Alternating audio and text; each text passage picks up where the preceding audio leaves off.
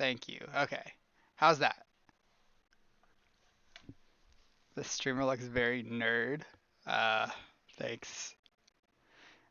Okay, I almost missed the challenge. I was trying to get stream set up, and then I joined with like 2 seconds left before the event started, so that would have been bad. Um, this hand's okay. We have turn two Aqueduct, turn three we can play something, but we'll have to discard, and it's also just like doesn't interact with our opponent, so I'm gonna mulligan. Okay, this hand's better because we have interaction with this disfigure and this miscalculation. Well, I guess we don't have miscalc till turn three, but I think this hand is better. I'm gonna send back the I think the Radiant Fountain, but I could also see putting back the Pristine Talisman.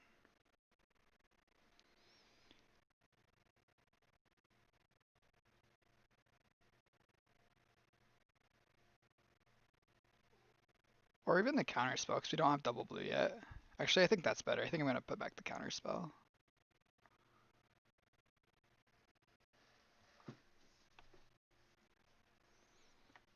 Alright, I'm gonna take 1 second while our opponent is making their mulligan decision.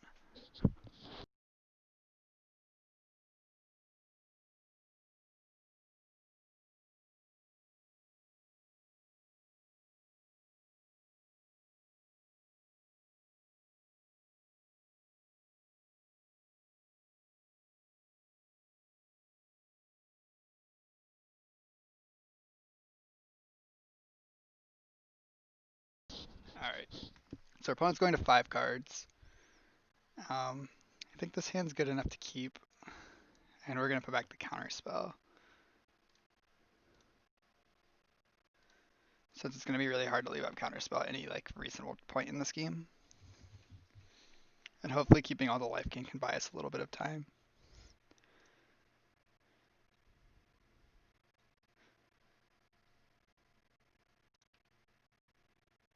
Depending on what land our opponent plays, that'll decide what we do. Forgotten Cave. So it's probably burn.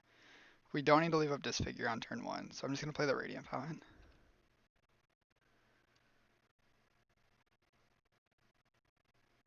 We can Aqueduct back the Radiant Fountain next turn to gain more life, and having all this life gain will help a lot against burn.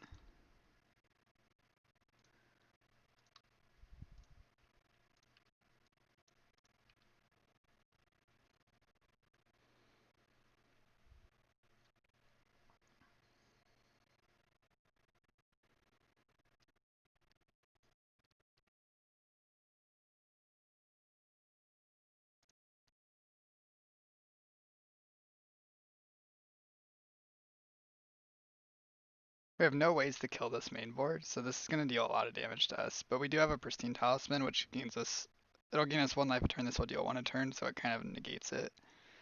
We're still not looking great this game. Burn's a tough matchup.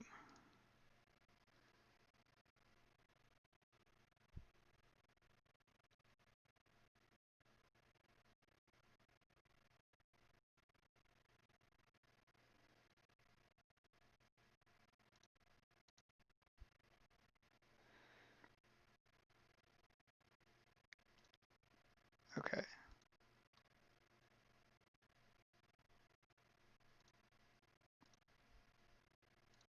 We're going to get this Talisman down and pass.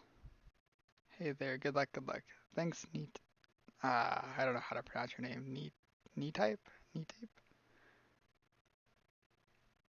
Neats.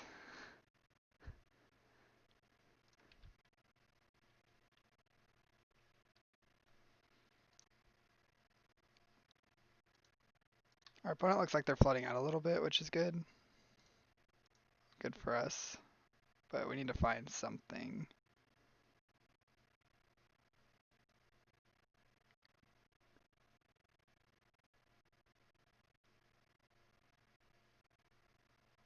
I think I'm going to start by just cycling this miscalc. That's not very likely to counter anything at this point. Wow. They conceded. I don't even know if we were ahead that game. Okay.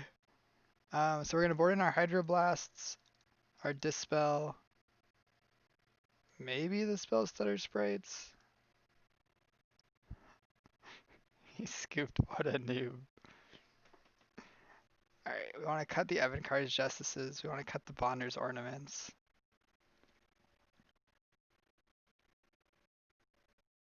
I guess that's enough to bring in Spell Stutters. And then probably cut the Excludes because they're awkward and expensive. Negate. Negate doesn't have that many targets. And I think we'd rather just have the Spell Stutters to clock them. Since you get the 1/1 and the counter spell with this if you counter a 1-drop. We do want to cut some of this removal, I think. We have a lot of removal spells. We could play negate over one of them. They just don't have that many creatures. They have 8 maximum.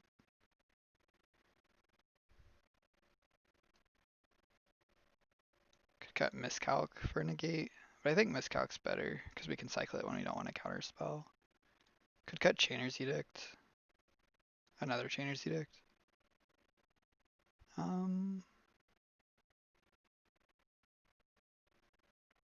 think I'm going to try this on the draw. Then on the play, when we have more counter spells, I think we could probably play negate over Chainer's Edict. But I want to make sure we have enough removal for their threats.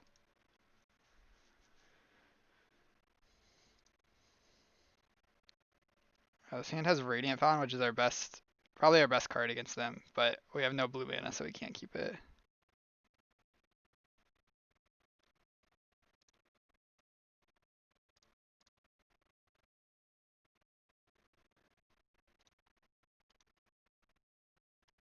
Okay, we have Talisman here, so this is a keeper. What do I want to put back here? We want all of our lands.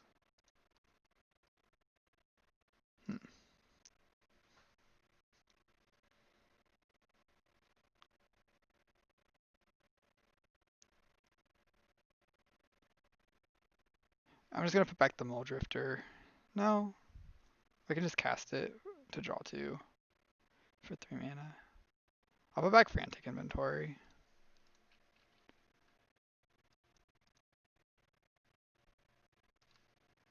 Okay, we're glad they did not start with a creature. I wish I put back the Mole Drifter. Okay.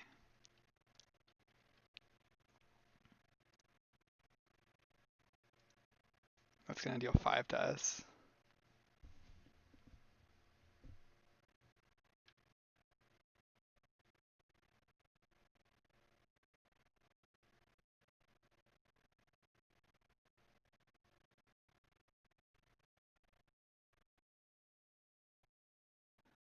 We could Hydroblast this as a gain 3.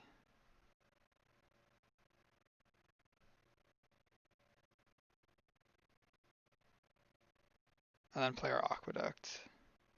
Yeah, I like that.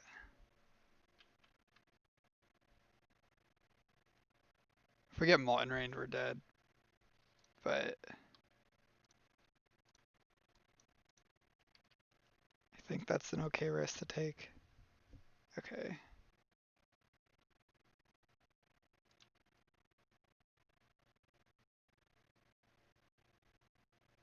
Alright, here I'm going to tap out for Pristine Talisman. If they kill it, then the next we can play another one and leave up Miscalc.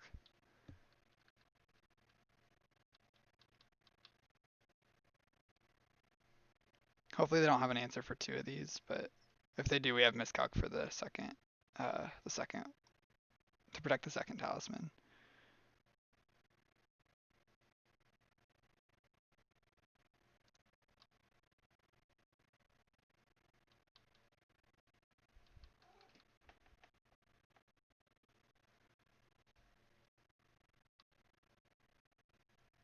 We might just be dead here. If they have 2 more burn spells plus Fire Blast.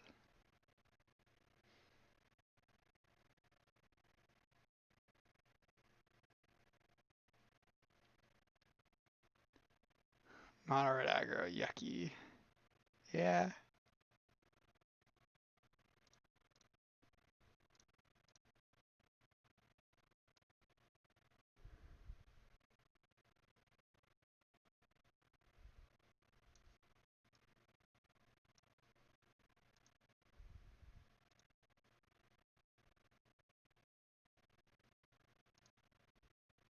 It's just a tough matchup for us because we don't have a lot of life gain, and we don't have a way to kill this Thermal Alchemist either. Okay. I'm gonna cast this Period because we really need to find a way to kill this. Neither of these kill it. We could top the other Preordain. I don't think that's worth it though. Nice. Okay.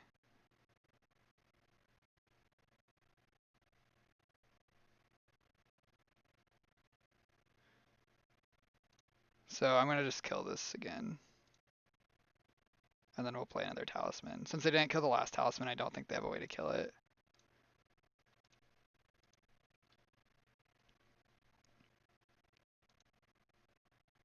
It's awkward we never really got a chance to hold up this miscalc, but that's okay. If we make it through this turn, I think we're in good shape. That's a big if.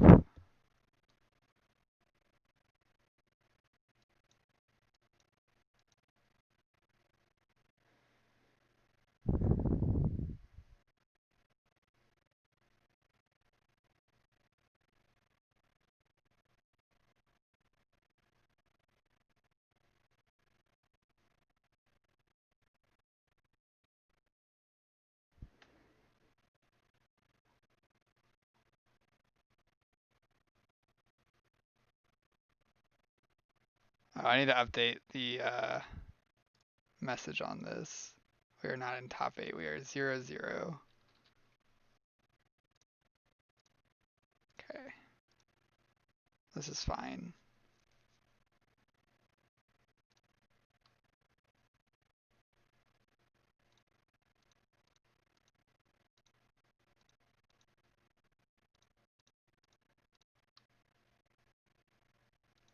Alright, so we're gonna start casting these probably. We need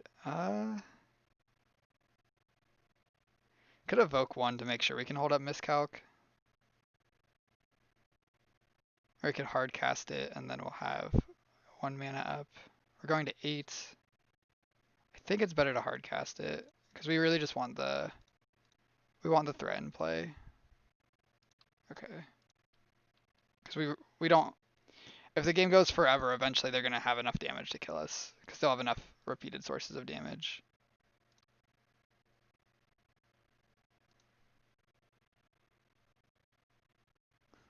Miscalc looks like a shitty Spell Pierce.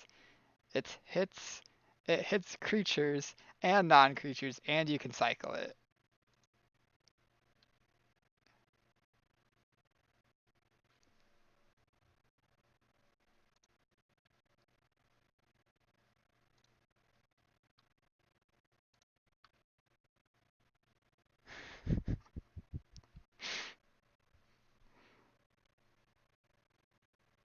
Um,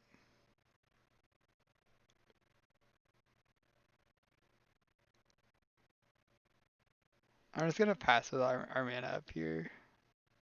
We can cast Frantic Inventory end of turn. Probably cycle this miscalc.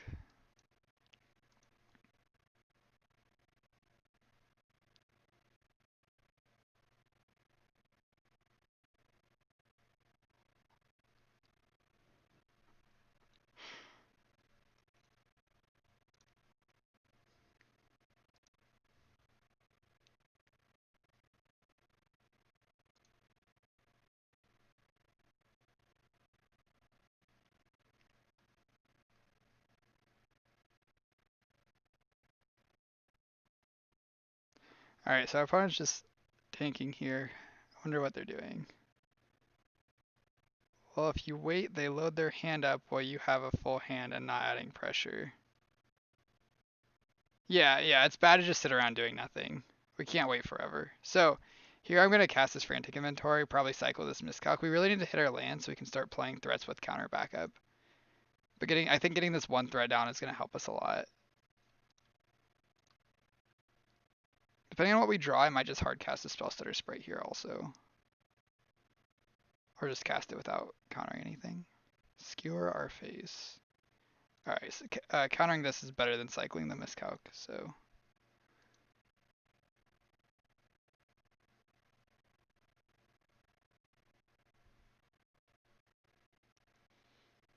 that's nice that we got value because they had a 3 mana card.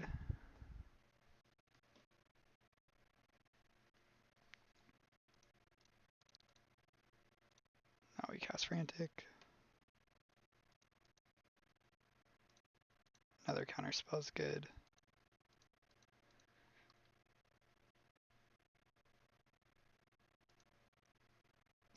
We still don't hit our land.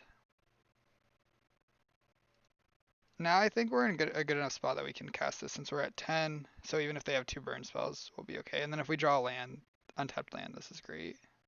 Oh, that's the best land in our deck.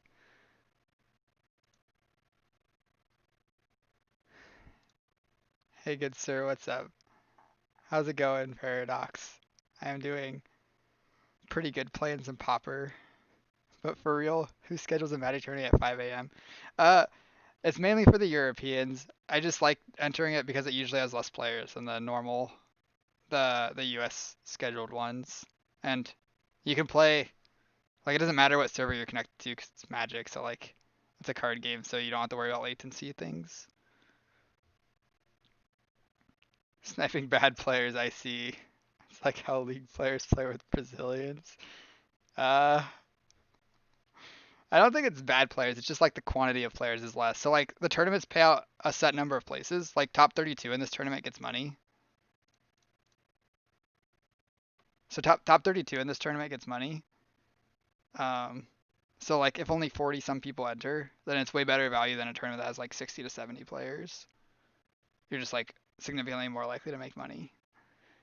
Cool. All right, 1-0. Got a. Oh, we had 59 players. Jeez, it's a big tournament.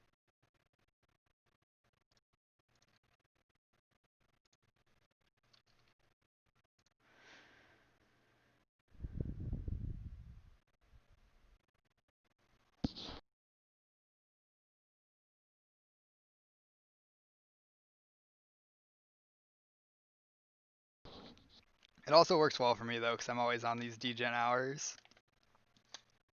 Um, so we have like 30 minutes to kill now.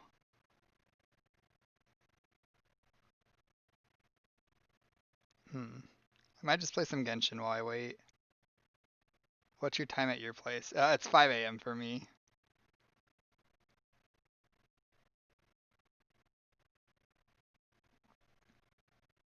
I woke up a couple hours ago.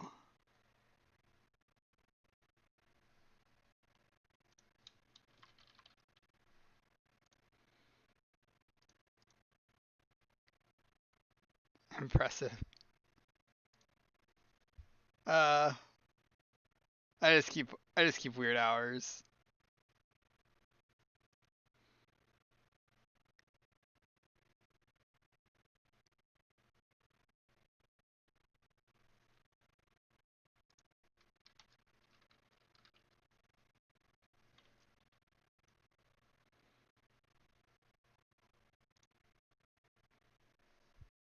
$5.19. Yeah. I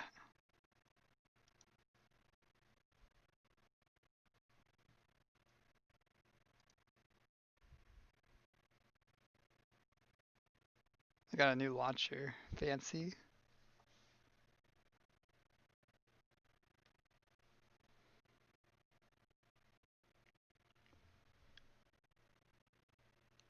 We're cat sitting this cat back here. I have been letting him lay on the edge of my desk. He just hangs out. I don't know how well you can see him in the webcam. It's kind of small.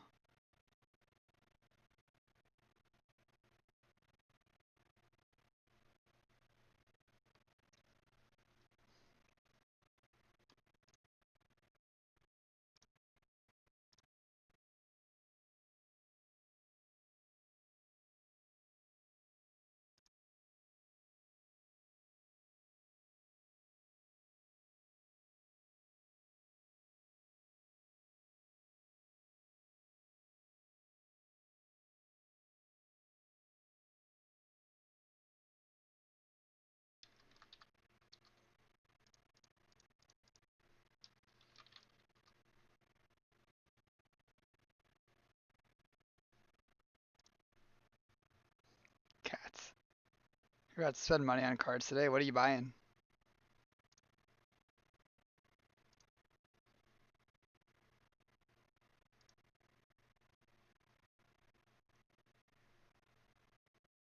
A Manival, a Mox Opal, and a Mana Crypt. What are you building?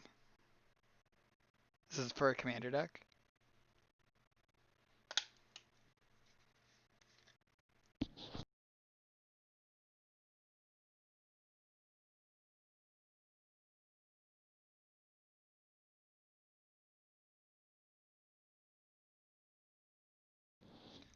Sounds like commander or vintage.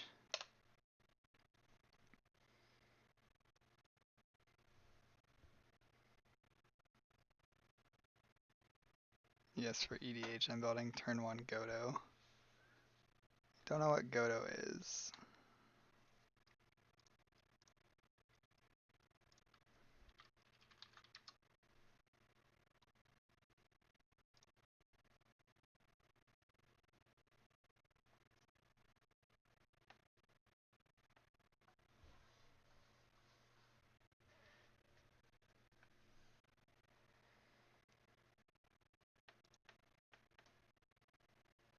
The red equip guy. This guy? Search your library for an equipment card, put it on the battlefield. When it attacks, untap it. So I'm assuming you get a equipment that grants haste when you play him. But you attack, untap it, and get an additional, or you just get an additional combat phase.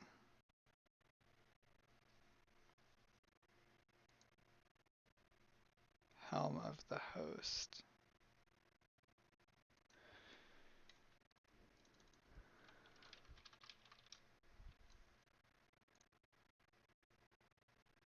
Oh, so it makes a new copy of him. He attacks. Okay, and it's a new Godo each turn, so or each attack step. So you get infinite attack steps. I see. What? You don't need anything else. What's Treasonous Ogre?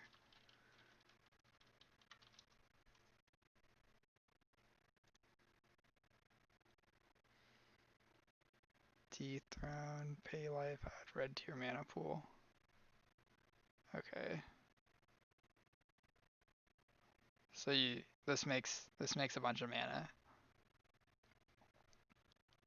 So you need 4 mana for this thing, and then this turns into 6 mana.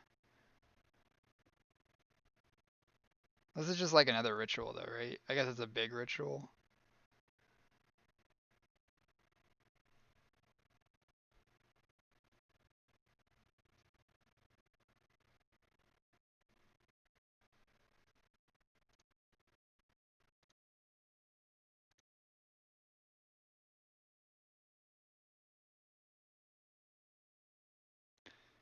Play this, pay 23 life, you win. Don't you only need 18 life to put Godo into play?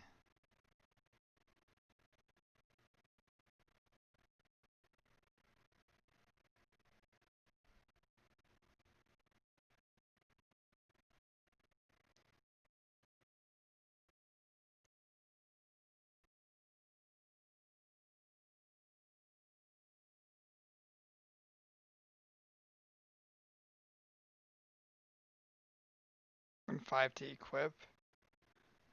Oh, it doesn't equip automatically to the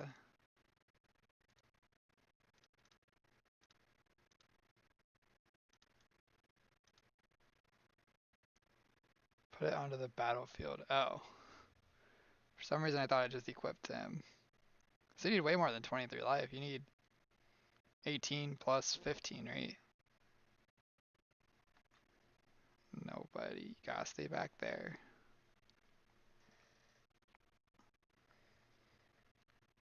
Yeah, 33 life. How much life do you start with in Commander? Is it 40?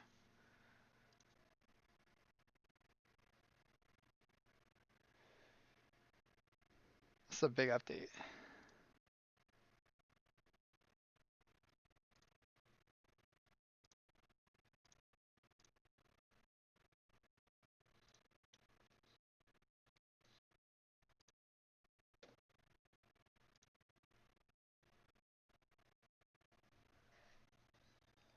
shit cleaned off my desk. Got a bunch of old water bottles here.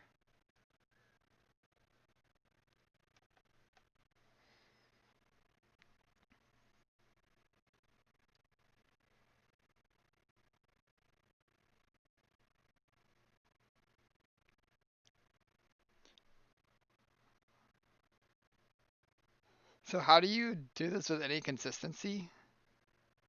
Because you need, I guess all you need to draw is the the creature and have mana.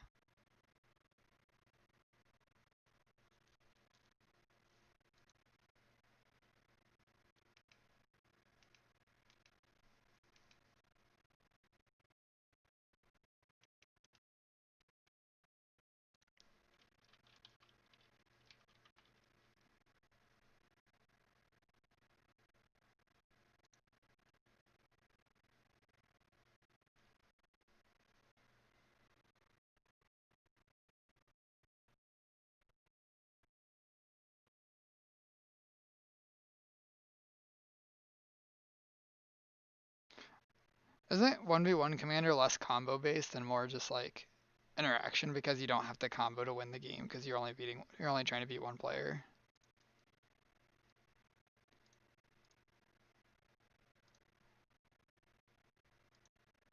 Whereas like in the 5 player pods, you basically have to be comboing because otherwise you can't win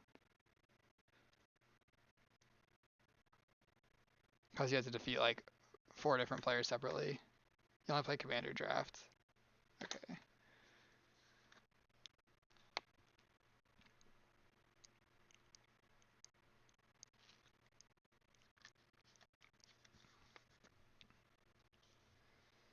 Yeah, that's my understanding of pod commander. If you aren't comboing and then you like you can play casually, but if you're trying to play like if you're trying to have a real shot at winning, you have to be comboing because you can't play fair against 3 opponents or 4 opponents. Usually 3.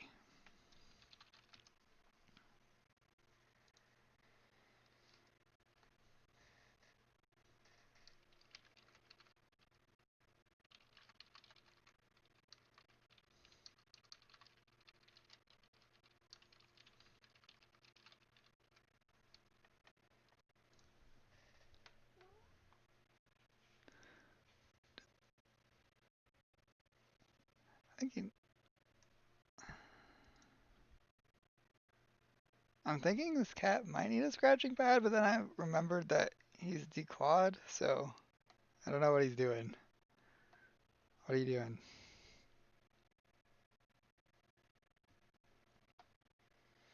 Alright, hopefully Genshin's done updating now. It's been like 10 minutes of doing nothing. There we go. You picked up Mox Diamond for 250. Is that just the green Mox? Alright, you're thinking about jumping up there. I'm gonna push you back a little bit. Okay.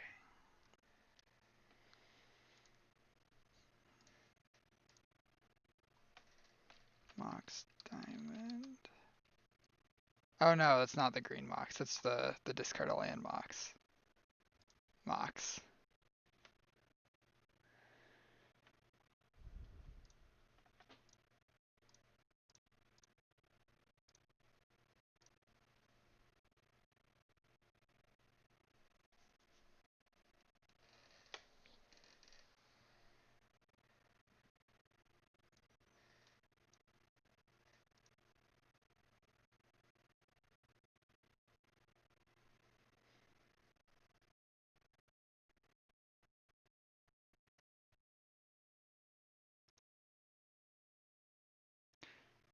Wait, are you even allowed to play off color? It's slightly played normally. It's like a 450 to $500 card. Okay, cool. Are you even allowed to play off color Moxen in like Commander? Or you are allowed to play Moxen, right? So like, can you play like Mox Sapphire in a deck with a red Commander?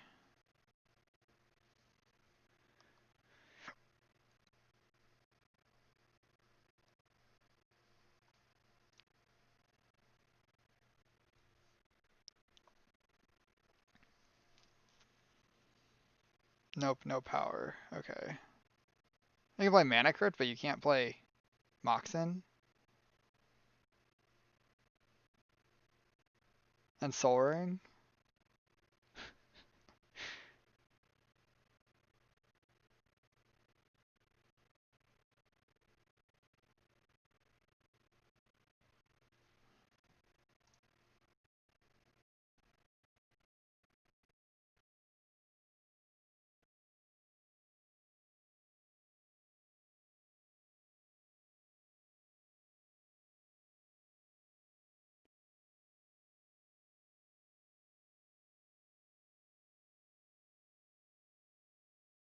That just seems weird to me because I think Mana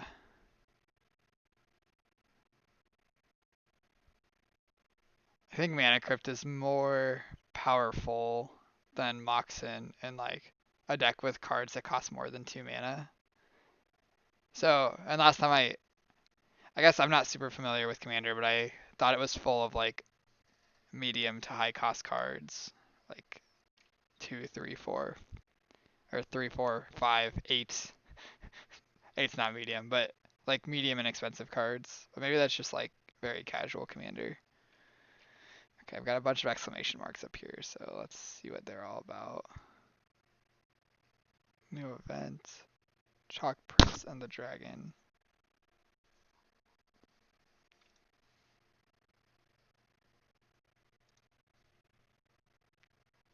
I haven't played this game since, I don't think it's been since last week, but it has been a while.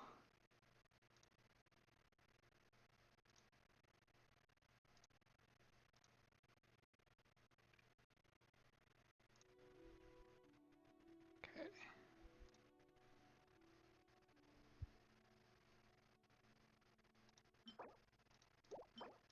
So we can get a 4-star weapon. Your roommate and his friends play this. Yeah, this game's pretty fun. It's just like, it's like Breath of the Wild mixed with a gacha game. I wonder when I'll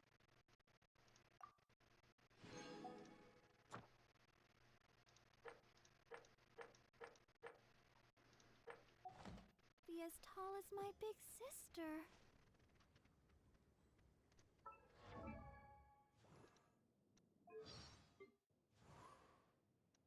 Why do all these characters have exclamation marks?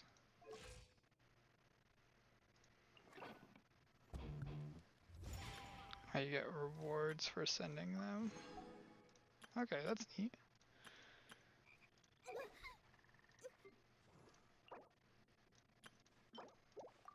So we're gonna have a bunch of summons. I might cube. Yesterday you went 06. Oh no. That is not what you want to see.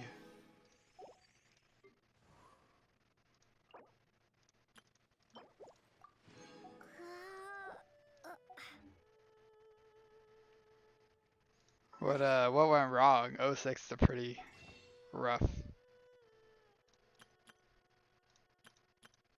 go of it. This is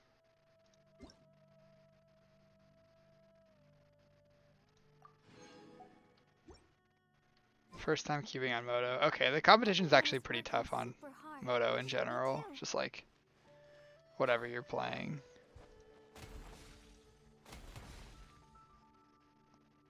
So I would not feel too bad. I really like the cube. I just wish it wasn't so expensive to play.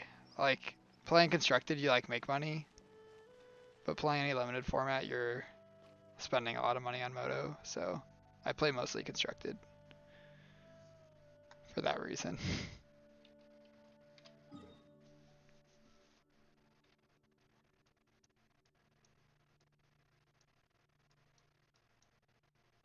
So there's a new area down here that I need to explore.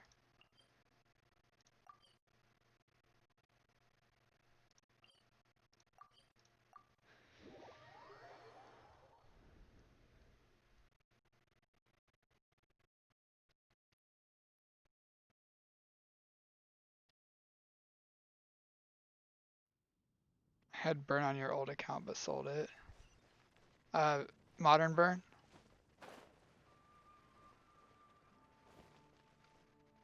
It wouldn't surprise me if modern burn isn't great right now. There's so much Uro running around. Looks like tomato.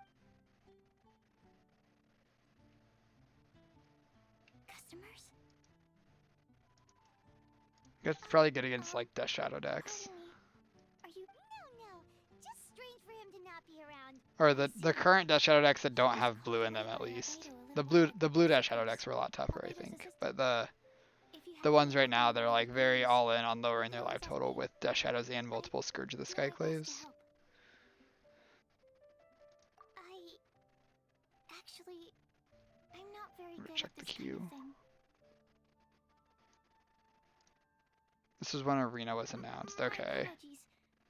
Yeah, I'm disappointed with Arena just because like I'm usually in the it's like laboratory. the same as playing I'm limited the on first Moto. to You talk just to. are spending money and you But don't if you need any help, get anything just out of call my it. name. And like No worries. We're all there's the Arena going on Open the that's like laser once a tag. month and a half, Halloween. and you can win money in that. And then there's the pro. It's not Pro Tour qualifiers. It's Aren't you the legendary traveler? the The other one who reward qualifiers, Storm Tuner? whatever they're called. They're not called Pro Tours anymore. That you Okay, gotta do once a tell month, me but you have to something. grind the ladder for that, and What do you mean? grinding the ladder just takes so long and it doesn't feel very rewarding to Sorry, me. So don't mind me. I'm a Magic Online grinder now. Still, you'd definitely be able to help Albedo. And He's by huge. I use the term grinder loosely. I'm like some months I'm a grinder and other months I'm just like, I'll play occasionally. Yes, he's I hope none of dedicated this is himself to important. It usually investigating the isn't. truth of this world, and has made many an important breakthrough. We often get alchemists coming to Mondstadt from all over Teyvat, seeking his help. They say that the subtlest of guidance from Mr. Albedo. Wow! Paimon didn't know he was such a big deal. You miss paper. Yeah. Still, it seems that he's encountered The a thing I like problem in his the thing I like research the this most year. about digital magic is that I get to stay home, He which has is been nice. to You can alchemy just like class. play tournaments without going anywhere. But I miss hanging out with people. That's kind of why I've I'm like sure that started everyone would streaming love to is hear about your incredible hopefully build some exploits. of that back where I can talk I to know people it while will I'm bring playing you lots of Magic new because inspiration. it's a lot of fun hanging out while you Albedo is play a true or hanging out gentleman. between rounds. He'll be sure to pay you back in equal measure for helping him out. I don't see why not. Testing the limits of living beings' capabilities is one of Albedo's areas of Actually, research after all. honestly, I don't even miss paper Magic that much. I miss hanging out with people between rounds and Albedo and talking to Therese my will be friends. conducting research in the mountains right now. I don't actually I'd miss love to like take you both to see him, playing paper but Magic. somebody has to attend to the store. Yeah, I see people from other I'm states. afraid you'll have to go to the entrance to the pass and look for him by yourselves. Yeah, like the That's a tournaments, fine gentleman with honestly, like presence I and don't like strength. traveling very much. And, So sorry. I Let's don't like get back to traveling that much. Albedo. So like going to the tournaments was You'll have never to do like your what I best. looked forward to. Even when I went to London, I was just like, I'd rather not be in London, you know, I'd rather be closer, but Hey, stop worrying. 30 minutes to burn. Yeah, that happens when you play aggressive decks like burn. I had some rounds where I had a reasonable amount of time to burn, but my average was much less than 30 minutes. Except for like GPs. GPs always took forever. Sucrose is a Like you whole could lot finish in more time and you'd serious still than have 30 just minutes to talking burn. about alchemy and research, huh? Is that what? Head to the entrance of Dragonspire. Oh, I don't have this waypoint. Okay, I'm gonna grab the waypoint and then I'll go to the thing. Anyway, let's Assuming go we and don't look for Albedo. run out of time. Or by run out of time, I mean our thing doesn't start.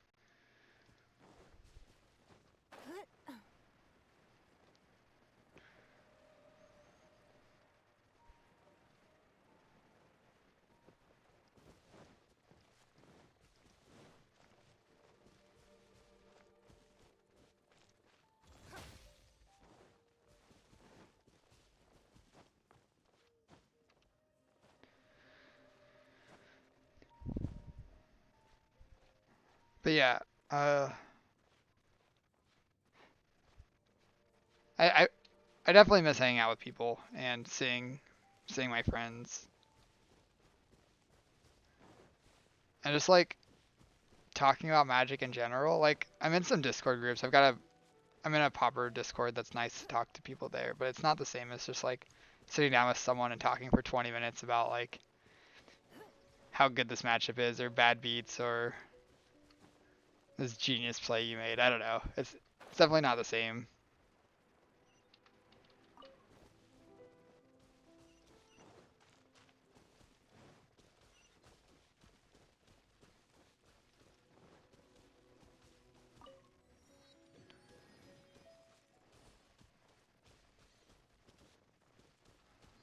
Hello?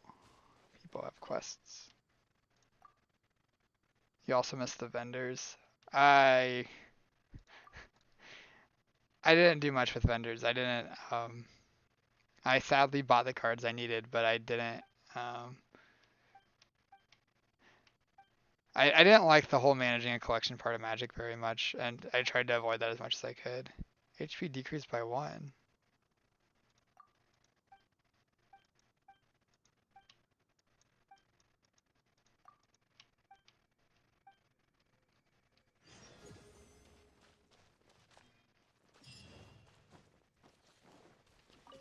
What did you miss about vendors? Was it just buying and selling cards?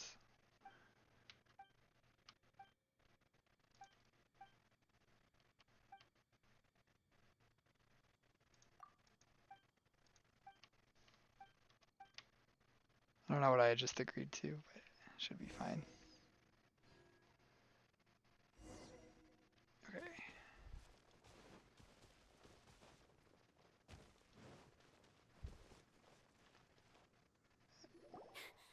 Sister Rosaria! So here you are! Choir practice is about to... I've told you already, I don't go in for that kind of thing. I've got more important matters to attend to. Oh, but this event has commemorative significance. The church hopes that all sisters will be present.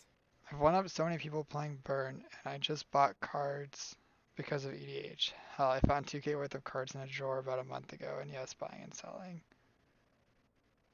I've won up so many people playing Burn. What does one up mean?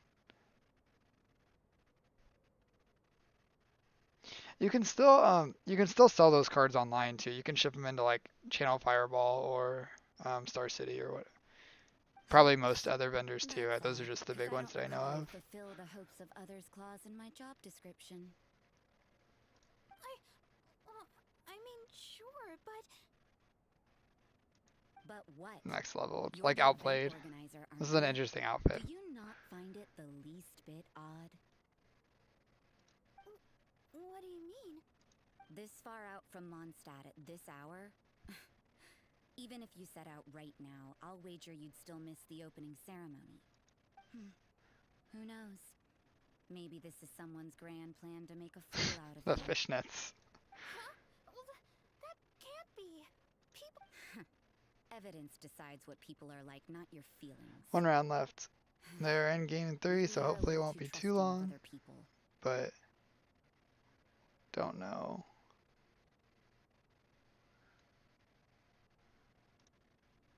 Don't fret. Nobody's gonna blame you if you go back empty-handed. I can't imagine anyone else was delusional enough to think I was gonna show up.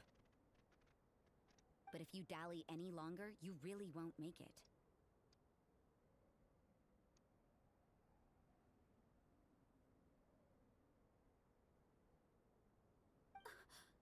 You're right. It's a very important commemorative event. If I'm late, then... right, I've got to get going.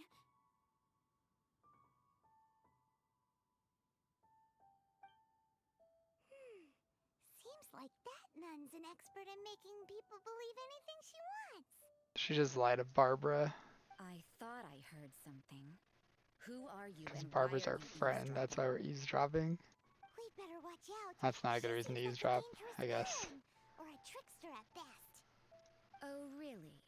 I'm a member of the long-standing Favonius Church. You're an eavesdropping pixie from who knows where. And you think I'm the trickster? Wait, she heard that? The Paimon was whispering so quietly. And as for this outlander you seem to be following... Huh. So it's you. The honorary knight that saved us from Storm Terror. Well then, So given wait, your 59 status, players I is won't 6 press you on your rounds. reasons for So we got 5 eavesdropping. more rounds.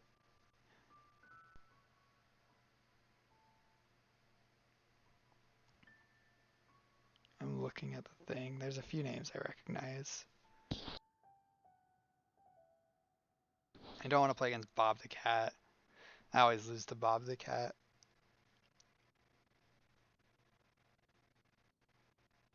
They usually play like Affinity or something. Otherwise, depending on your answer, I could have arrested you on the spot. What? authority to arrest people now? We can't go turning a blind eye to hidden dangers, can we? Why shouldn't sisters have a sense of justice? I keep switching between things.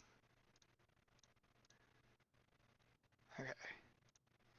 I'm trying out this multi-stream thing where I'm also streaming to Facebook and YouTube, but I don't know much about those communities as much as Twitch. So I'm trying to focus on Twitch, but I'm still trying to have those chats open in the background in case someone says something on one of those.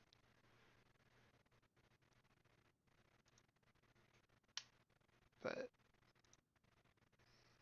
yeah, so it's interesting trying to balance it all, and that's getting that set up is why I almost missed the start of the tournament, which would have been really bad to get it all set up, start my streams, don't enter the tournament. Oops.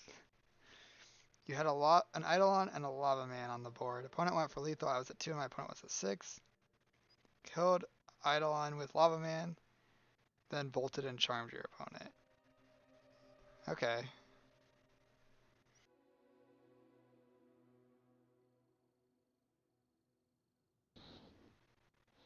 No.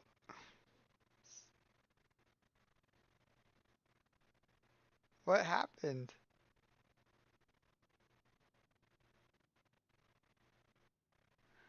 What happened?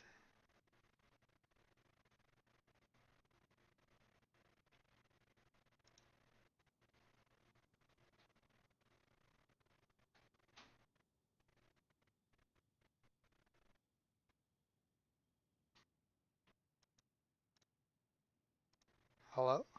Are we back?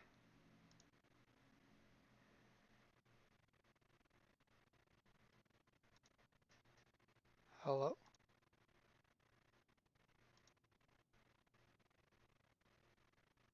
Are we back? I think we're back. Okay. No more drop frames. I don't know what happened. My upload speed just went to like 0 and uh it just broke. So I don't know. I believe we are back now. So hopefully everything's good. I was saying about the Eidolon play though, I would expect like uh if you had an Eidolon and a Lava Man on board and your opponent goes for lethal, you're at 2, they're at 6, and you killed your own Eidolon in response, and then you bolted and charmed them. I'm assuming that if it's kind of unlikely that there is much your opponent could have done in that spot unless they tried to kill you on your turn instead of killing you on their own turn. Because if they just sorcery speed it on their turn, that's their best chance of winning. Because if they don't, then you just untap and attack them for 2, and they're in the same spot next turn, but it's even worse. So they kind of just because they're just at 2 less life. So they kind of just have to go for it. Because if they just let you attack them for 2, then if they try to cast anything at you, then you can uh, Lava Man them in the face. So they'll go to 4, and then their spell trigger will put them to 2, and then the Lava Mancer will kill them.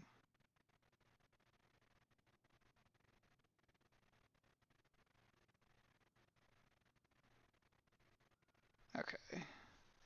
Dang, that stream dropping sucks. I don't know why it happened, but we're back now.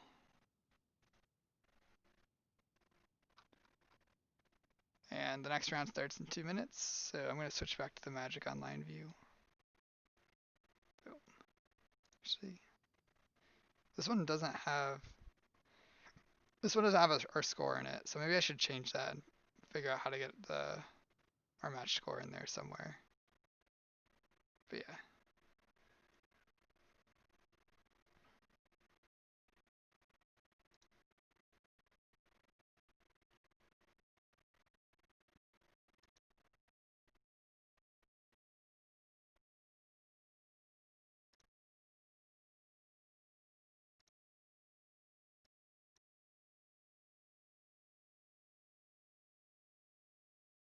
They tried to helix you and it's happened to you before. What's happened to you before? The Twitch thing?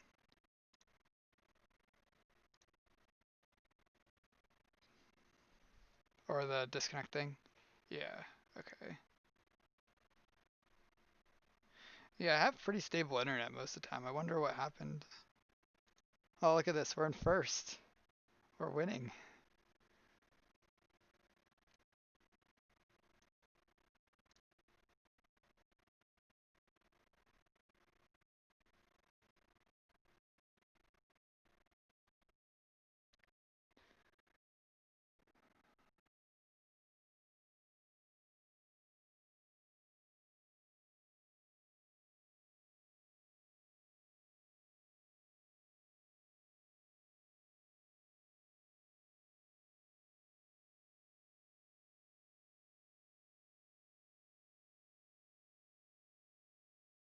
Alright.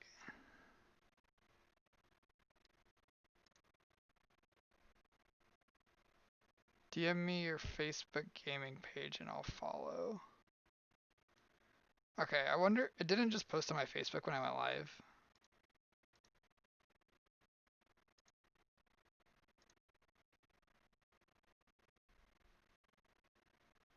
Alright, I'm gonna play this match. I'll look at that afterwards though.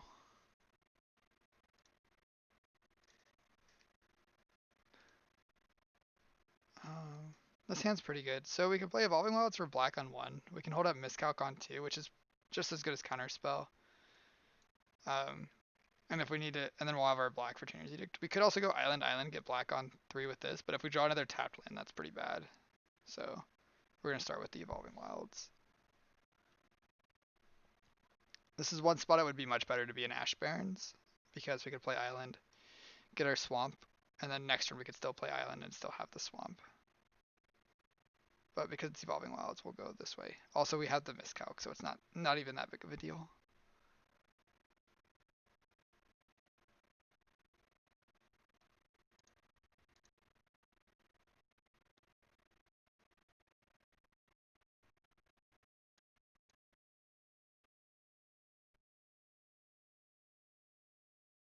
But yeah, I'll have to look at Facebook settings later.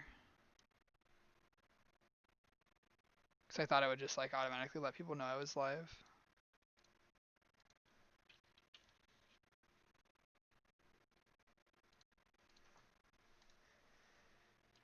Evolving Wilds mirror. So this probably is it. Since that's the most popular deck that I know that plays Evolving Wilds. Or Demir, I guess. I guess it could be a lot of things. Could be some kind of bounce land control deck.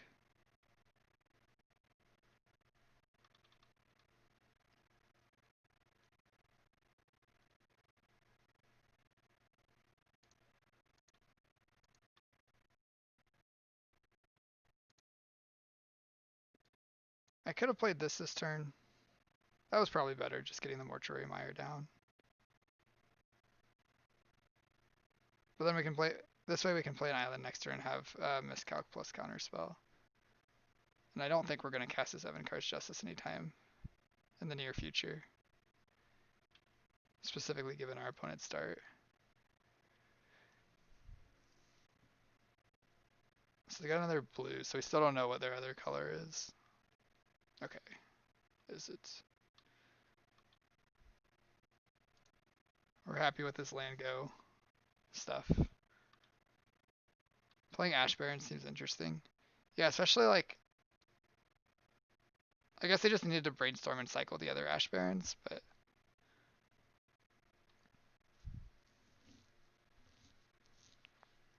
they're really sculpting their hand.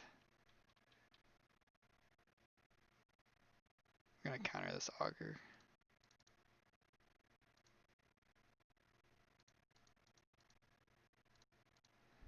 Okay. Playing the island worked out really well for us there.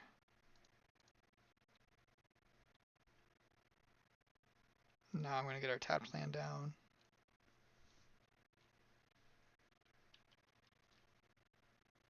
Seems like they're short on lands. Yeah, but they brainstorm twice, so the whole texture of their hand changes when they brainstorm.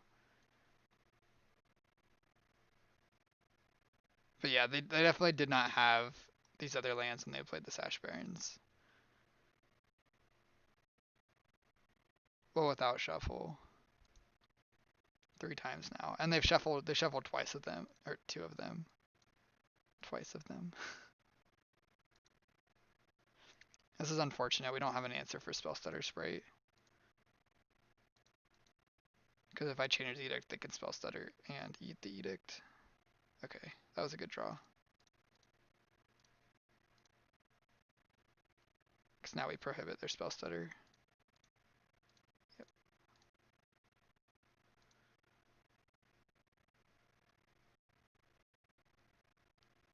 Then if they play a creature, next turn we'll probably just flash back the Chainer's Edict. 1, 2, 3, 4, 5, 6. Yeah, 7. This Augur's not set up. Oh, they still hit pretty well.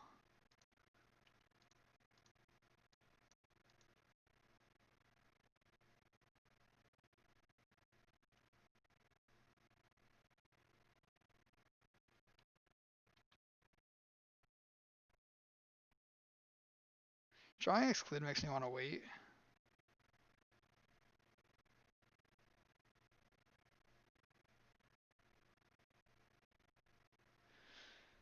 Um, I think I'm just gonna cast it though.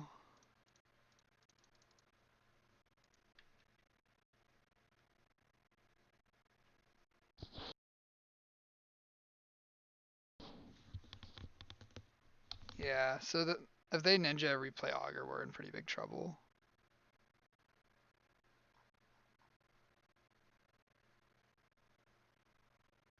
They went top top.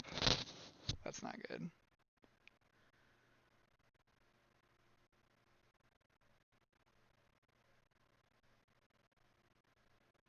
It's not good at all. Top top again.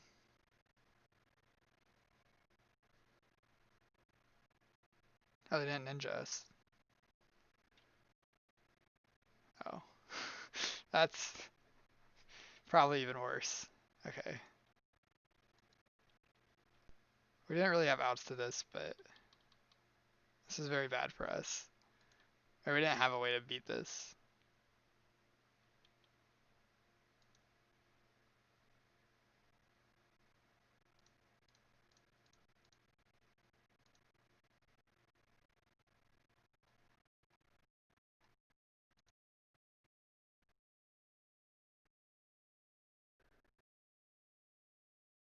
What is it? Fall from favor makes them the monarch. So they get to draw an extra card every turn.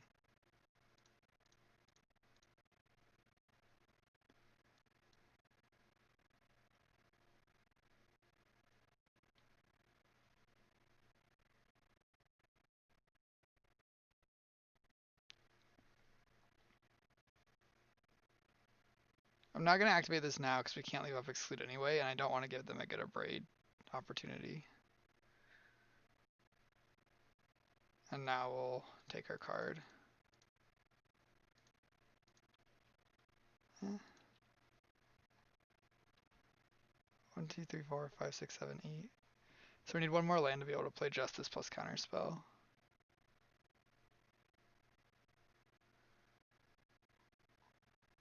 And we've gone through only one Counterspell from them. Braid seems so important to have in certain spots. Yeah, I agree. Because if they didn't have a Braid here, we would have been in pretty good shape. 1, 2, 3, 4, 5, 6, 7, 8. So I'm going to Ornament and Counterspell there. Counterspell.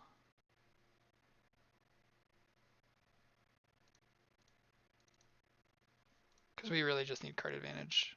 And then hopefully they give us an exclude target this turn.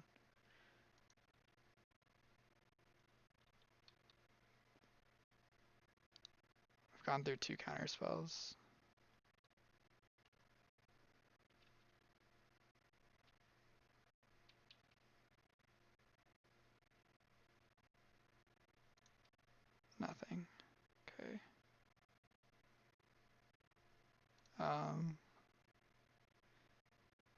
They almost definitely just have removal spells, so I'm gonna evoke this.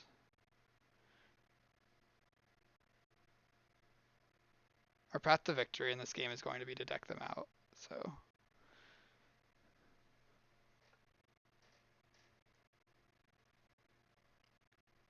if we win, that's how it's happening.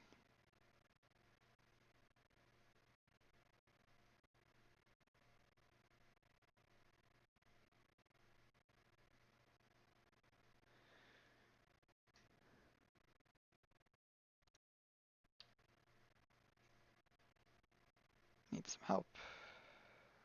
Okay.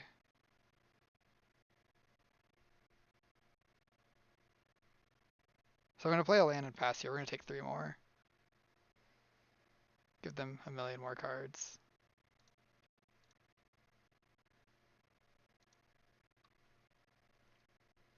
If they play an exclude target, we'll exclude in teachings. Otherwise, we'll just draw another card off the ornament.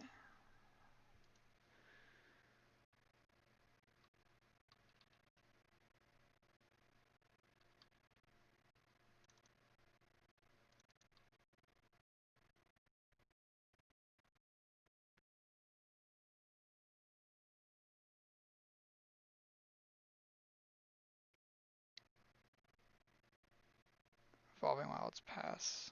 Okay. Hopefully they don't have another Abrade. Cool.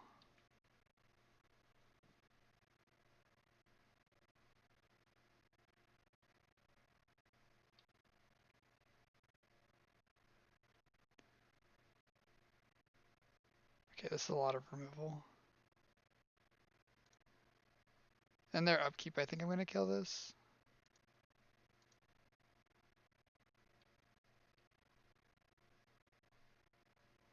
We might not be dead here.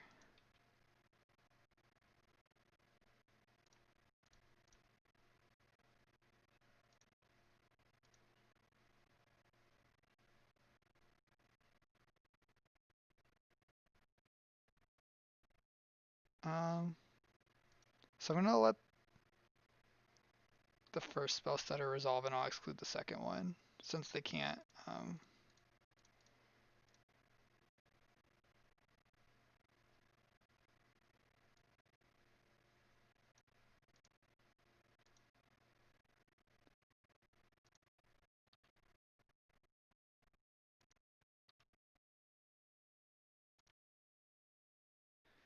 I'm gonna shrink this and kill this.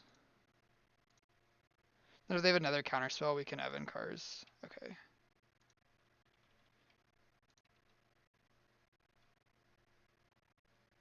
So we're not dead here. Not in good shape, but not dead.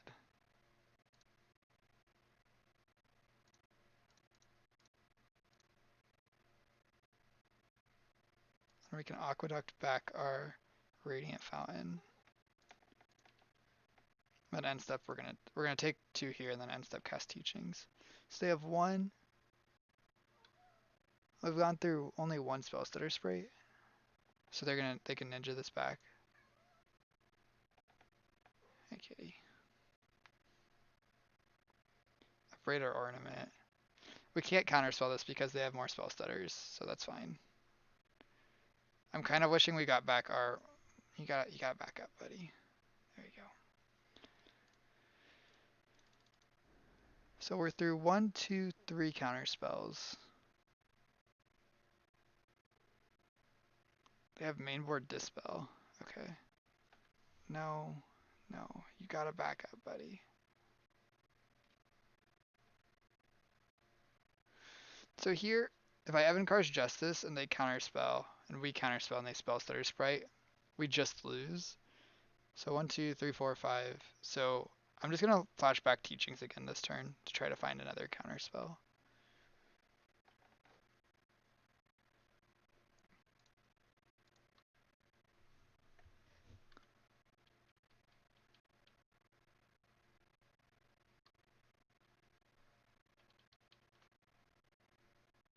Oh, we're through 2 spell stutter sprites. Oops.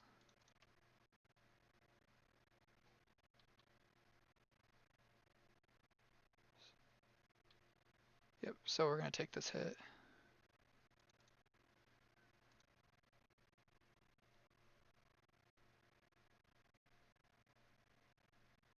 So we could go for exclude here, but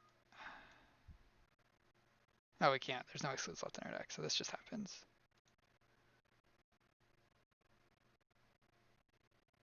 And they missed. Cool. So we have 1, 2, 3, 4, 5, 6, 7, 8, 9, 10, 11. So we can Justice plus double counterspell. So that's the plan.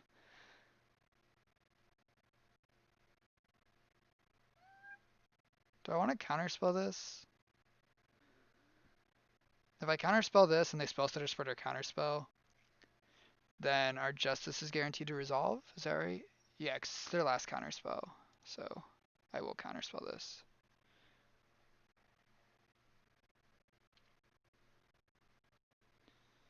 Okay, so I'm gonna get another. Do we want a counterspell or do we want an answer for this augur? I might just want an answer for the augur.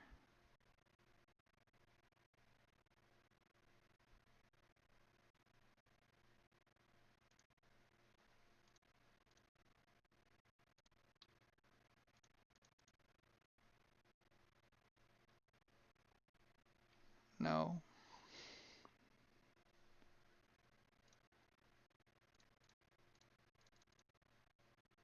4, 5, 6, 7. So cast this, and then we're gonna kill the augur.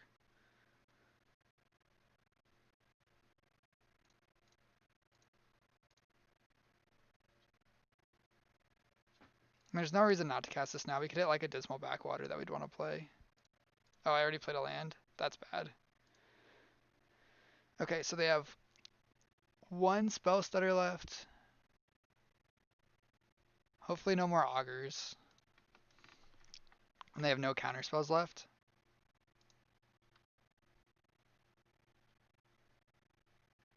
How many augurs are we through? 1, 2, 3, 4 augurs. So we're through 4 augurs.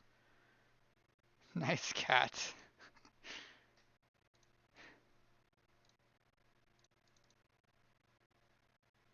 3, 6, 7. So cast this.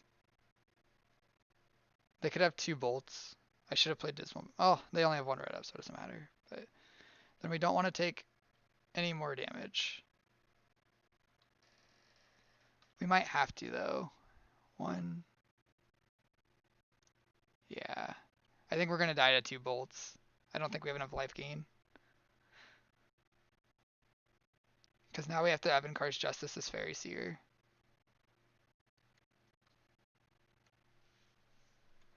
We need a few more life points. I guess I'll cast this. Aqueduct does gain us life. Bottom of the bog. I'll take the Aqueduct. In case they only have 1 bolt.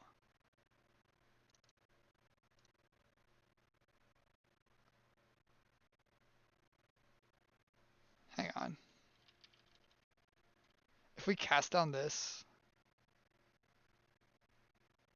Yeah, they don't have anything with more than 1 toughness left. So I'm going to cast down this. And if they spell stutter, then we'll Evankar's. But if they don't have spell stutter, this gives us a chance to beat Bolt Bolt.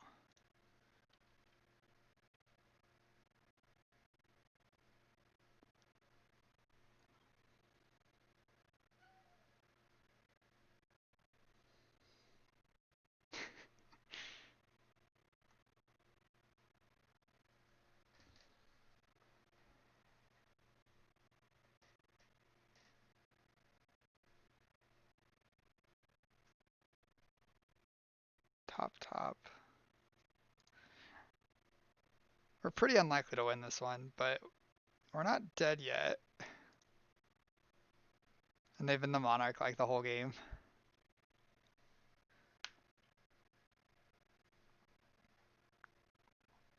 We just need a little bit of life gain.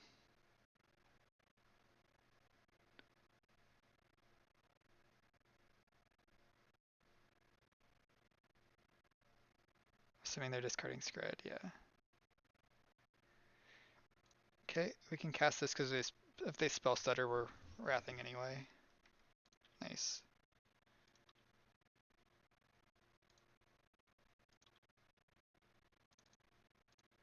Five, six, seven.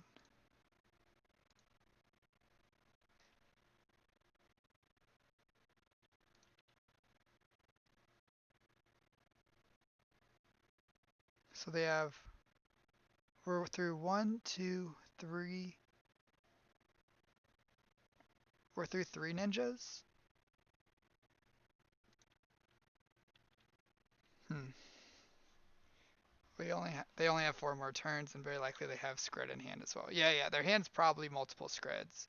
We're through both the braids.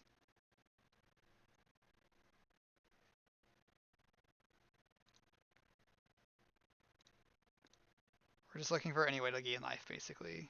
Uh, Bottom this, but we'll take a frantic inventory. That's just a draw two. Okay.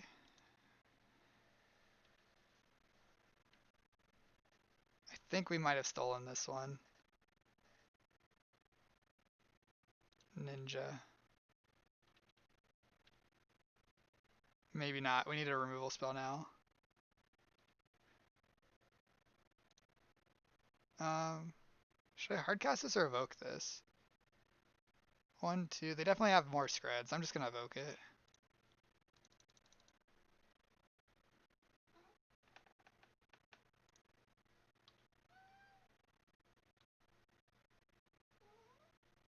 I'm gonna cycle this first to thin a land out of our deck.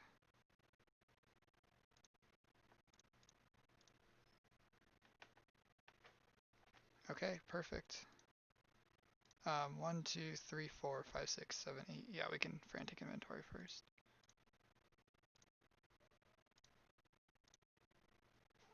So finding a removal spell lets us kill this without taking it. No, cat. No, you got it. You gotta stay back there. I don't know anything about training cats. And we'll gain a life, and hope that's good enough. I think that is though. They usually only play two bolts, if even that. All right. There's game one. We bring in our spell stutter sprites. We bring in our dispel. I don't like any of the artifacts post board. The talismans are great, and the bondage ornament's pretty good game one. But post board they just have so many more answers to that kind of stuff. I don't like Evankar's Justice either. Suffocating Fumes kills a bunch of their fairies. Cruelty is good if they have the 2/2 Undying creature. Hydroblast lines up well against their counters. They don't have anything that they need their graveyard for. Spellbomb's also a good hedge against the Stormbound Geist, but I don't think we want that. Could play Negate, could play Hydroblast. Hmm.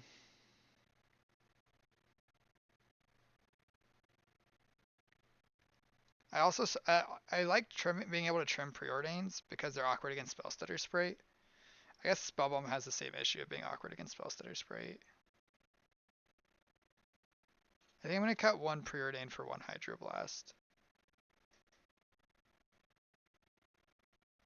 Hydroblast is also kind of awkward against Spellstutter Sprite, but it's like we can kind of maneuver our turns to line up to end up in a spot where we're playing the Hydroblast on a turn we want to counter one of their Pyroblasts.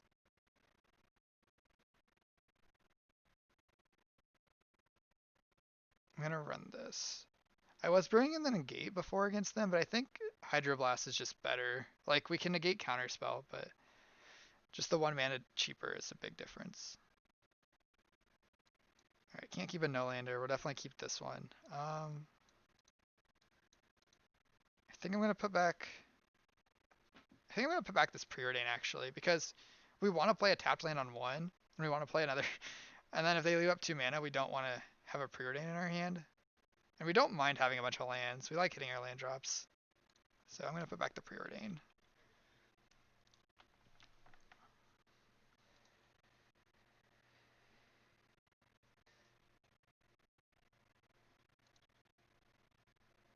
No. Oh. This one's going to rot in our hand for a while. Unless our opponent... okay. I guess I'll play Island here since we drew another card we might want to play. But if they just attack us and go, then we're going to be sad.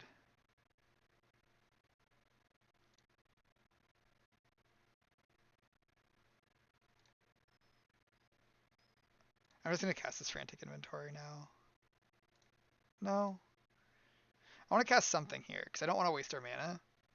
The question is, should it be cast down or Frantic Inventory? I think it should actually be cast down, because this makes our 2 mana cards work against Spell Stutter Sprite.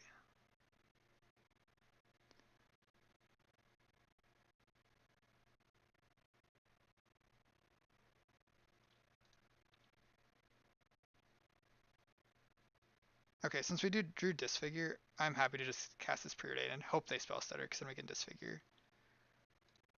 And this is a great trade for us. Just getting to spend all our mana. We want Mole Drifter. We don't really need this Radiant Fountain, so I'm going to bottom the Fountain.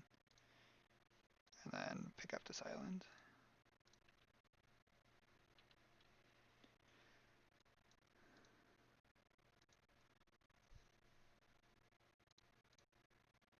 They missed their land.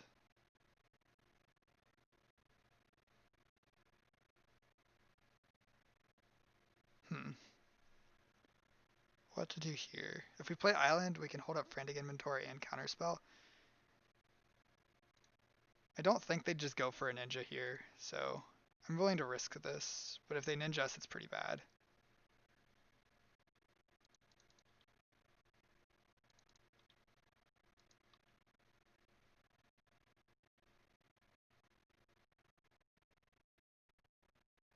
Let's Frantic Inventory in response. I'm just going to trade off our Counterspell.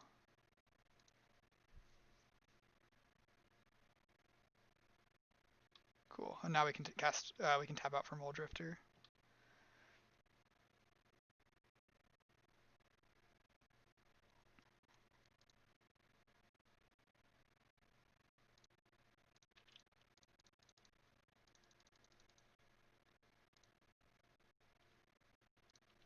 That's a lot of lands.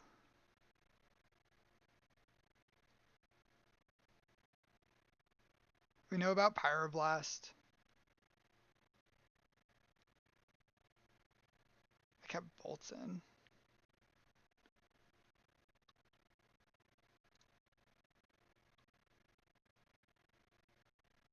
I'm going to put this Mole Drifter on top. I know about Pyroblast, so that's unfortunate, but I don't think we're going to get better than Mole Drifter as our draw step.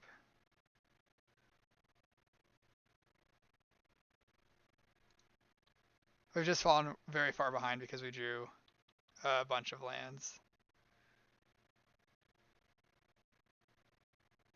There's not really much of a reason to cast this turn. So I'm just going to Aqueduct back our Mire and pass.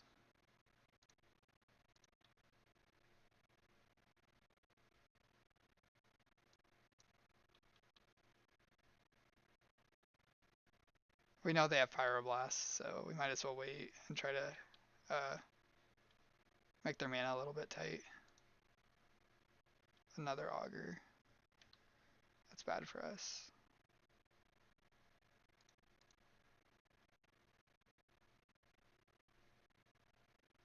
So now we have to decide if we want to go for it here. If we play Mole Drifter and they Pyroblast it, if we counterspell, they can Spell Stutter Sprite. Is it getting any better for us?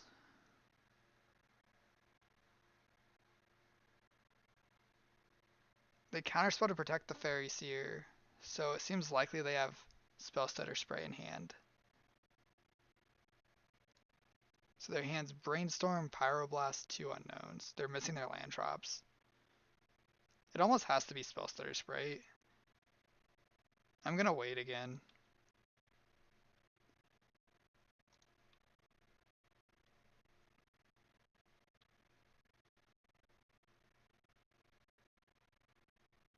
If it was cantrips, they would have played cantrips last turn.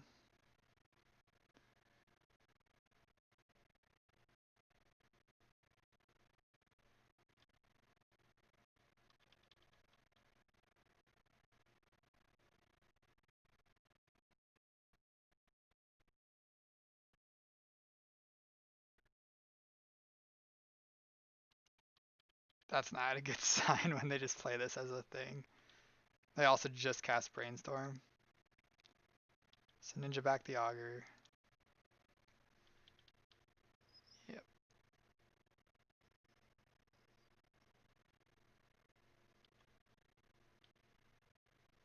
So now they have Pyroblast, Spellstutter, Sprite, and another Pyroblast. 1, 2, 3, 4, 5, 6, 7, 8. So I guess I'm gonna Chainer's Edict, counterspell their thing. They Pyroblast it. We cast Mole Drifter and somehow hope it resolves. I think we're just dead here. Oh, they didn't even.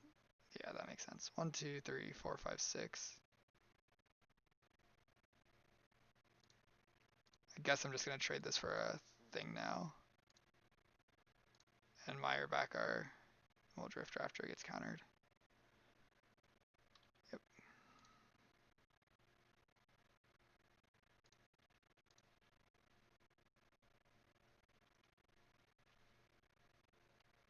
2, 4, 5, 6, 7, 8, 9. So they have one Augur in hand, right? That they bounced with Ninja. So maybe if their hand's really bad, we might be okay, but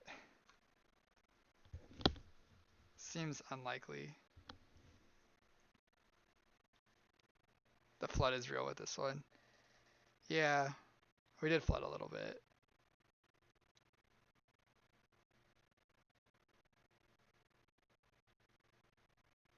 We kept the 4-lander and bottom to spell though, so like, honestly, that's part of it. Alright, that's not correct tapping.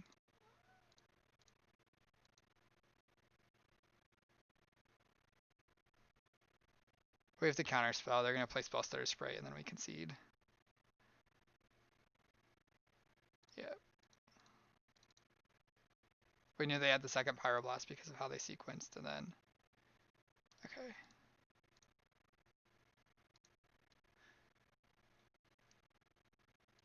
Did we want to change anything? Preordain's a little bit better on the play than on the draw. Just like when I play Burn and they're at 3 and you draw nothing but land. Yeah, it's part of Magic. I don't know if we need this Cruelty. We didn't see any Stormbound Geists. I'm kind of down to just cut this.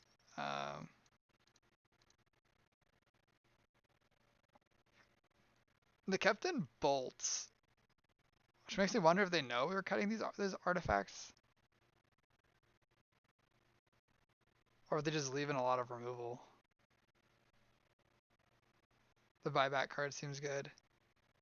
It's a lot worse post board. It's a lot worse post board because it's just like a clunky expensive sorcery, and it's only good on some boards. You can't deck them post board because they have more interaction. They have a bunch of Pyroblast to stop your card advantage.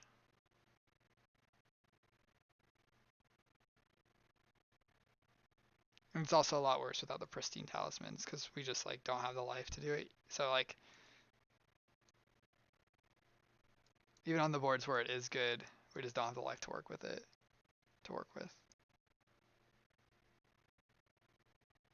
I think I'm just gonna keep in the cruelty.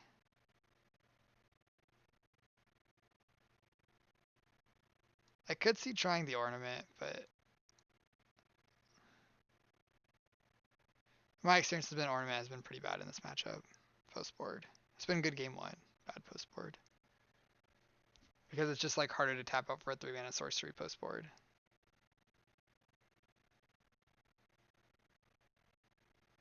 I'm gonna keep the 1 cruelty.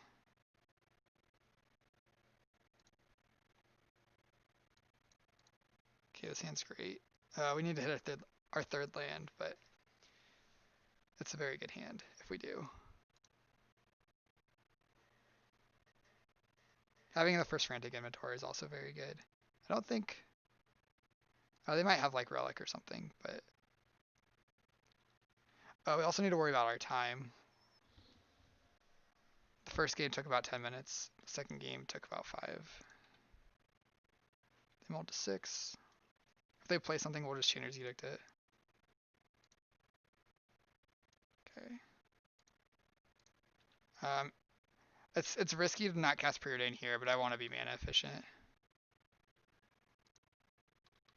It's risky because of Spell Stutter Sprite. Okay. I'll just let this resolve. And then next turn, we're gonna Preordain for an untapped land. And Chainer's Edict the Augur.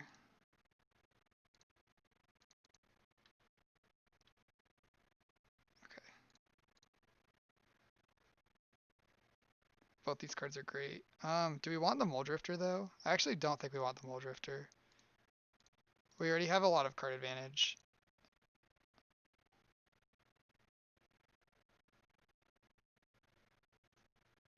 And it's more important to me that we resolve this draw too. So I'm going to cast this instead of the Chainer's Edict. And we can, if they ninja us, we'll Edict the ninja next turn, and that's fine. If they ninja plus fairy, then we'll cast down the ninja.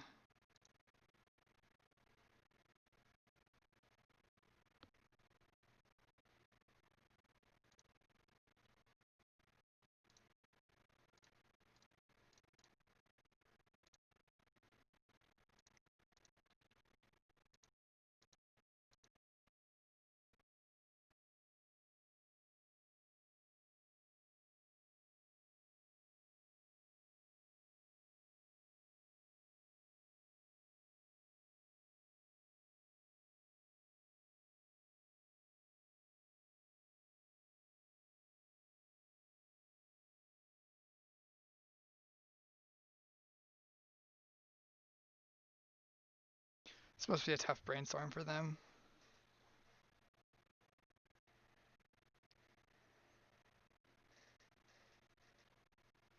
I think I'm going to let, if they play like Mountain and play a spell, I think I'm going to let it resolve and try to pick a turn where we can fight over their red mana. So if they just play Augur here, that's, I don't want to trade my counter spell for their Pyroblast here, I don't think. Preordain.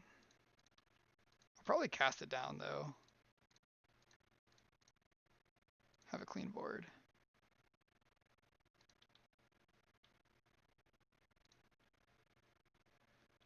And then here we can like counterspell plus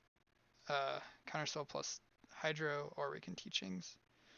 Dispel is just a better version of Hydroblast, so we'd much rather dispel if we can, if we get our choice of doing one or the other. Mystical teachings here is going to grab another copy of Frantic Inventory because that's a draw 3 if it resolves.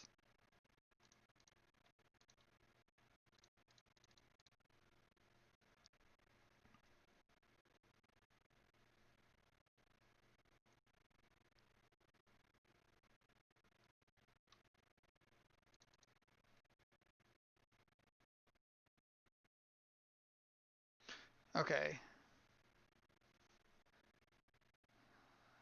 So missing land drop isn't good. If we evoke Moldrifter and they cast Counterspell, we can Dispel and try to draw a land to hold up Counterspell again.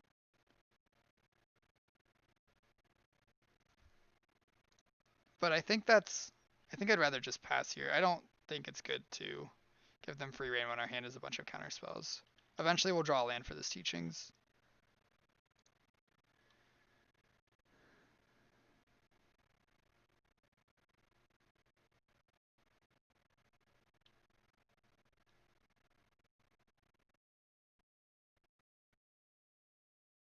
Wish we drew our spell stutter sprites here.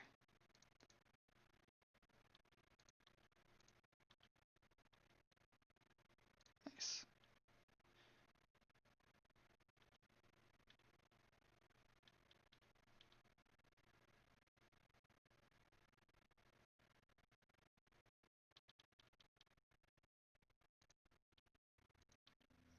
So I'm fine just trading this for a card.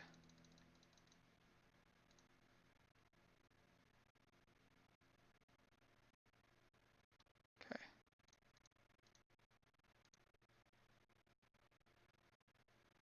Um,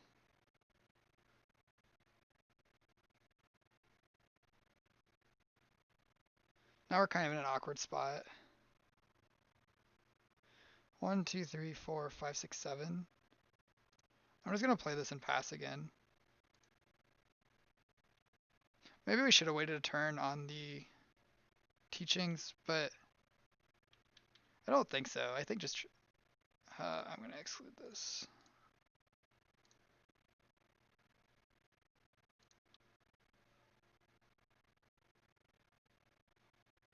Do I care about this one?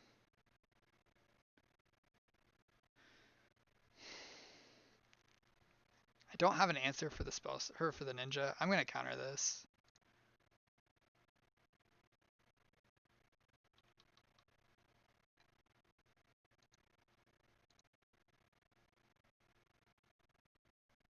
Okay, this was a great draw.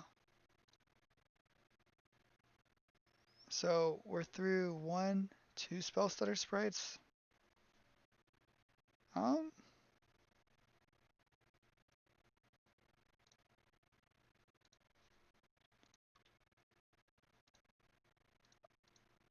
I'm gonna if they spell stutter sprite on our end step, I'll cast this in response. If they don't do anything though, we'll just keep chilling.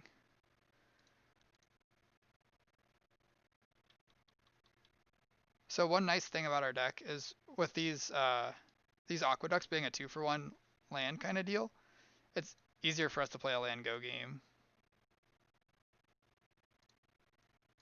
Okay. End step will cast this frantic inventory now that we've drawn exclude to protect our 1-mana counters.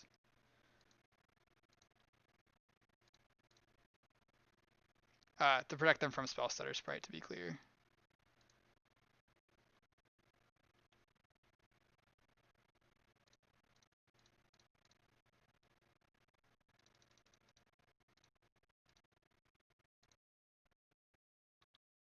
Land? Oh no. So I want to keep the cheap spells the most. I'm gonna discard Fumes. Don't want to pitch Disfigure. I'm actually gonna pitch this Hydroblast. I don't think they have much more as far as red. Like if they had a Pyroblast, wouldn't they Pyroblast the Muldrifter? They almost definitely would.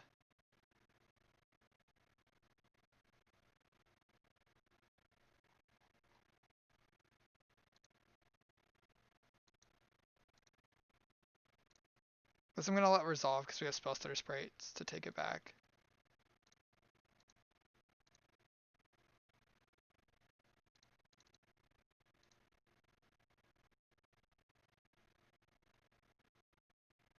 We're also just up a million cards on them.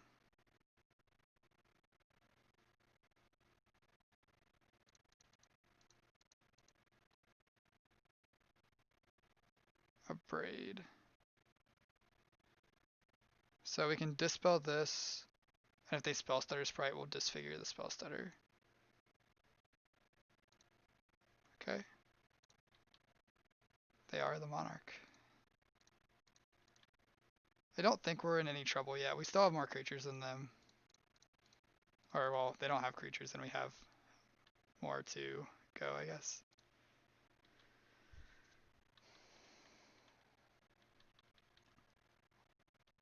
We still have this Frantic Inventory also as a draw 4. So I am not super worried yet. Not not worried 0, but not super worried either. Fall from favor on this. This I will counterspell. I want to protect our threat. Counterspell or counterspell.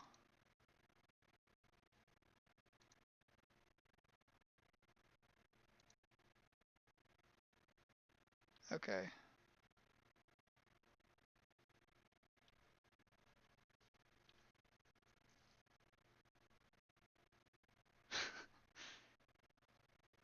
I'm not going to spell stutter that. That thing's so unimportant. Oh, I probably should have excluded that.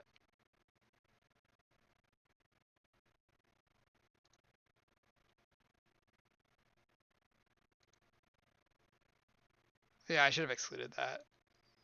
Sorry. I messed up there.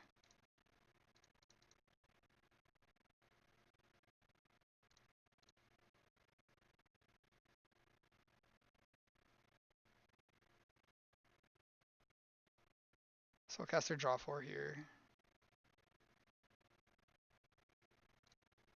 I really hope they don't have another counterspell. Okay.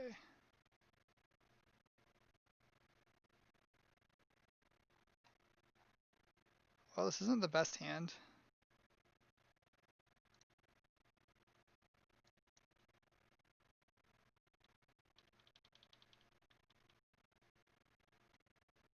Perfect.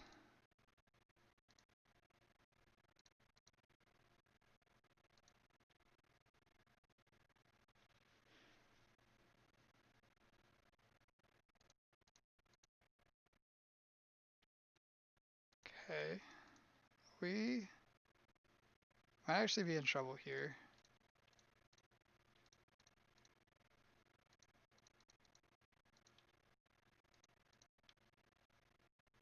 I need to find another mole drifter.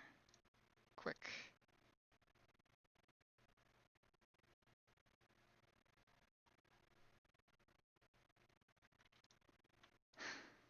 Our opponent says these games are such grinds. Yeah. It's kind of what we're both signing up for. That's fine.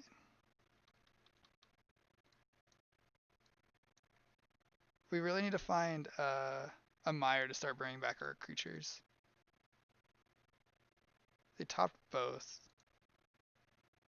I'm gonna save the disfigure. See what we draw. Okay.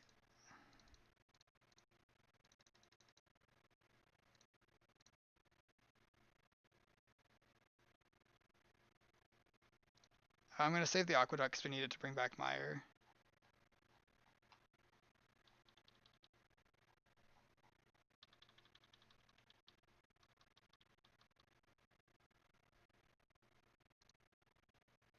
I think we have one land left. I hope. That was bad.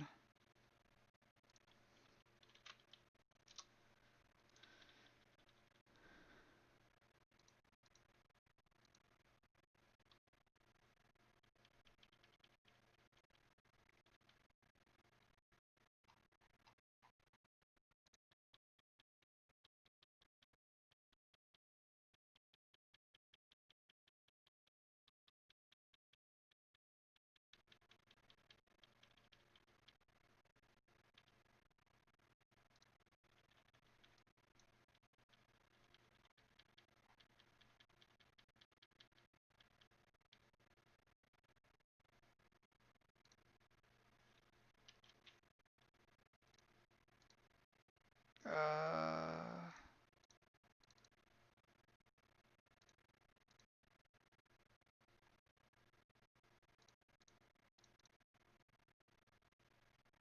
I'm just fighting. I don't know if this is correct or not.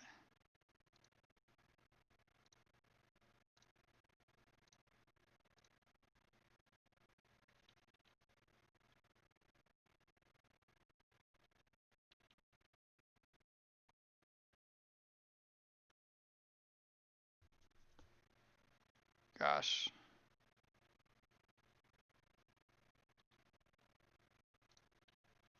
We might be bouncing this with aqueduct. Drawing all lands is not good. Ninja.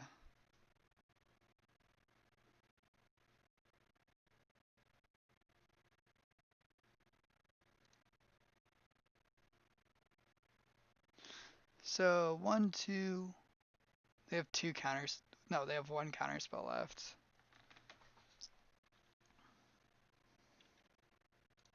Alright.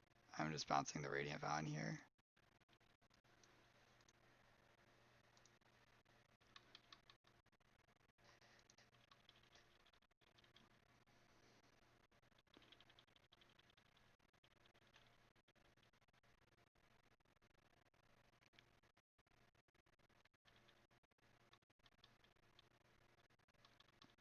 I'm gonna try to spell stutter the fairy because we want to put the attacker into play anyway.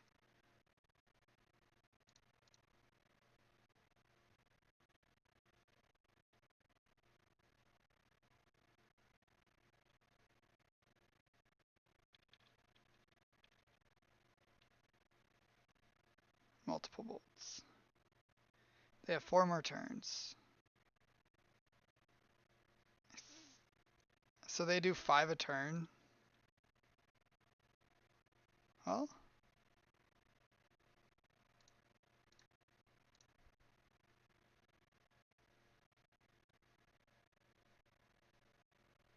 okay. They do 6 a turn. Maybe we were supposed to do that because they needed to play the spell starter to increase their clock. I don't have time to do math. They're casting Brainstorm.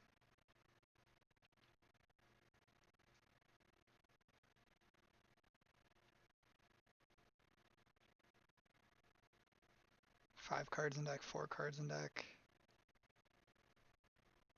You don't have to draw a card? Okay, we're dead. Don't kill a ninja main phase. I didn't realize this was Yume. So they've got their counter spell now. Dang. 1, 2, 3, 4, 5, 6, 7, 8. They have 8 power. Mortuary Mire. Do we have any Muldrifters dead? We just have Spell Stutters. Spell Stutter's not a good enough draw next turn, so we're dead here.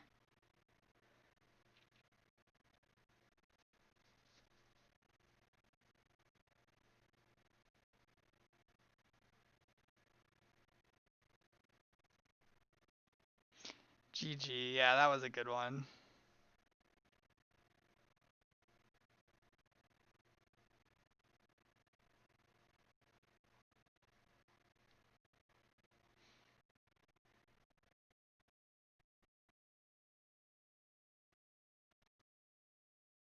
We flooded, but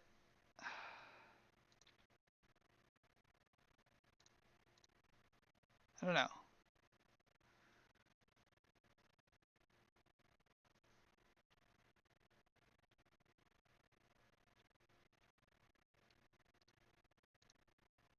We flooded a little bit. What was left in our deck? It was 3 lands. 3 lands and the rest were spells. No, 4 lands. It was a hard fought battle. Yeah. I mean, we didn't draw that many more lands than expected, and like,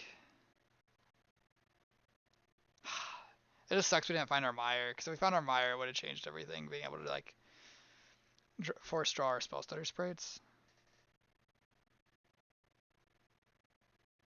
Dang, 1 and 1.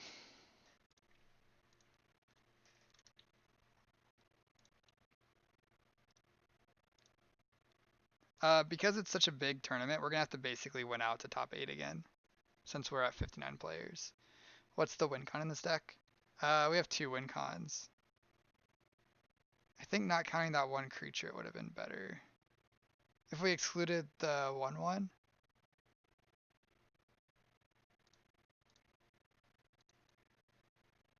the win cons are Muldrifter beatdowns or buying back this over and over again to deal 2 to them repeatedly while we gain life with these so it doesn't kill us. It's very slow.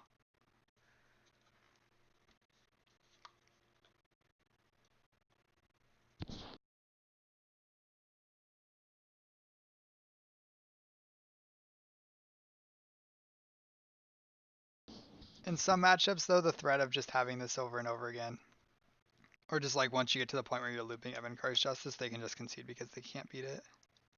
It's faster than Tron. Yeah, Tron's really slow. Yeah, I have the same water. The great value water. I like great value. It is has a good name. I like value. Oops.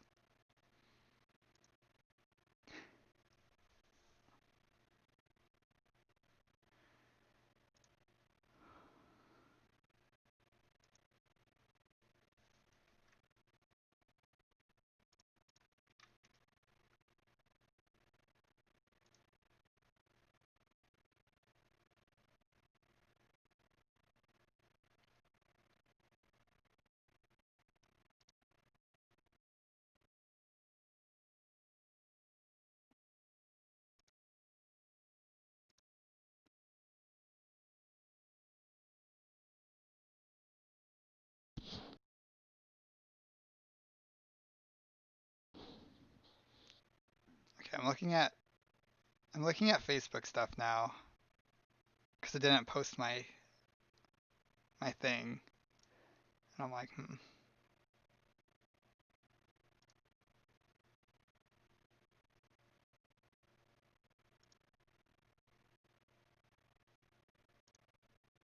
Oh, I did post it, I think. This is a view post. Let me see.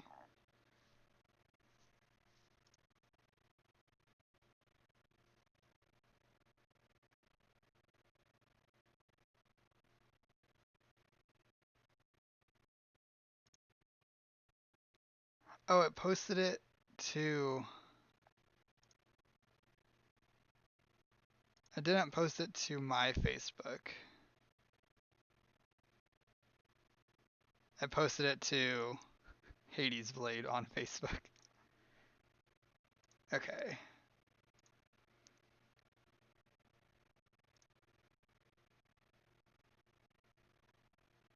Let's try that. If I share it to my Facebook, if that changes things.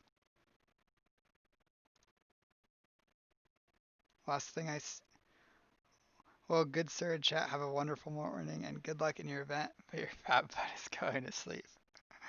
All right. Good night. Thanks for hanging out and watching and chatting.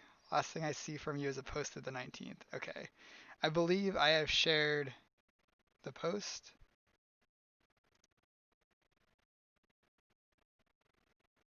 So hopefully that fixes it.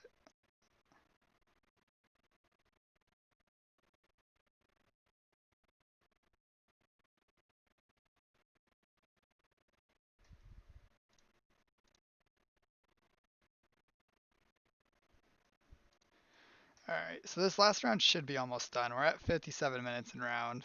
Just waiting.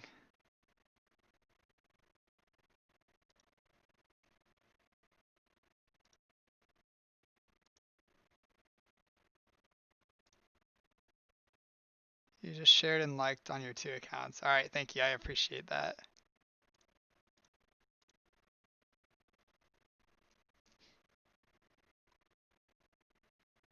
So basically, like, the reason I'm looking at these other platforms instead of Twitch is because as soon as you become an affiliate on Twitch, everyone starts getting ads.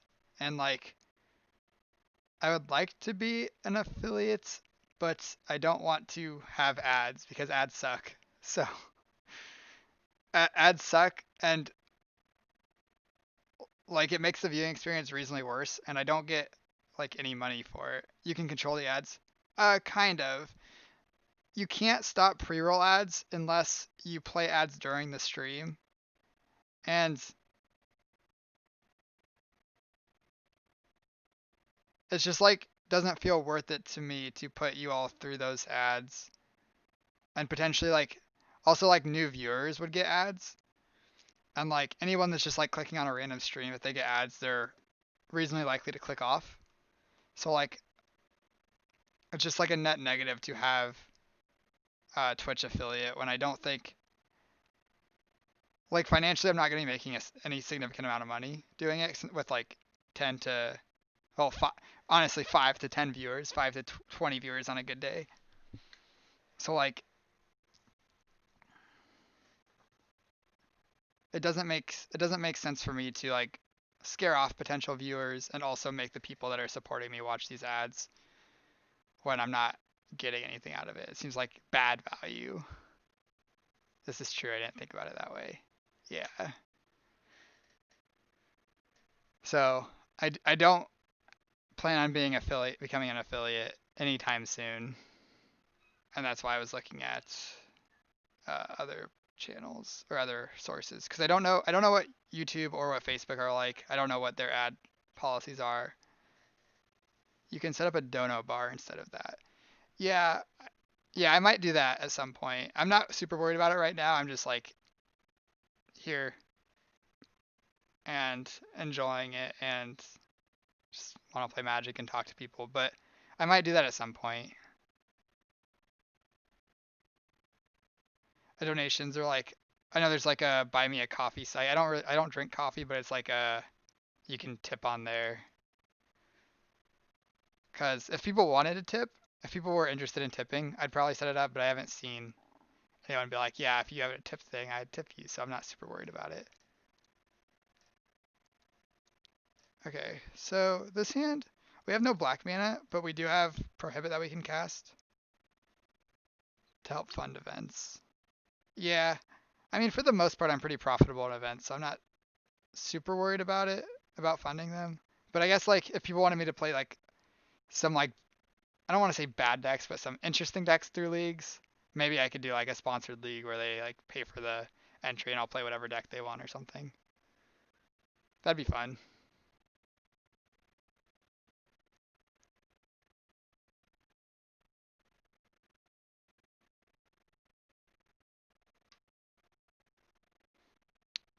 I feel like if I'm just playing whatever deck I want to play, I'm gonna play these slow control decks over and over again and like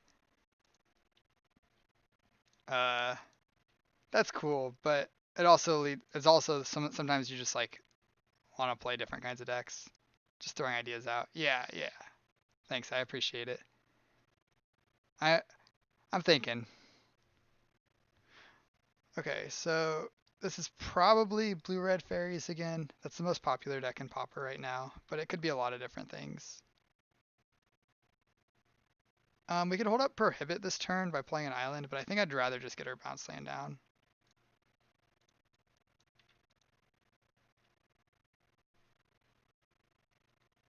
If it was a swamp instead of an island that we drew, I'd probably play the swamp, because then we could Prohibit, and then next turn we could like Chainer's Edict, or I don't know. I just think it's important to get our black source down. They missed off Augur. That's good for us. So here, I'm just going to cast this Chainer's Edict. Do not want them playing a fall from favor. Play land pass.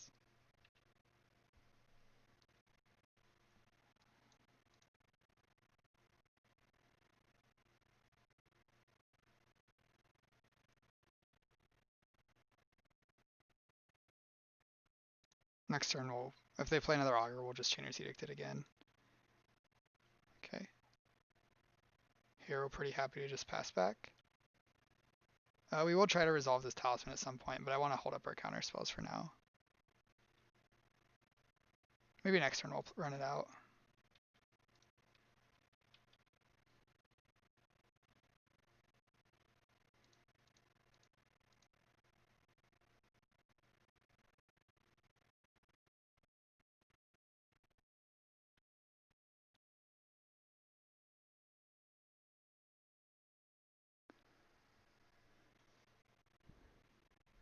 Bottom both.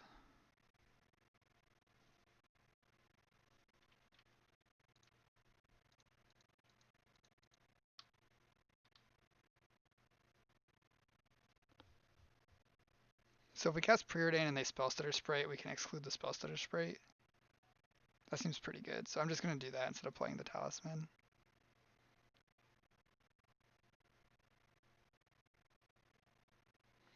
If they have Spellstutter plus Dispel, they get us pretty good.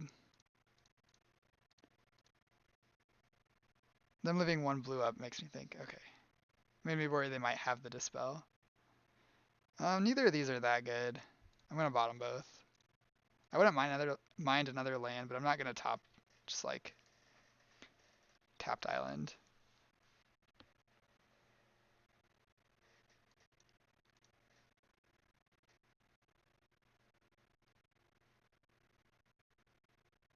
Maybe this was bad because they could fall from favor here.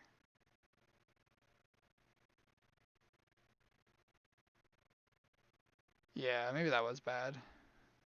Hmm.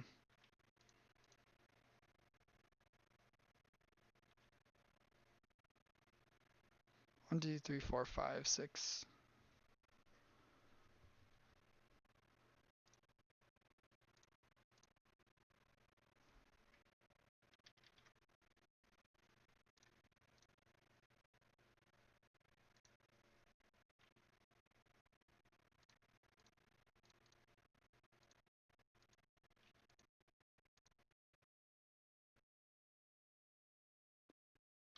We're probably going to lose to their value plan here.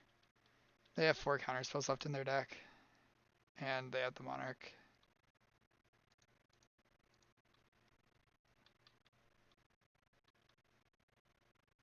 Well, that was a good draw. If they counterspell, I'll counterspell. Oh, I will prohibit back.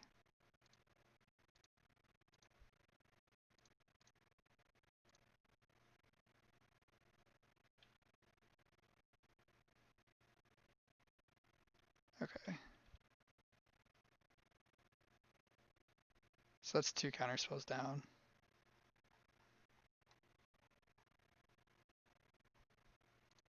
One, two, three, four, five, six, seven.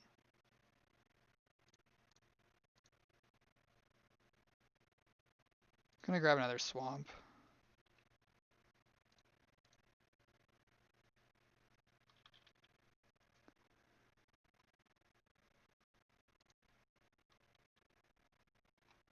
And then I'm just gonna buy back this and cast it right away. Start trying to clear up their board.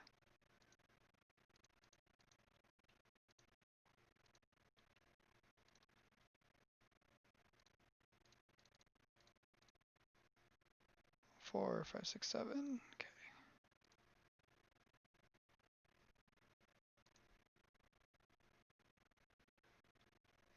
Okay. I believe they have a spell stutter spray and they thought we were casting this Chainer's Edict.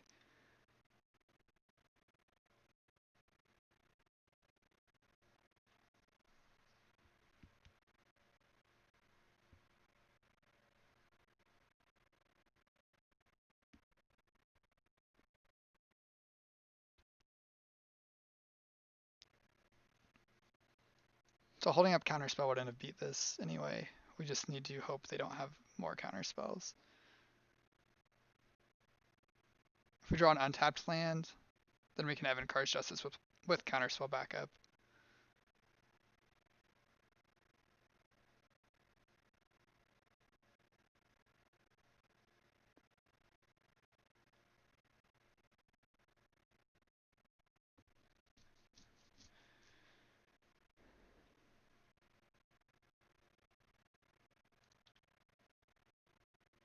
It's not an untapped land, but we're gonna go for it anyway. 1, 2, 3, 4, 5, 6, 7.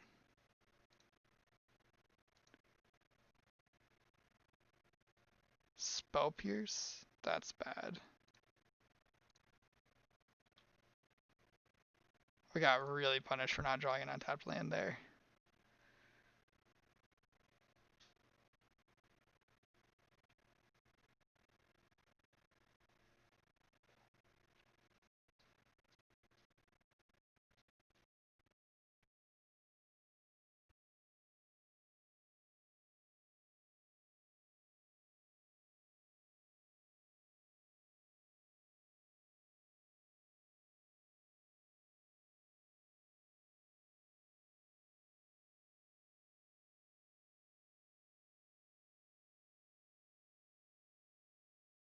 I think we are probably dead again.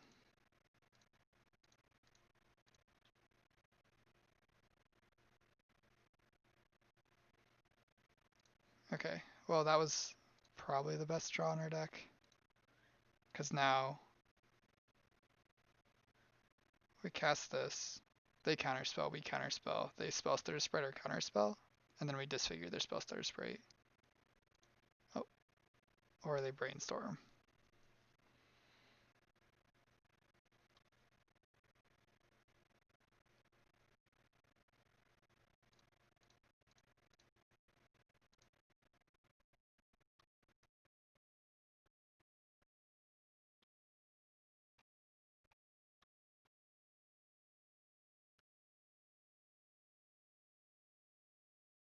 So they have one counterspell left, and we have a counterspell to protect our Evankar's Justice from it. So we just have to worry about Augur Bolus now.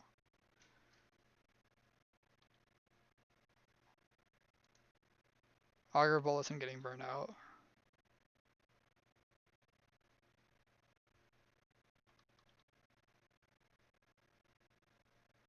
One seer, two seer.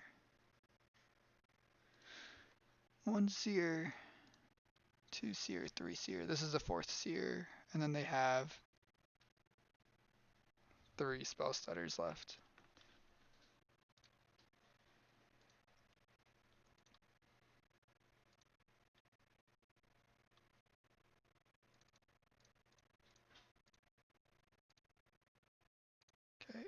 this again. If they counterspell, we have counterspell, and then we have disfigure for the spell stutter sprite. Okay. I'm just gonna say go, and then I'll cast down this on their turn.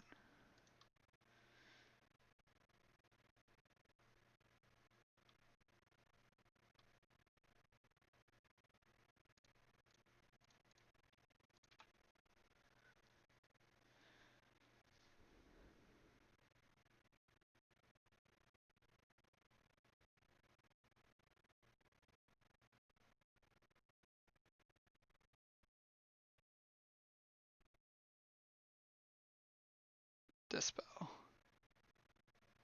Interesting.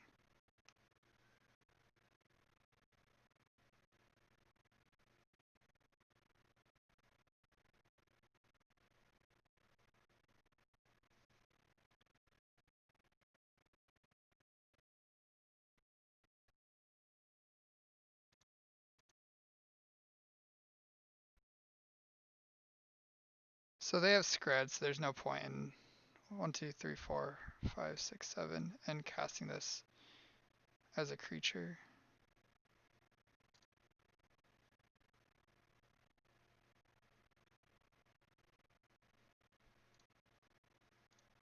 Then I'll just Chainer's Edict. I want to leave black up actually.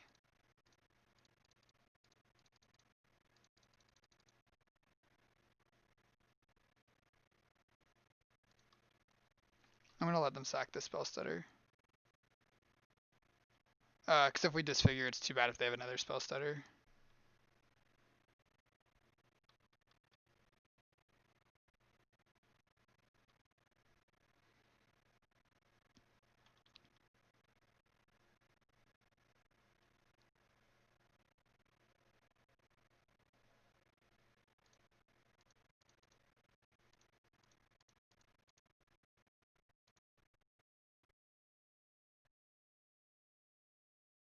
Yep, I was worried that would happen. It's fortunate that it did not happen sooner.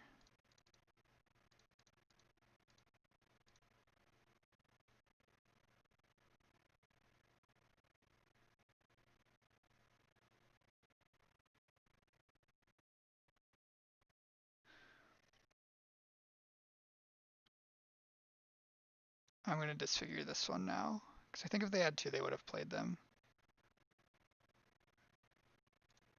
Oh, maybe I was wrong.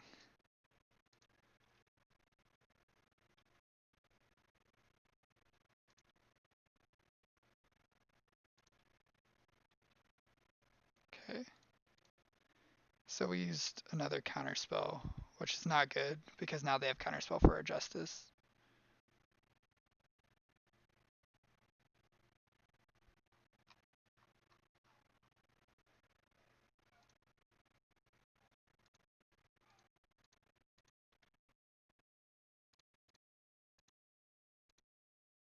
Let's draw two.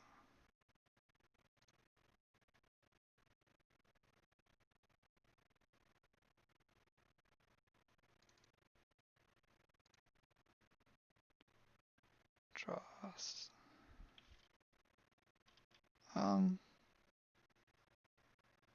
there anything we'd play this turn if we drew it?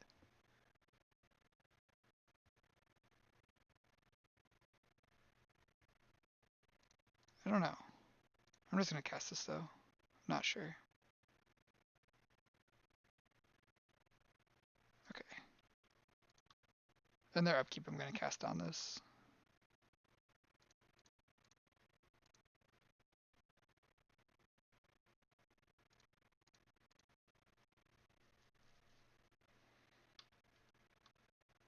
So they have two ninjas left, one augur, and one spell stutter. No, zero spell stutters left. Zero spell stutters, some number of fairy seers. They have one counter spell left.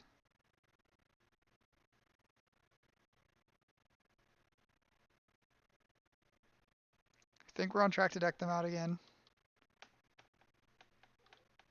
It's gonna be kind of close though.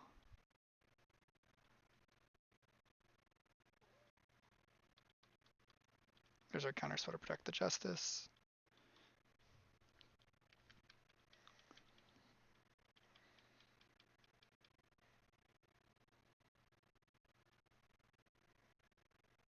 Oh, nice. Okay, so we have to get one of these two post-board games, which are the hard ones.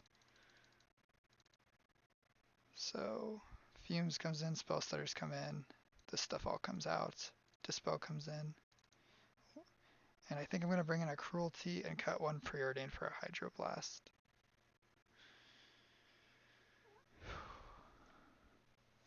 Hey, buddy.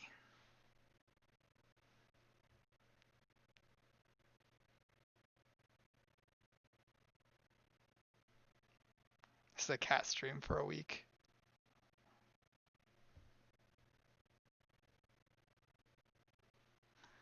Alright, so, yep, that's it. Here we go. Well, if our opponent's ready, which it looks like they are.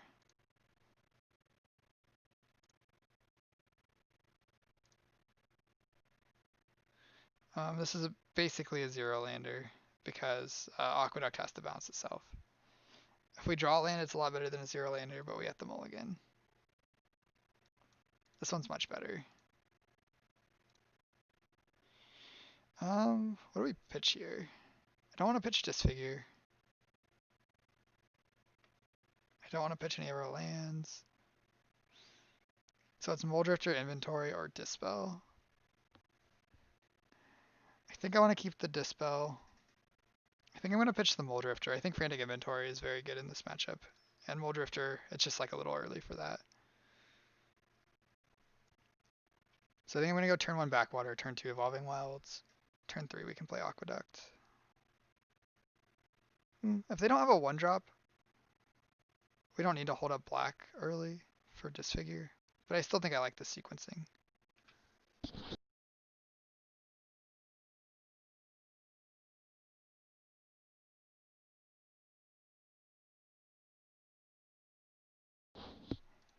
You're on TV.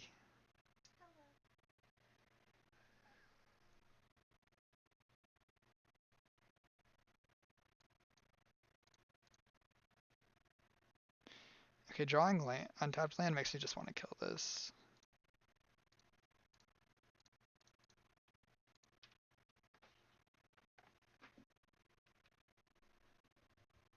So they got Pyroblast.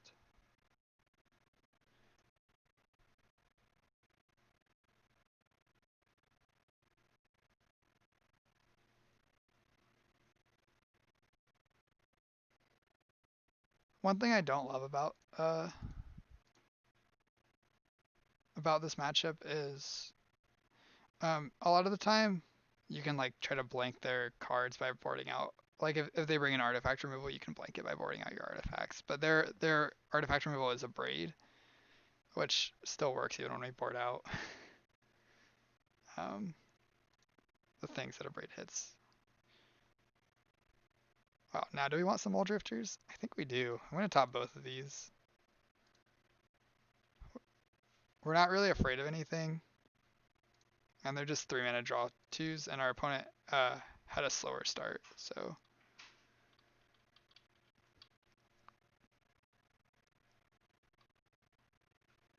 They're getting set up with their like Pyroblast and stuff, but that's okay. Augur's fine.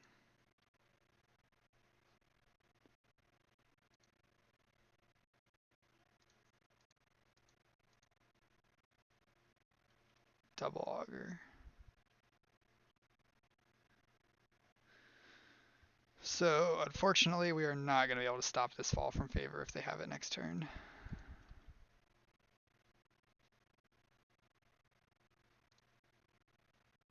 Which is fine. There's nothing we can do about it, so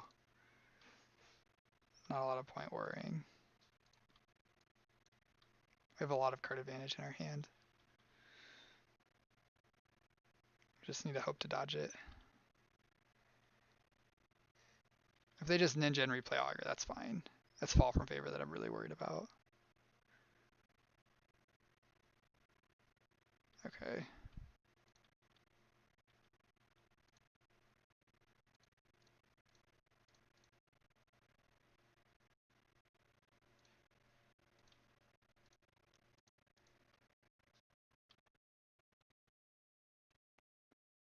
So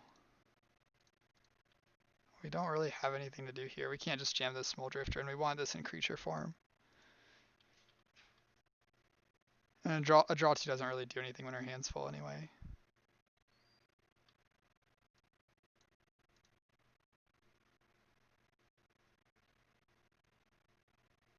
They missed a land drop. That's very good for us.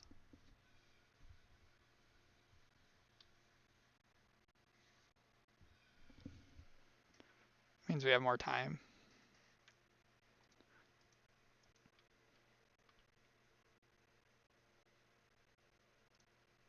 I'd love it if they ninja here, but there's no way. They miss another land drop. That's amazing for us.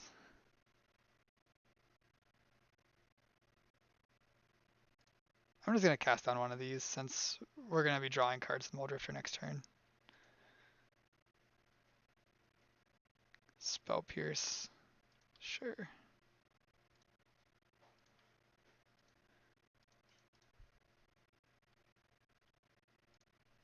And then we'll dispel their Pyroblast here.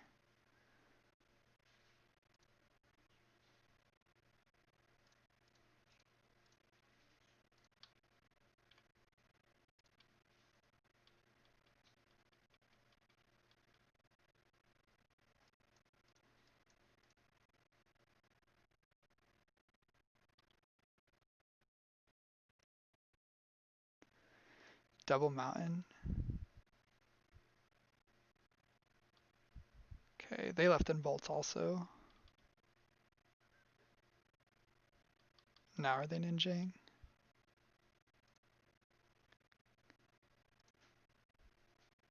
Okay, so they have Pyroblast again,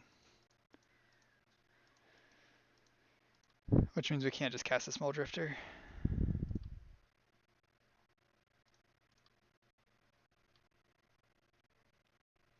Hmm. So I want to disfigure this. 1, 2, 3. Disfigure this, play Preordain. I want to play the Aqueduct, so it doesn't make sense to tap this Aqueduct if we want to play this Aqueduct, play our other Aqueduct. So I'm going to start with Preordain actually. Hydroblast and Exclude. I think I want both of these. 1, 2, 3, 4, 5.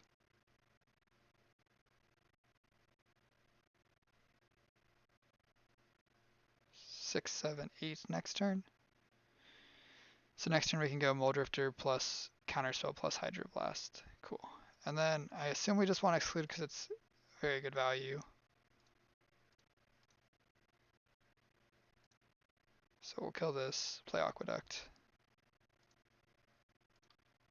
Bounce our island because we want untapped mana next turn.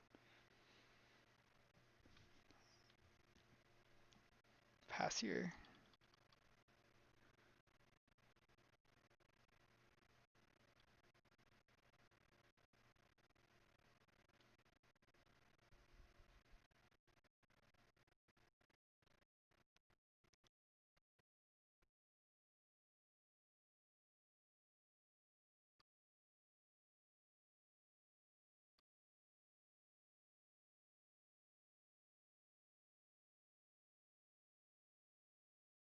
So we're gonna frantic inventory here, take our draw 2.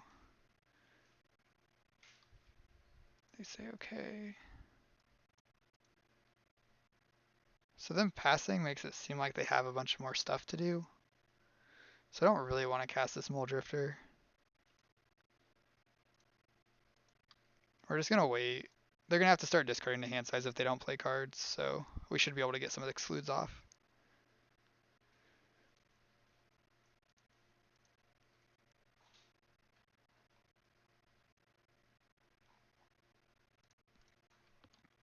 And we're not missing land drops or anything, so there's no like pressure. Well, I mean, they're drawing extra cards every turn, but we do need to trade these excludes for cards. If they ninja, I'm just gonna let it hit us. Okay. Then we will exclude this.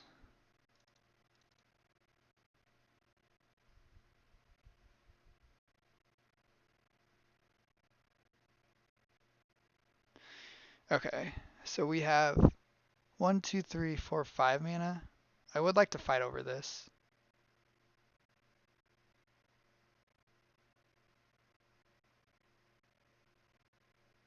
Question is how. I think it's Hydroblast and then cast down if they spell Stutter Sprite.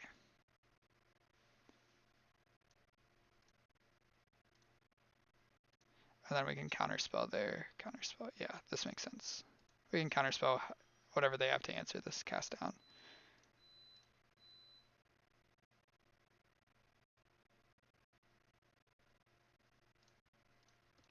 And then we get an untap and Muldrifter. And we get a card off our exclude.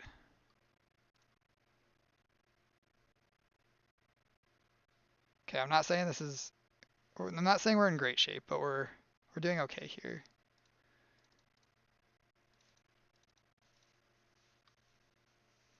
Counterspell, spell Stutter Sprite.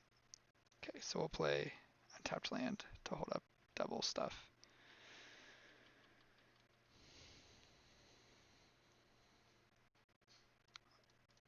I'm gonna spell Stutter anything that costs 1, just because it's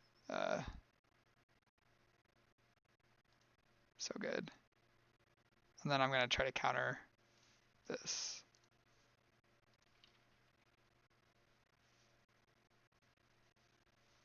Cool. And then we have 2 creatures to attack to try to take back the Monarchy next turn. And a Chainer's Edict for this. 2, 4, 5, 6, 7, 8, 9, 10. Okay. Now that we drew Counterspell, I kind of want to leave Muldrifter back to block. 1, 2, 3, 4, 5, 6, 7, 8, 9. Maybe I just start with Chainer's Edict. I could just hit for 1 and play a land and say go. I kind of like that. And then leave Muldrifter back to block Augur. I don't really want to tap out for Chainer's Edict when we have 2 counterspells in hand.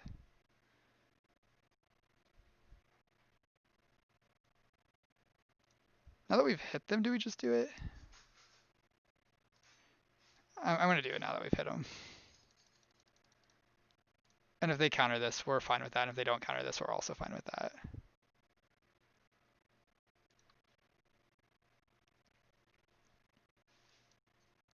I kind of regret casting that because of that draw step. It's okay, though. Now they cast Fall from Favor on us, probably. They're passing. Okay, I think they're just dead if they're passing here.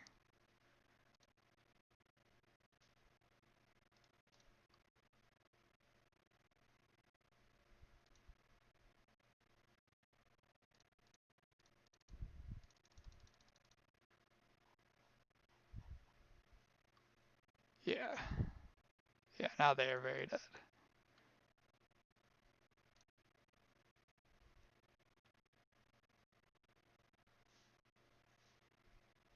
Spell Stutter.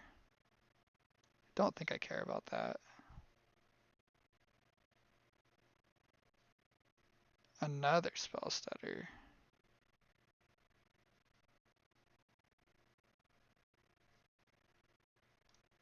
Okay, I'll bite.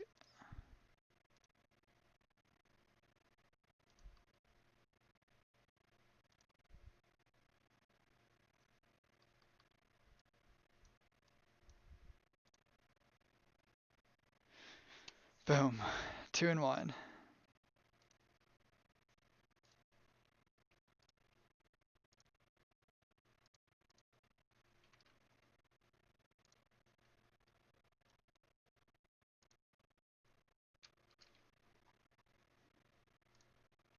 Alright, I'm going to take a few minutes since we have about 10 to 20 minutes before the next round starts. I'm going to go talk to my wife for a little bit before she heads out to work. Thanks for watching, everyone. I appreciate you all being here, and I'll be back in a little bit. Not bathroom. Be right back. BRB for next round.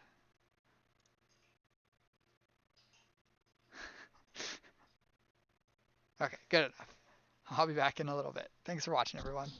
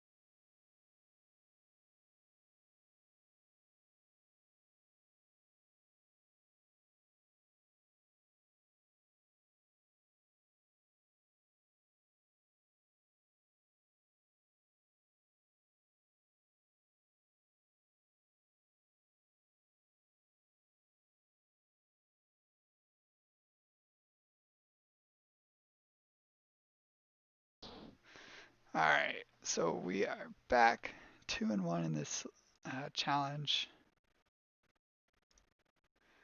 Um, so we probably have about 10 minutes left before the next round starts.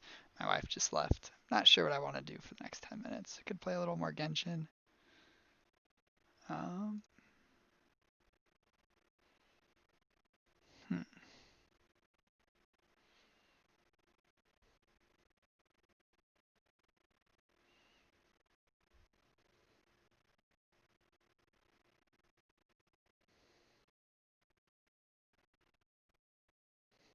We need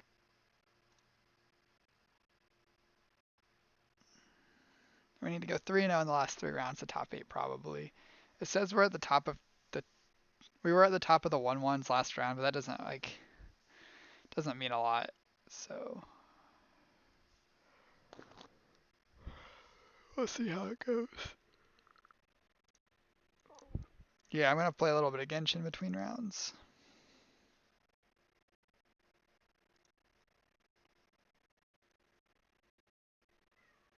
Have a good comeback. Come here, bud. Let's talk about you. What are you doing in the mountains? He started meowing wildly. If it's him you're after, I made a point of noting his tracks. Many people have made their way up after the snowstorm. Let's hope they're still there.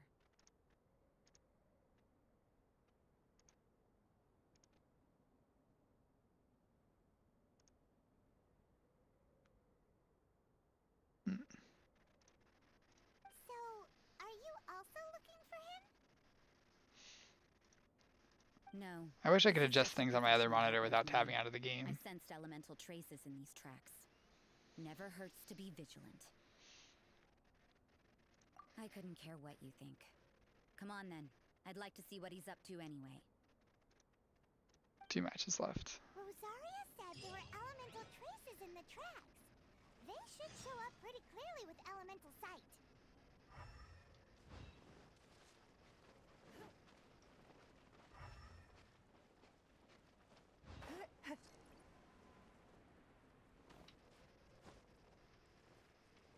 Press U to view the details of the shear cold effect. They continually accumulate shear cold. When it reaches their limit, they'll start losing HP. You need heat. Certain things like swimming will accelerate it. Okay. Another test subject. Fry! I got careless. So she's warmed up now.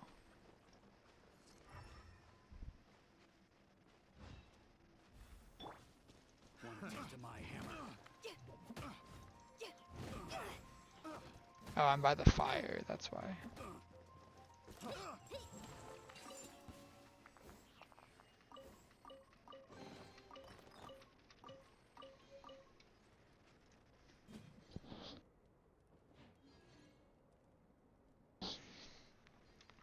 I really like this headset because I can just put my mic up to mute it. So when I sneeze, like, it doesn't have to be in the middle or it doesn't have to be loud. Can I investigate these tracks? No. Okay, I guess I just follow them. You know, little pixie, your ability to appear and disappear at will is very interesting. Yeah? After committing a crime, you'd be able to leave the scene without a trace. That's so suspicious. Why isn't I not a criminal in your example? Send this quickly. I guess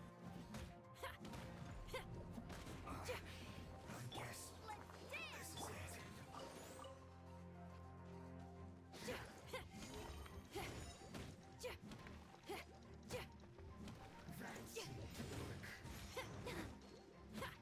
Oh, the cat just climbed on the table 1 second.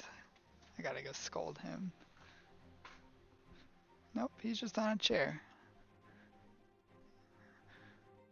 He's just on a chair. Good boy.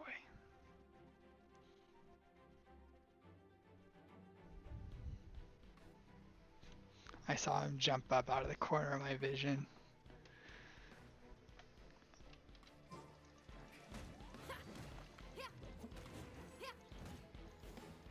So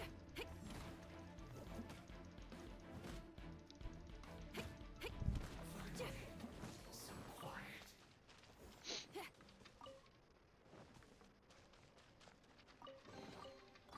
Don't know what these rhyme worn fragments are, but they seem like a drop related to the event, I guess.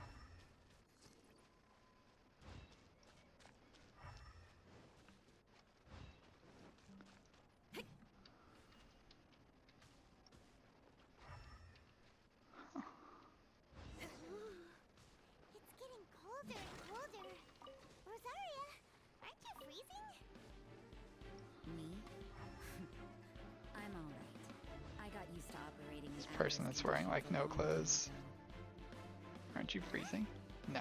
Seems like there's more to being a nun in the Favonius Church than Paimon realized. What's this thing? Huh. Don't know. Where'd that fire go? Right here. Still 2 matches. This person plays very slowly, I believe. They were one of the ones that almost timed out one of the earlier rounds.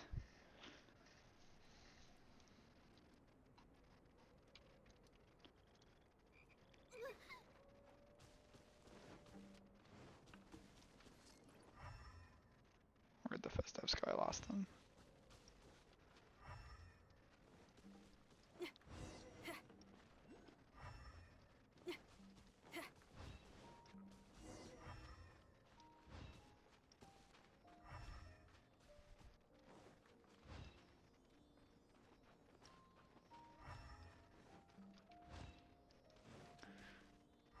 So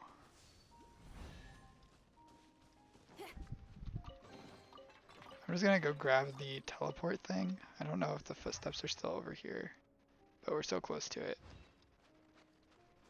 Not the vision thing.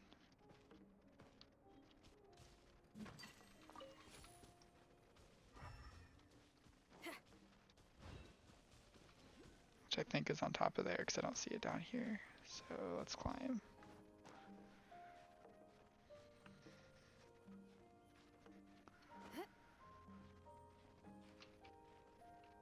One match left.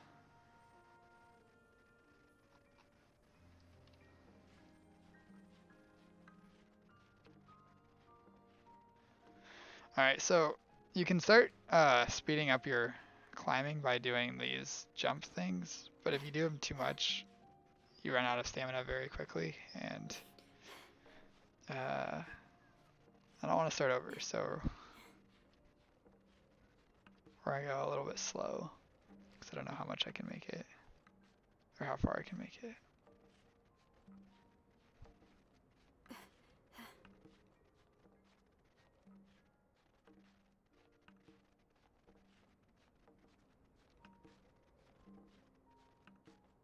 Alright, almost there.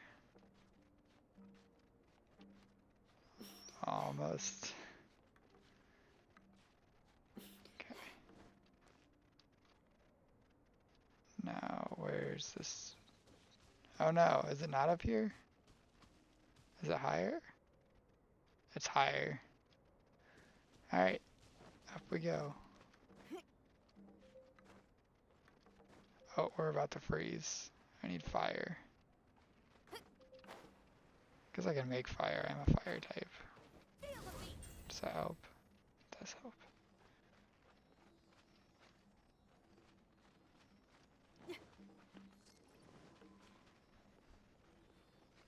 Fire type Pokemon.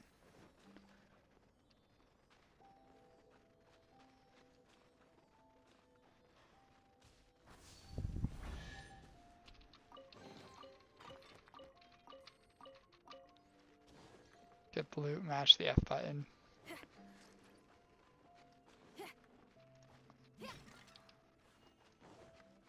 I wasn't sure if we could break those, so I had to try. Oh no, how do I? How do I get the point? No.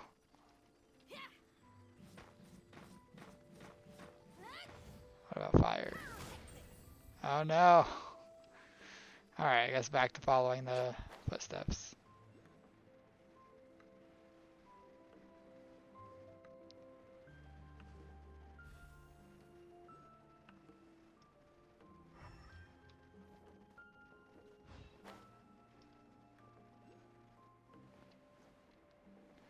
What are these dudes doing? Oh. So we won and we went down. We won and we went down in our rank. Is that Luna? Interesting. Why would he So the 2-1s go to 30th place. Some number of 3-3s will cash, some won't. So we need to win at least one, maybe two more to top 32 and get our 300 play points back. If we top 16, we get a little bit more. The difference between top 32 and top 16 is very small. It's like $10 ish because the chest sells for two. I'm gonna check how much chests sell for now. They might be lower. They usually trend down as a set has been older, and then they go back up when the new set comes out and they update the booster box contents.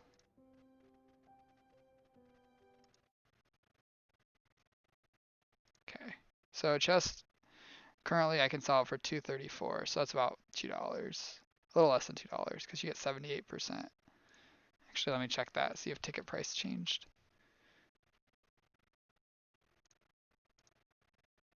Yeah, card holder is paying 78 cents per ticket right now.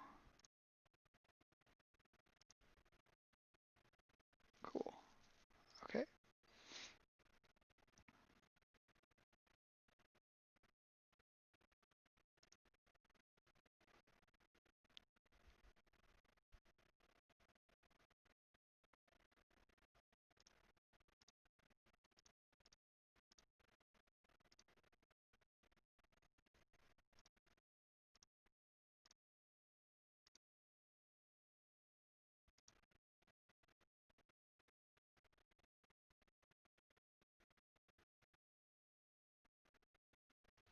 Here we go. Against Sharkcaster Mage. I don't recognize this player, but that doesn't really mean anything. There's a lot of good players in Magic Online. I'm not going to know them all. Oh.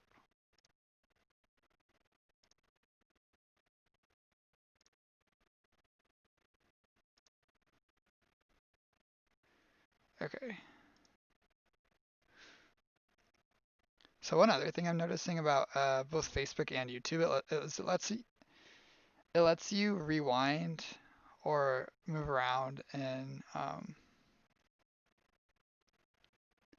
your video. So like if you're watching live on Twitch, you can't go back and see something without exiting out of the live stream, going into videos, and uh, going from there.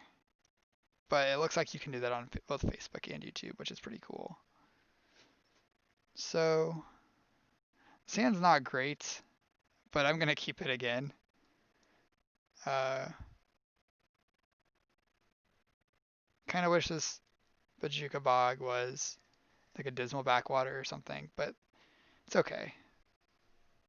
We're gonna keep a loose one. We have 6 lands, essentially, with these being worth 2 each, and we can't hold up Miscalc till turn 3, so that's not great. But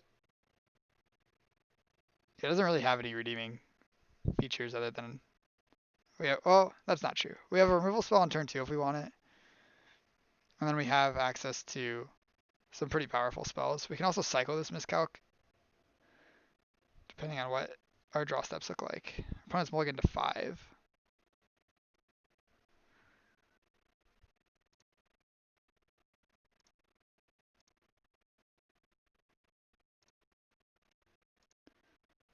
We'll see what happens.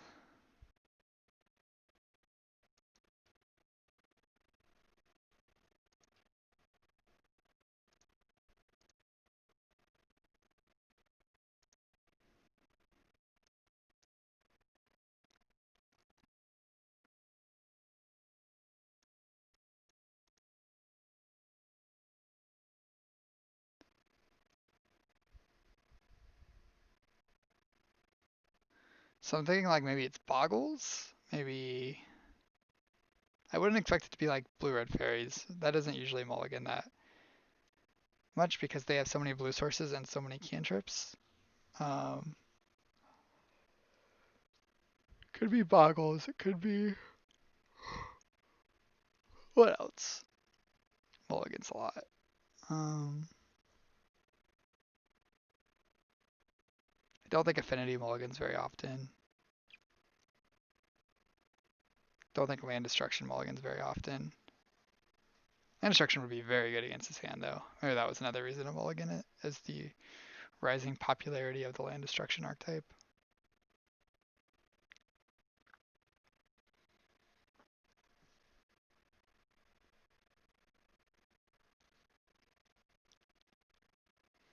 Probably isn't Boros. Boros Monarch. Could be Boros Bully. Which I think it's pretty good against Bully. Looks like Affinity. Oh, having a cast down and then drawing another cast down, that's quite good against Affinity. Because they play a lot of cheap big creatures. You just need to kill them.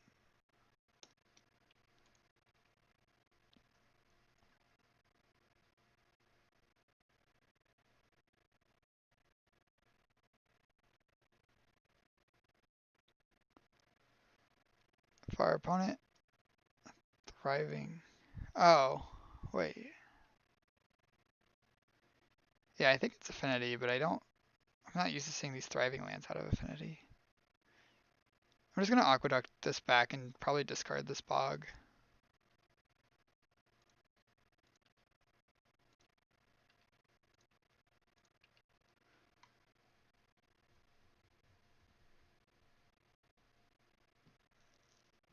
There's Atog. Okay.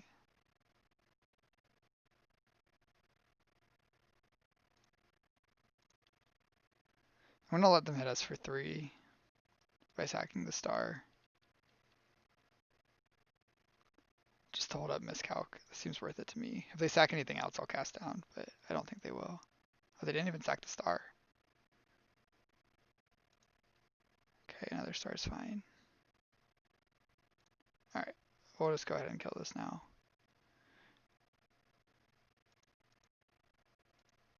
The fact that they didn't sack the star feels really weird to me, but I don't know.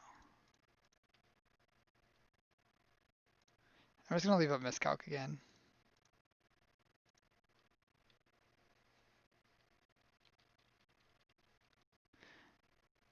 So you probably have mirror enforcers then? So they're trying to get their artifact count up. White. 30. Hmm.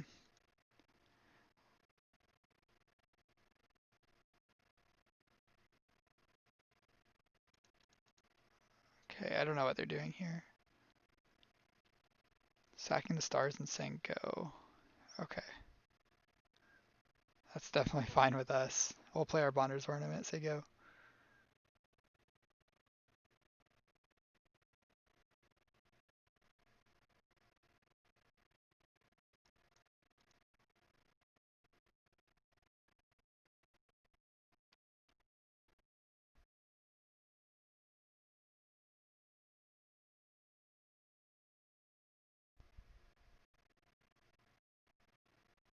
It's gonna be sad if we start missing lands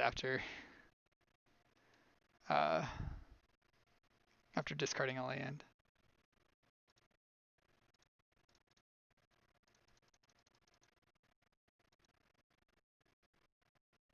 Next turn we can cast the Mole Drifter and hope we find a land.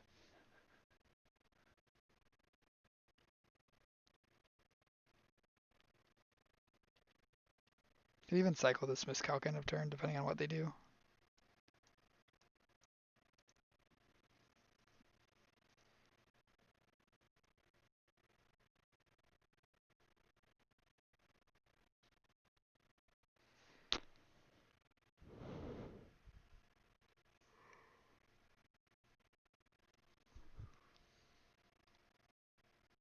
Yeah, I'm just gonna cycle this. They have a ton of lands, it seems like.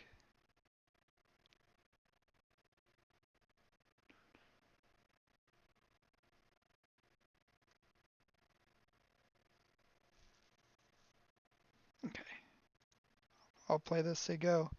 If they play something we want to counterspell, then we'll counter and frantic it, and frantic inventory. If they do not, then we'll just activate ornament. The next turn we can cast the Mole Drifter with counterspell still up. I don't know what we would want to counter here. There's not very many things we would want to counter, because most of our creatures die to cast down or disfigure.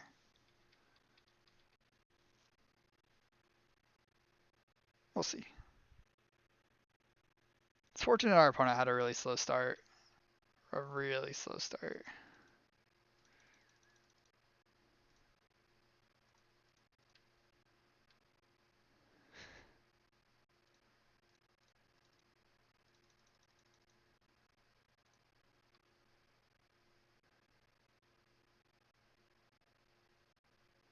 Hmm.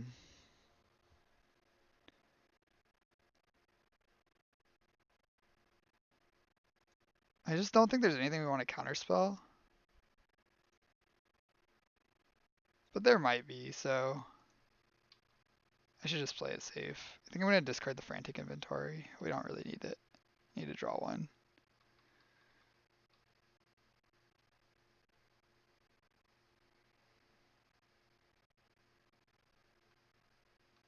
Okay.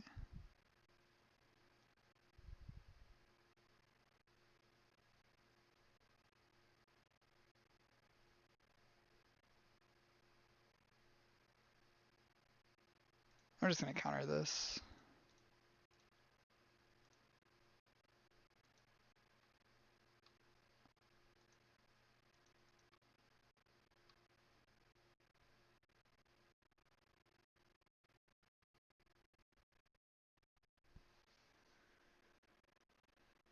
So here I'll play Mold Drifter and just leave them both back to block.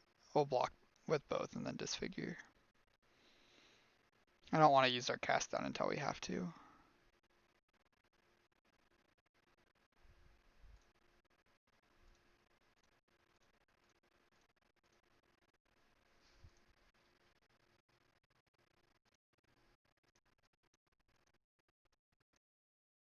1, 2, 3, 4. Yeah, I'll just play another ornament here.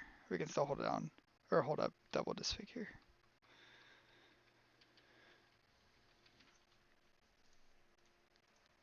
Could have Chainer's Edicted here, but I don't think that's as good as holding up our removal spells.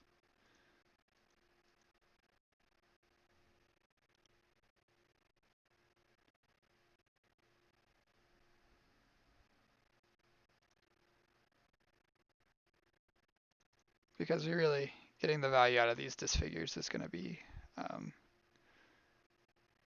little bit difficult.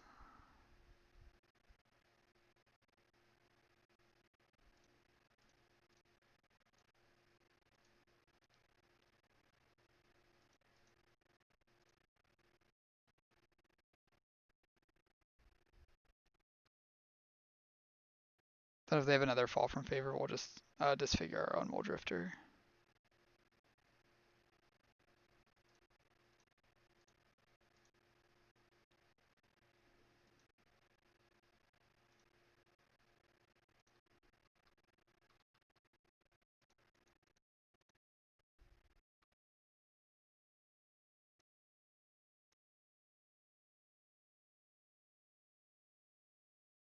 I'll play the tapped land because we have enough mana to ornament anyway. And we'll fetch an island here. And we're looking for Mortuary Mire to bring back our Mole Drifters. That's fine. And then I want to save the cast down for whatchamacallit? Fall from favor.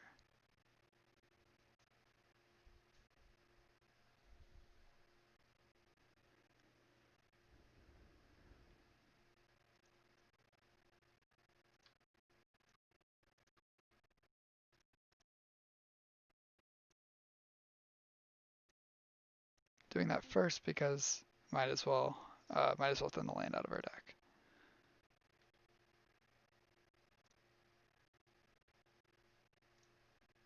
Draw 2. So we're gonna kill this.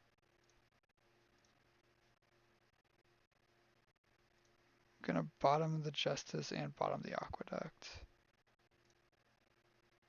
Okay. Bottom both of these.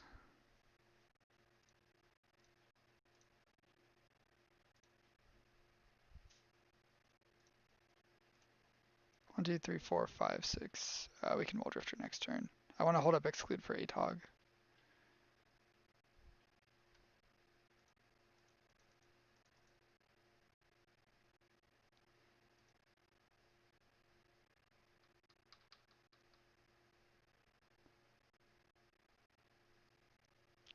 And cast downs for Fall from Favor, of course. I guess we'll draw here. Doesn't really matter, but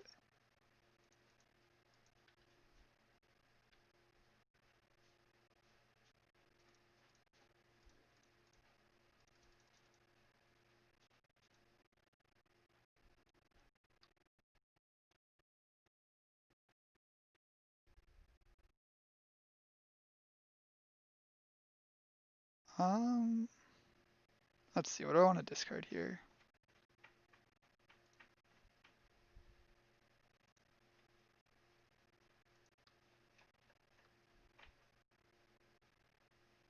What do I want to discard? I guess just Chainer's Edict.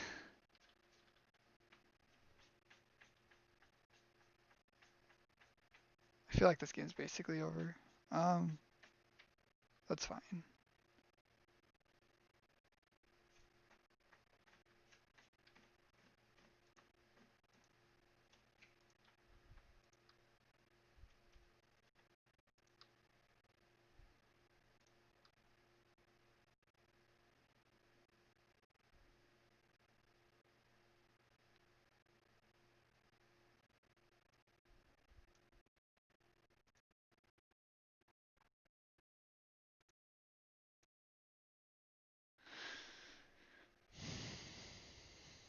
So we don't want to counter this. We're just kind of looking for a pristine talisman, right? So I guess I'll draw a card. There we go.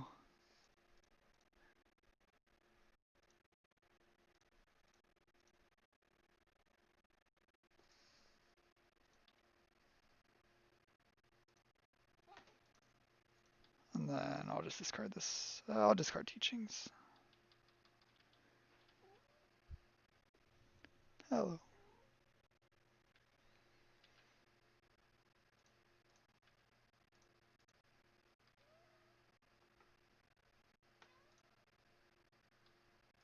Put back Mole Drifter.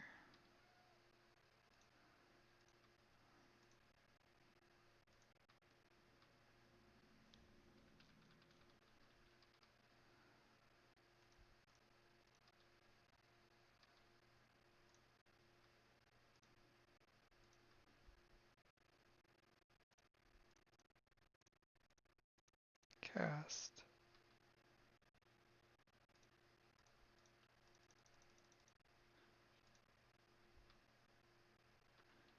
Okay. So I have a bunch of removal spells, a bunch of counter spells, and a clock.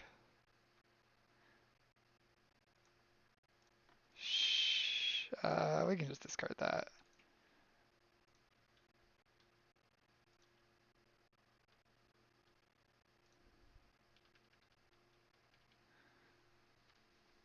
Our opponent's really low on time.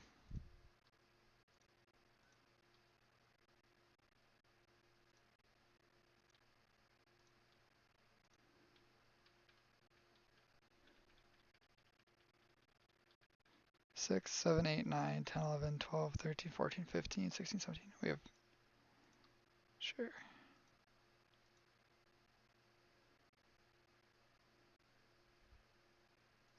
Do I care about that? Not really.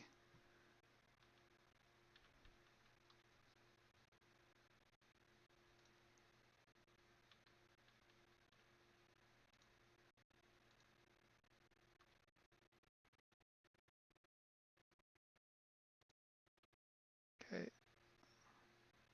7. We have plenty of mana to double Evan Carr's rate. Just gonna try to maximize our chance of finding a land.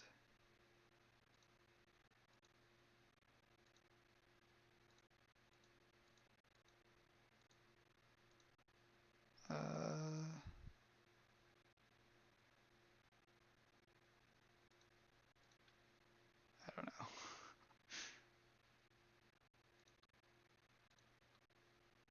I guess I probably should have killed this at least.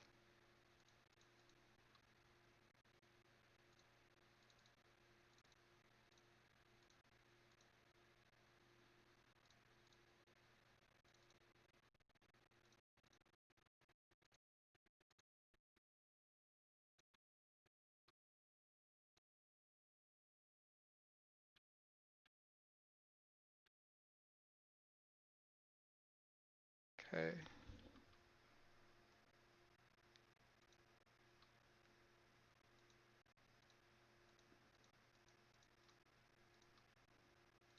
All these things just die, so all these things if they played more than one thing.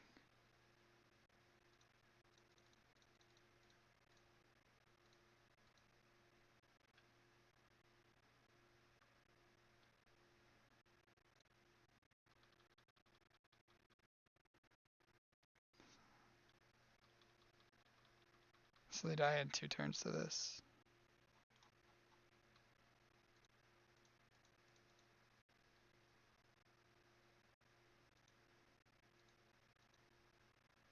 Next turn I'll just cast this once. I don't want to die to Atog and like counterspell stuff.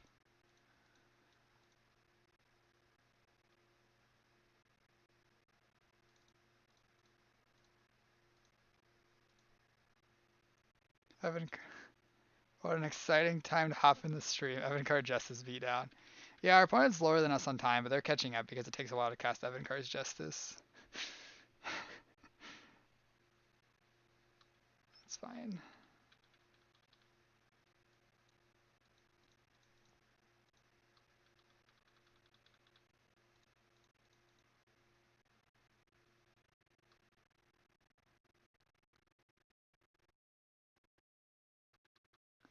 Green.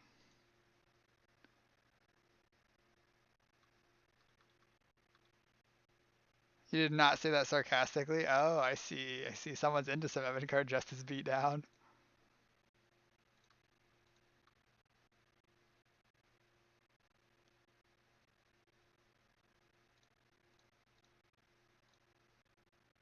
Alright, kill some stuff.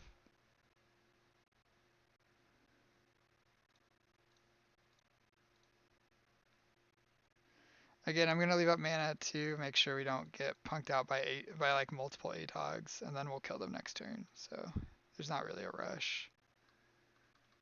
And I'm also just trying to play fast because we're so far ahead this game, we just don't want to lose the time. So I'm not counting our mana, not casting Preordain, none of that matters.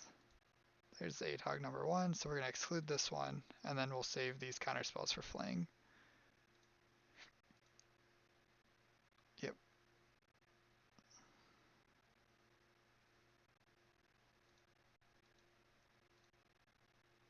Uh, sure.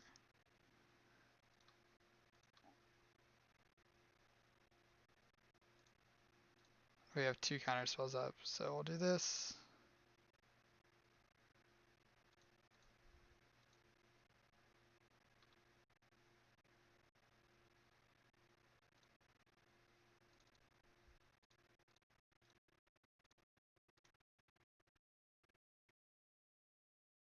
Oh, I just let it.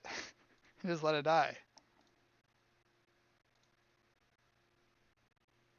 Boom. Evan Carr's Justice beat down. Alright, so post board against Affinity. They usually um, they have relics sometimes. They have pyroblasts, relics, pyroblasts.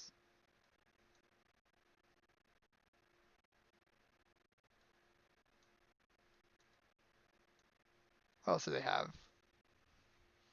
I think that's it that we need to look out for. So Spell Stutter Sprite, they have a bunch of 1-drops and they have Pyroblast, so I like Spell Stutter Sprite against them. It's just a clean 2 for 1. I don't like Justice, even though it's our main win condition game 1. It just doesn't do enough post board. Um, I think we keep the artifacts against them, but I'm not sure. I want the cruelties because they kill their big things, their 4/4s that are trouble for us sometimes. I think I like some number of Hydroblast. I think that's our best counter against them. Our best of these sideboard counters. What do we want to cut though? Prohibit's kind of awkward. It doesn't hit a lot of the stuff we care about countering. Disfigure also doesn't kill a lot of the stuff we care about.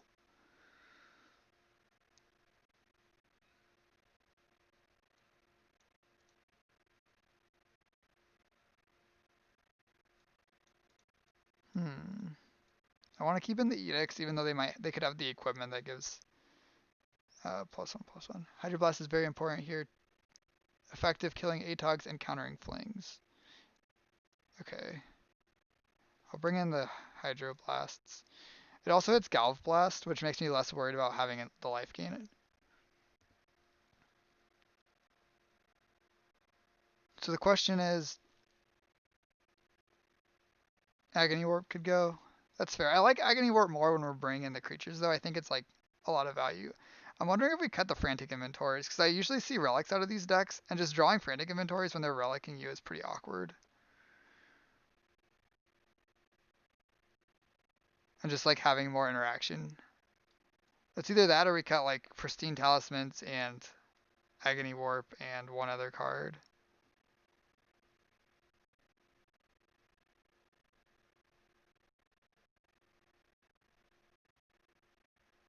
It is awkward cutting these Frantic Inventories.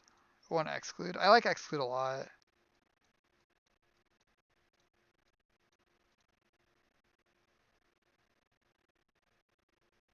I think I'm going to try cutting the inventories. It could be bad, but if we don't see Relics game 2, I can bring him back in. But they mismatch. So gotta cut one. No, no, no, no, no. That's not. That doesn't make sense.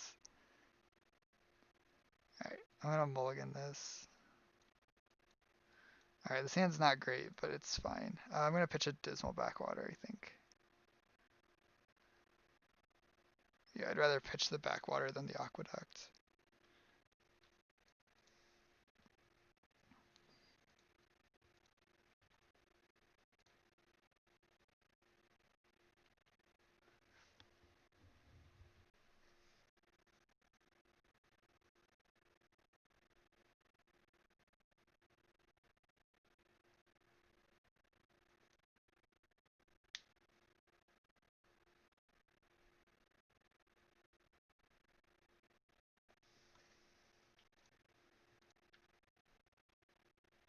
Okay, so we can leave up Spell Stutter here. If they replay Thraben without playing a red source, we get to eat it up.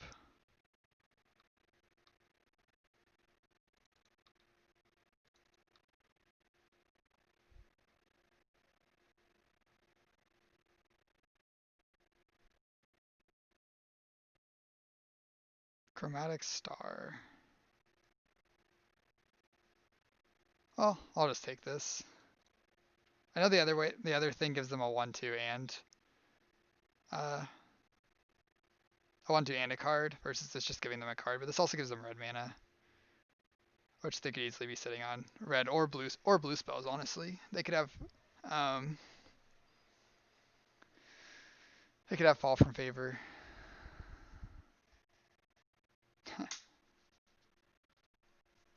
What do we want to do here? Could cast on the flyer attack. I think that makes the most sense. If they go blue source Fall from Favor, that's really bad for us, but we need to play our bounce land, so we have to spend our mana main phase. So that's what I'm going to go with.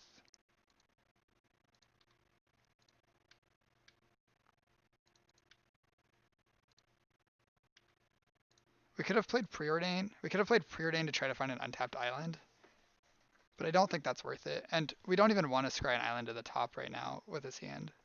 It just would have been good that turn.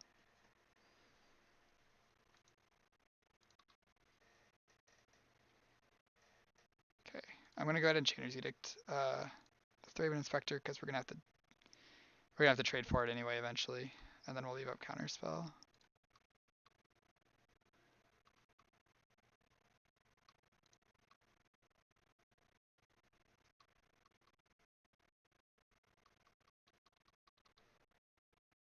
Gotta love seeing them cracking a clue main phase. Yeah, definitely. Ornament's a good draw.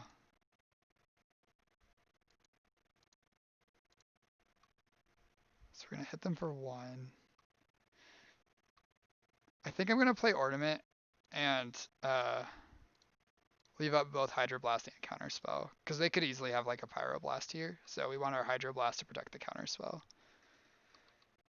Also, they aren't doing anything, so we just have time. We don't really need to cast this now. I'm gonna counter this.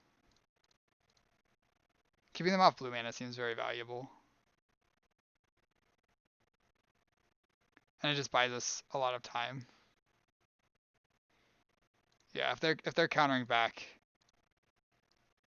then I feel like it was almost definitely correct to counter that. Okay, so now we preordain and try to find. Oh.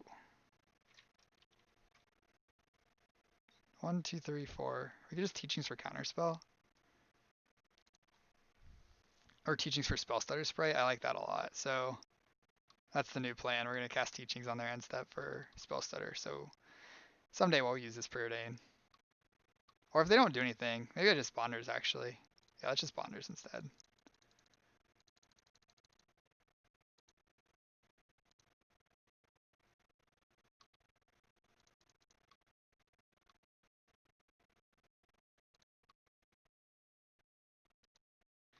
Now we have multiple preordains. And we found Miscalc.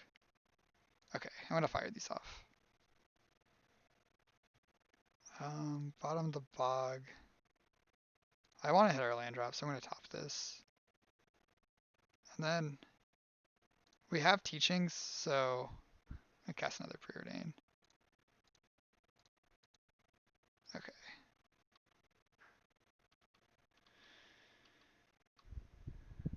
I'm kind of thinking we should have gone bottom bottom if the plan was to cast a second preordain. Do we counter? Chromatic Star. It's blue mana 1 time.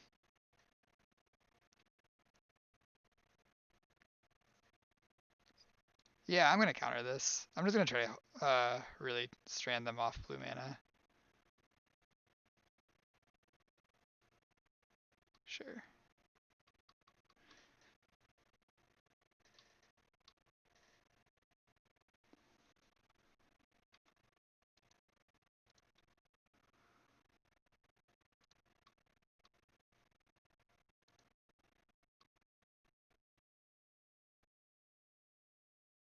So we can miscalc and Teachings for a 1 mana counter spell if they go Fall from Favor on this.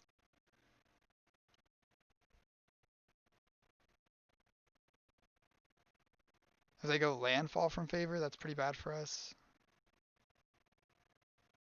Okay. I think I'm still just going to draw a card.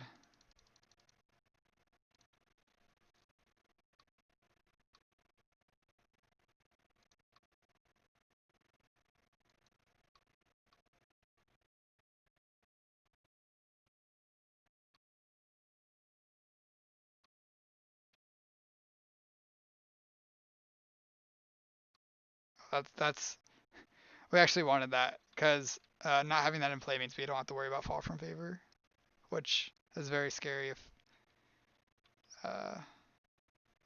for us if we have a creature in play.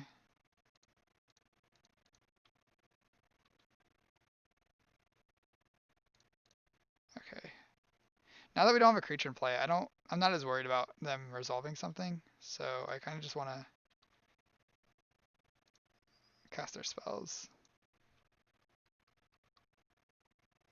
Opponent hasn't done very much this game. 2 mana Prophetic Prism. Alright. You have blue mana. Now they can start playing their thought cast and stuff. I will miscalc it though.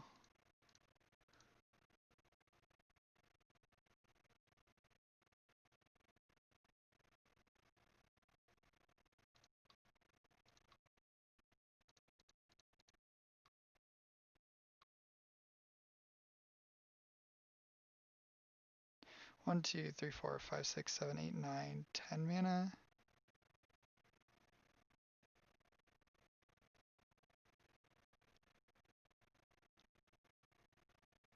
Still just gonna play Evolving Wilds.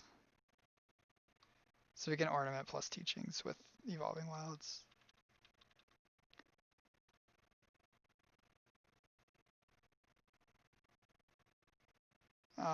Atog's fine. It's just gonna die. We have all this removal that we need to get rid of.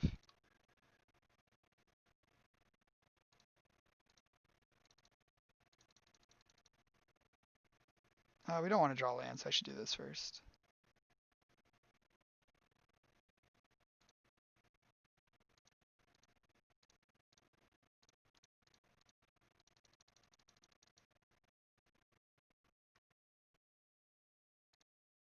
And I guess I'll cast down. No, I should have Chainer's Edict. I should have just Teachings and Chainer's Edicted. 3 mana. What are they doing end step? Oh.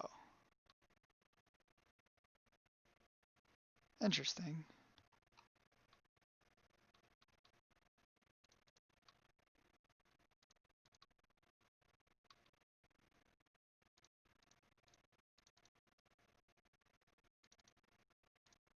So if I cast this Muldrifter and they have the blue card fall from favor, that's really bad for us. I'm just gonna play an island and say go. And just not play and try to avoid playing into it. I want to resolve the Muldrifter while they're tapped out, but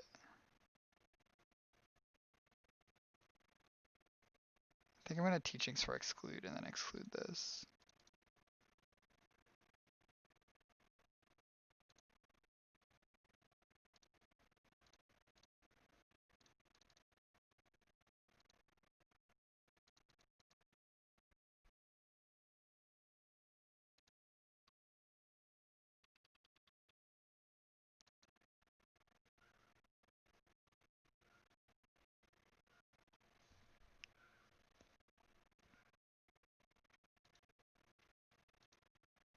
Yeah, that's not good.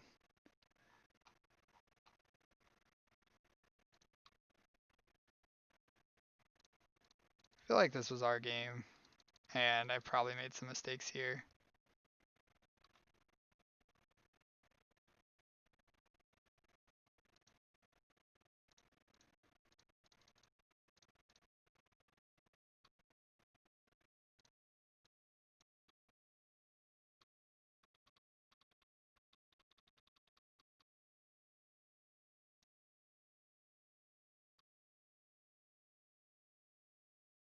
Hmm.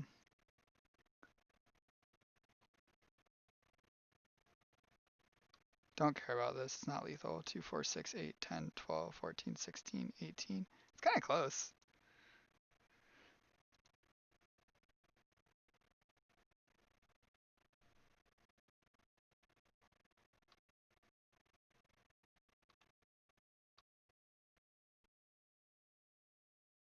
Well, if we're dead, we were dead, no matter what we did.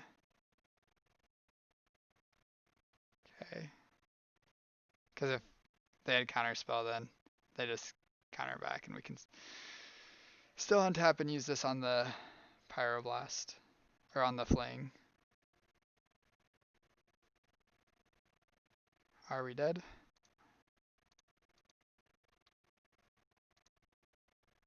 Okay. Cool. We are not.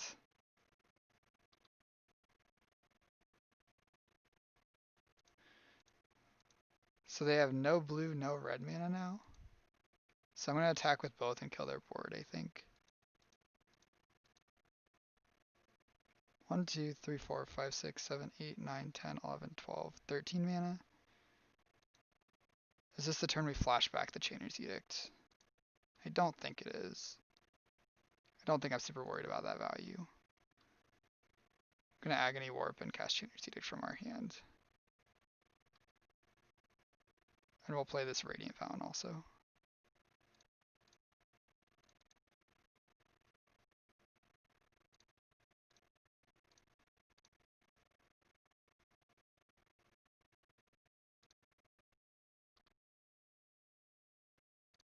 And then I'll play the Bonder's Ornament because it's so cheap.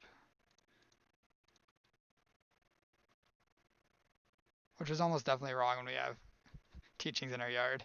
It's okay though. Hopefully it's okay. That's fine. Okay.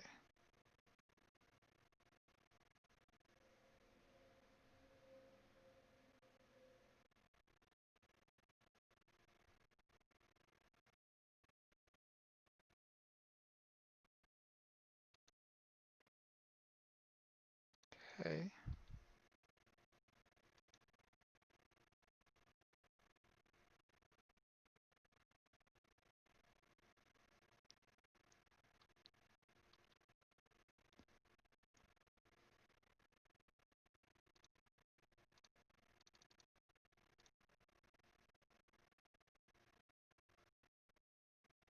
And then we'll Hydro Blast the red removal spell in this. Hopefully they don't have red removal spell plus protection.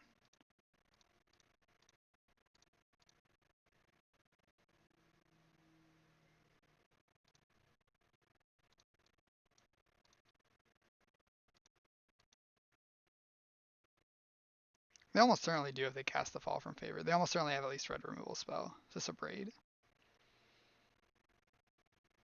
Fling.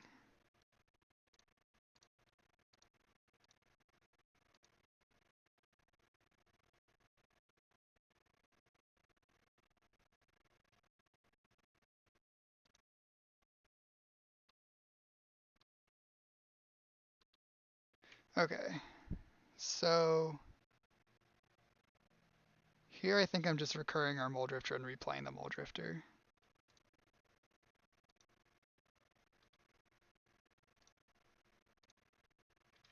I'm just gonna draw with Bonders. No. The scry is less valuable than knowing whether we need our mana or not. I'm gonna top both of these. Hydroblast is good.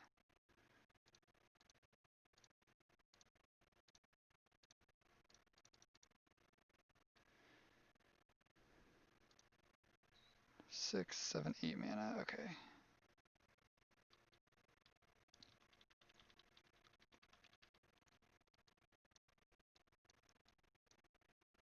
So I think we're in pretty good shape this game.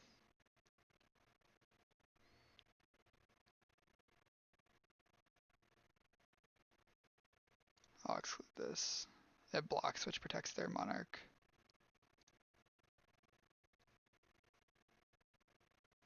And it draws a card, so it's like the scariest creature other than Atog. But they just used a Fling. I don't think it's very likely they have Atog. Dispel.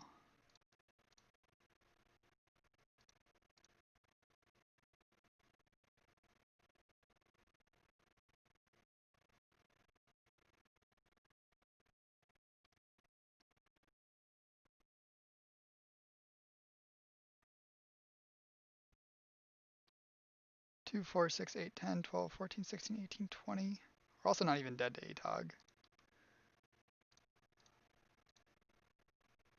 That's fine.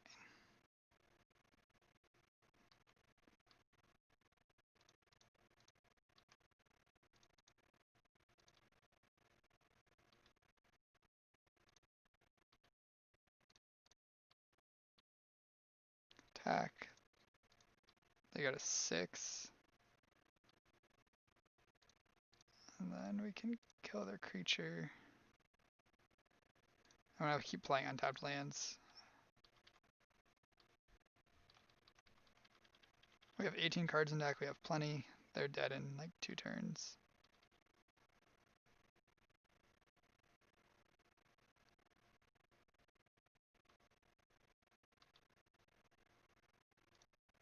So let's draw first and then cast Teachings.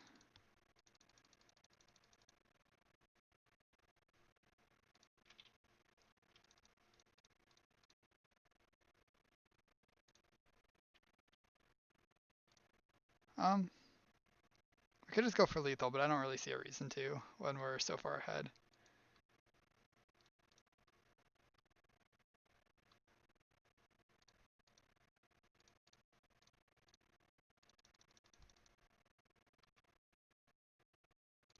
There's our counter spells. Okay.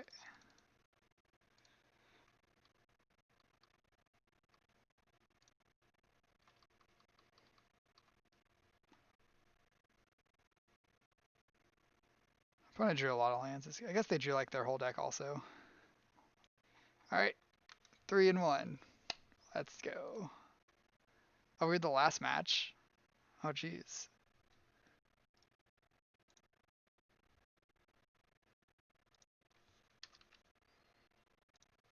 Nice job. Thanks, Imp.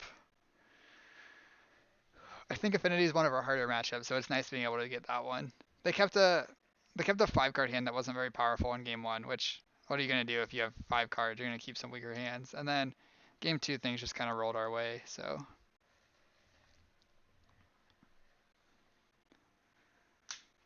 we like kind of taxed their colored mana early game, and that bought us a lot of time.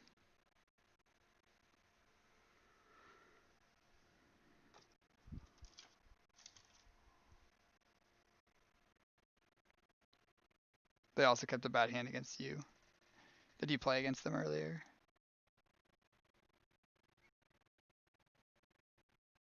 Not good. I see. Round 2.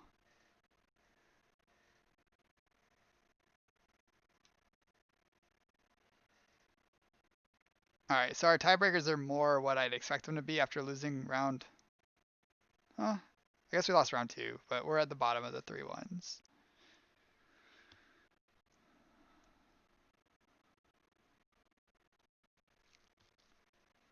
So we have to win the next 2 to top 8, and win one of the next 2 probably to cash. Let's see if we can keep the 3 in a row dream alive. With like, I'd say a reasonably off meta deck. I don't think blue black control is like unheard of in Pauper, but or blue black's teachings. It's like a real deck, but it's not the most common. Alright, won the die roll, that's a good start. This person's been playing very slowly. I believe they are likely to be on like Boros or something. I'm gonna keep this hand. It's not great, but we have our Mortuary Mire, which is nice. Oh, it's Tron? Oh no. Oh, we're in trouble against Tron. I'll cast Frantic Inventory here.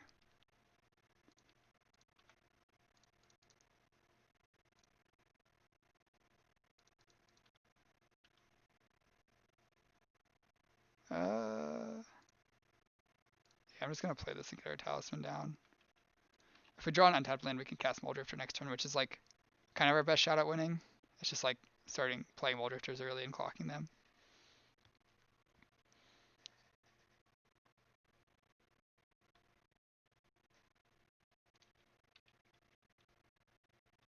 Our other shot at winning is decking them out, but that's not a great one.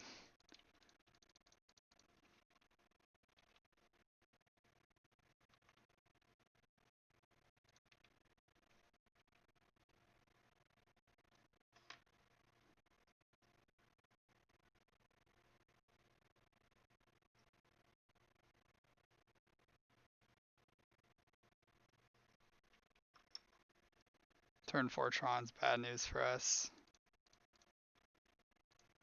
But we're gonna fight.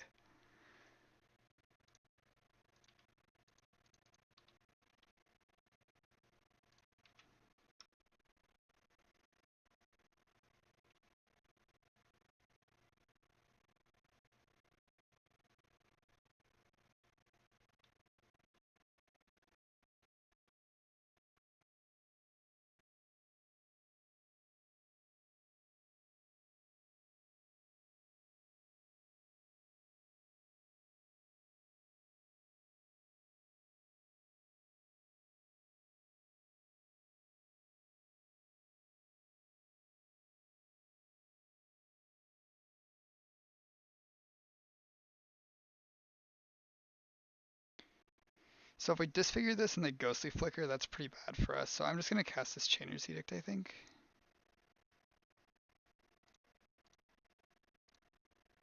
And then we can preordain to try to find some lands.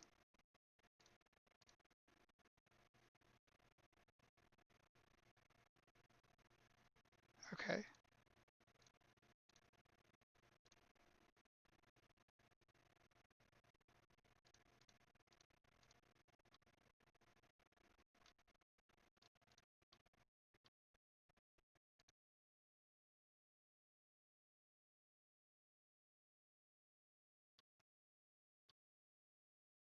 Okay, don't mind that getting countered or getting fogged. Question is, do we play Ornament here or do we pass? Would we counter a wall here? We wouldn't counter a wall. And if we're not countering wall, what are we leaving up counterspell for? A way to remove the ornament. I'm just gonna play it.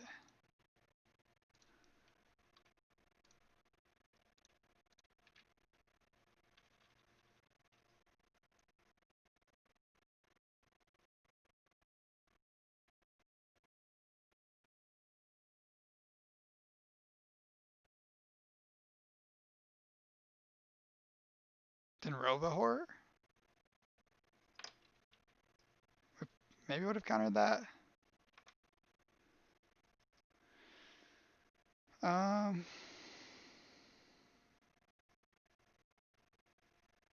that's annoying.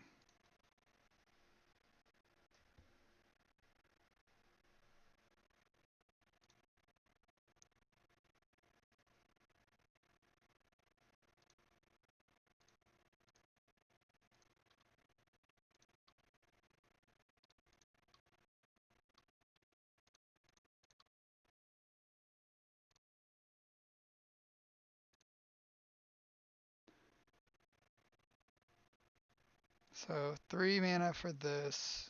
Then we'll have 1, 2, 3, 4, 5 mana plus this. Yeah. So I'm just gonna play this, and kill this and say go.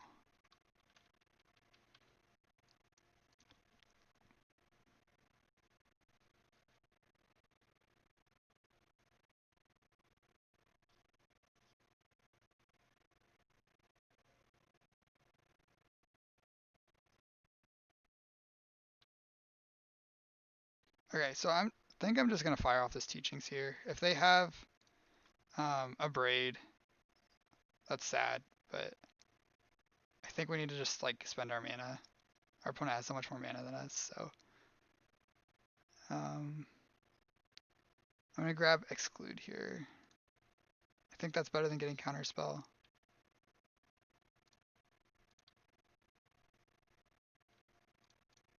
When we already have 2 counterspells. Fog's fine.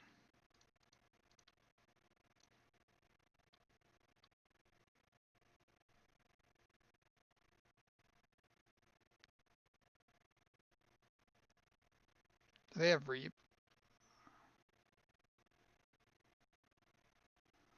Okay.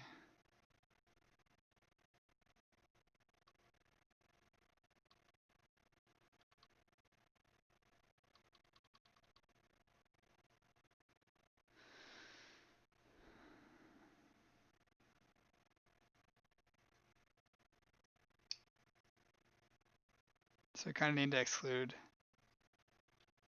whatever creatures they play.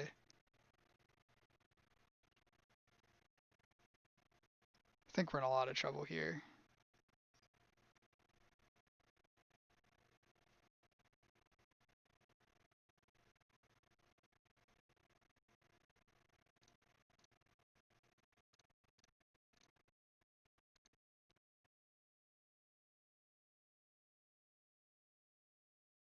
Yeah, we're definitely in a lot of trouble here.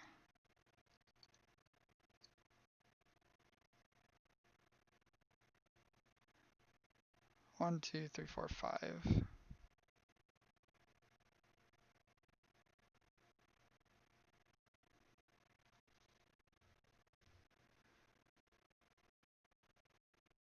If they have Voke, Moldra, Ghostly Flicker, Bog, and Prism. Draw a card, exile our teachings. 1, 2, 3, 4, 5. That's fine.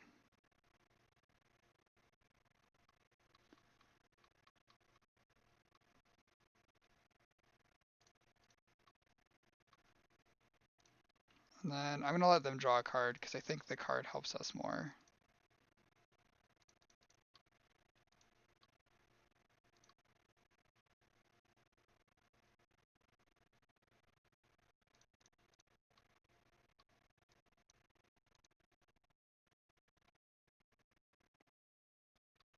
Okay.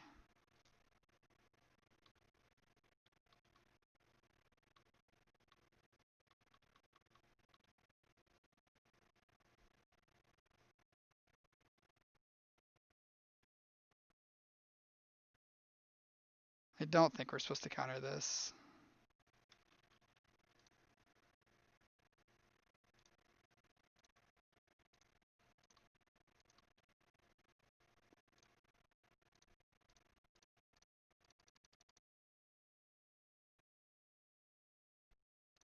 I'll cast it down though.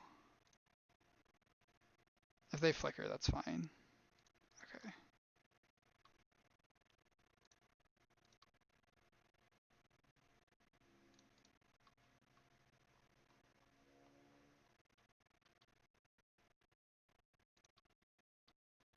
Interesting they let that resolve.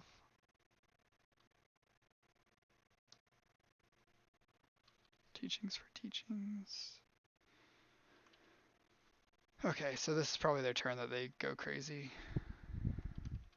And we're probably dead.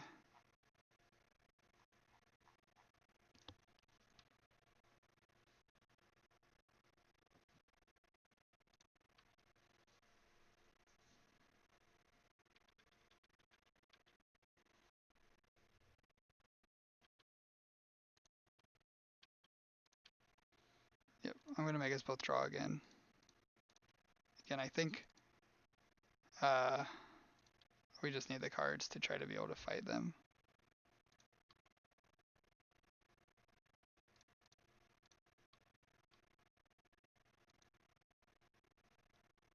Fiery Cannonade. Okay.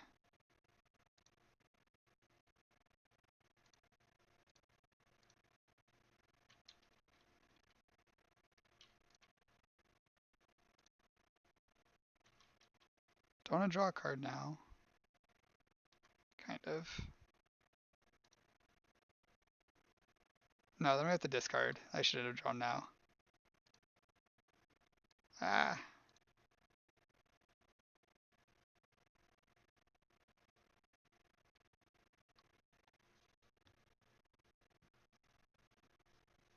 I guess discard two. I should not have drawn now. Reveals exclude. 6 mana, flash it back. They have pulse and reaping.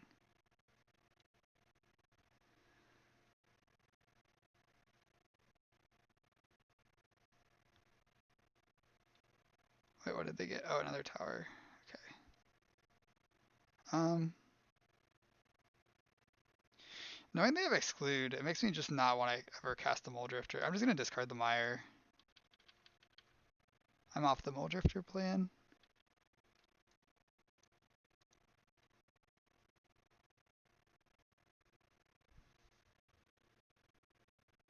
Yeah, that's fine.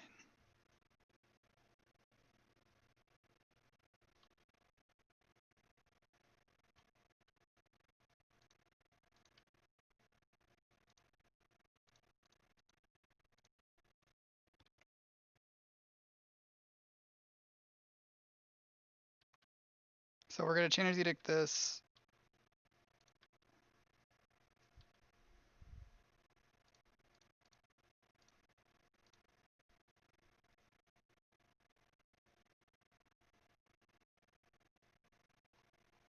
And I'll counter an unwind, I think. Will I counter an unwind? 1, 2, 3, 4, 5, 6, 7. Okay. don't have to make that decision.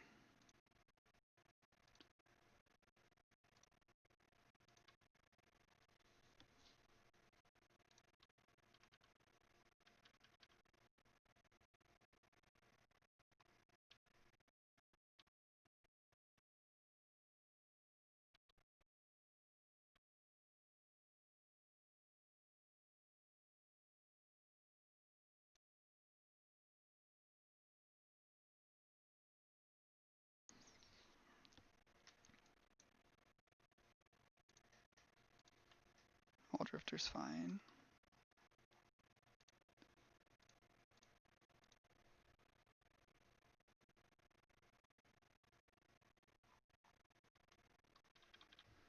If they don't have Rolling Thunder, they might have a hard time killing us.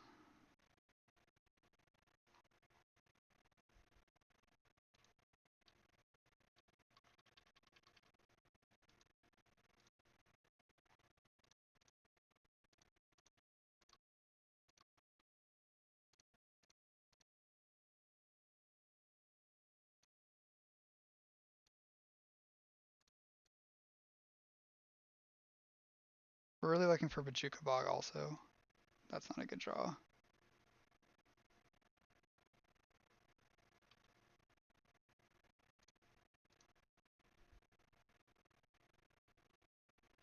There it is.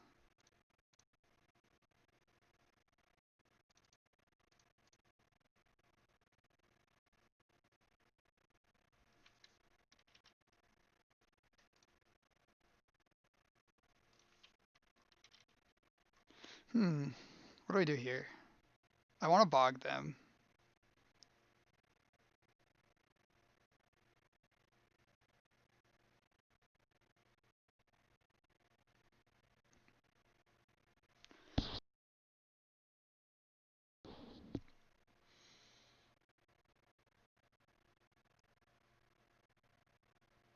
I think I'm just gonna kick this and bog them.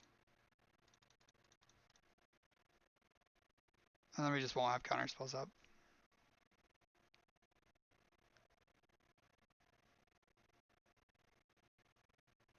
Perfect.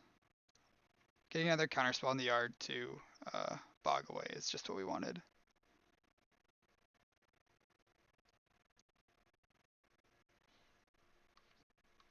Okay. So they have Unwind left. They have no Recursion left because we got rid of Pulse and Reaping.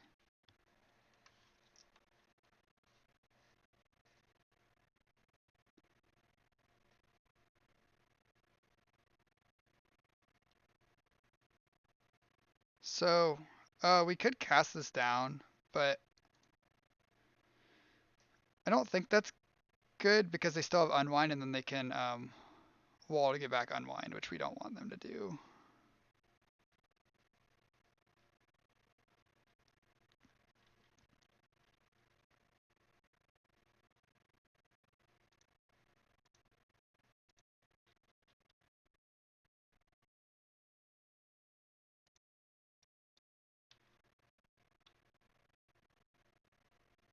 Honestly, I think we just pitch the inventory.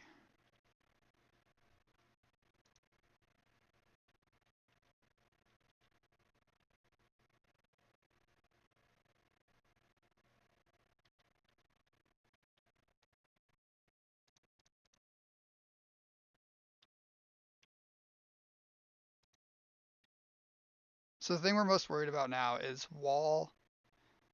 uh, wall getting back Unwind, wall getting back Flicker, flickering both. And we want to get these Mole Drifters off the battlefield. So I'm going to cast Evankar's Justice and protect it with Counterspell this time.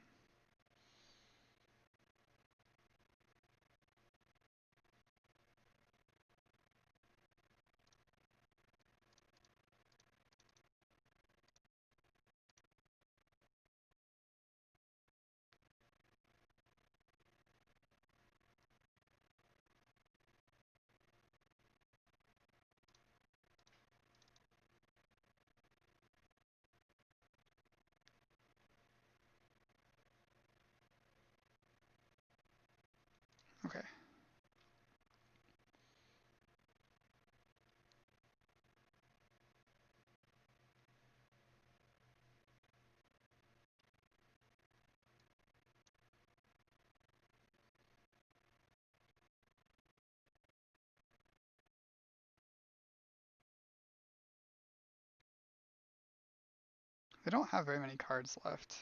I'm assuming they have to have Rolling Thunder if they're playing like this, right?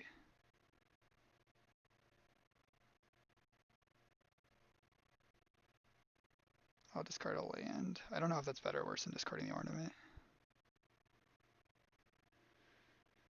Okay, so if we counterspell this, yeah, we want to counterspell this because they don't have any recursion. So every wall we get rid of is gone for good. Okay, sweet.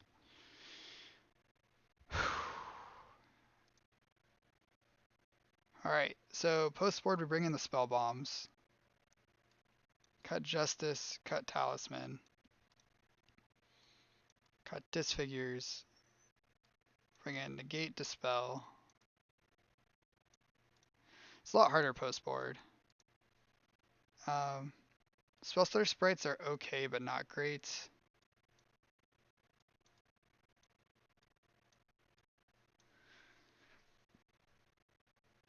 Hydroblast is also okay, but not great.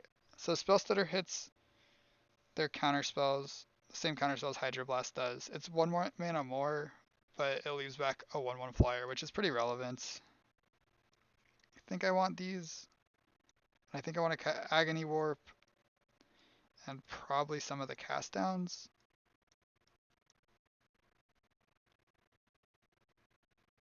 I could play Cruelty over cast down. It costs one more mana, but it exiles, which is pretty relevant, especially when they've showed Reaping the Graves. I think I like that.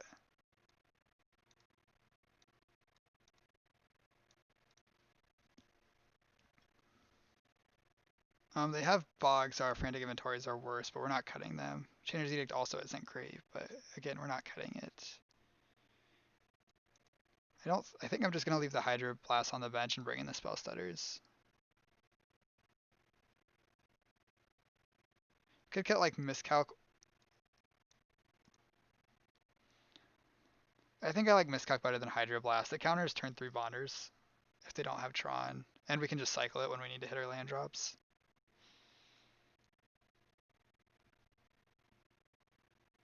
Okay, this hand's great.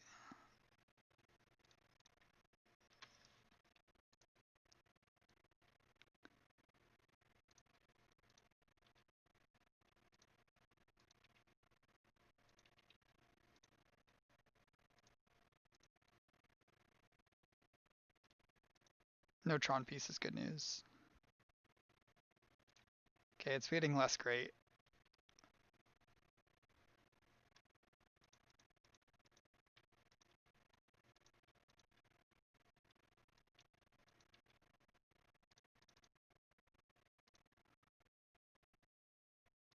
We're just gonna jam this Bonders.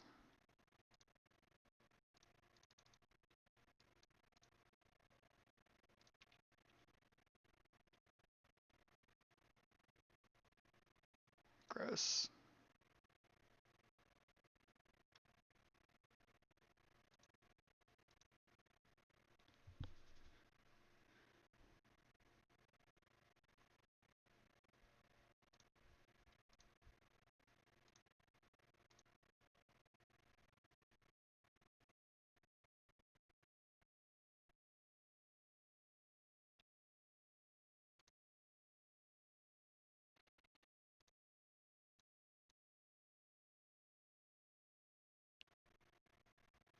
I still haven't drawn a Tron piece.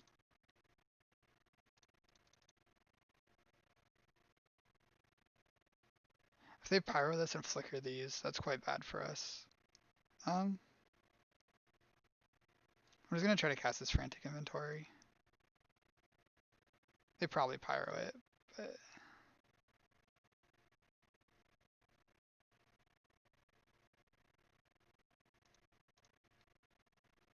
okay.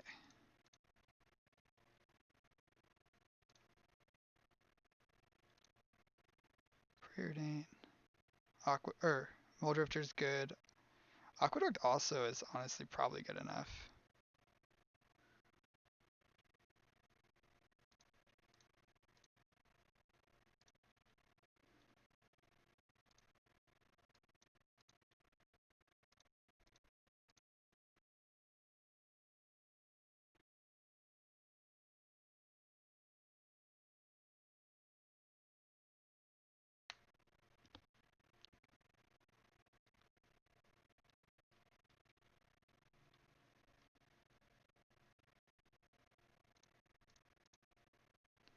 We're gonna exclude whatever creature this is.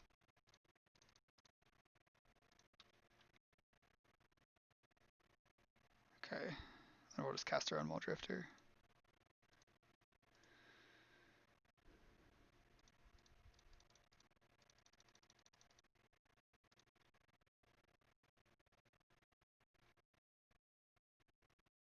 I'm gonna play Backwater because we want this if we draw like a Mortuary Mire or Bog.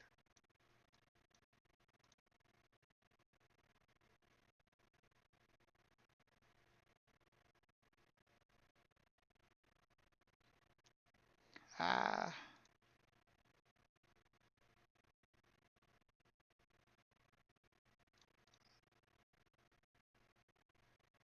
I guess I'll trade.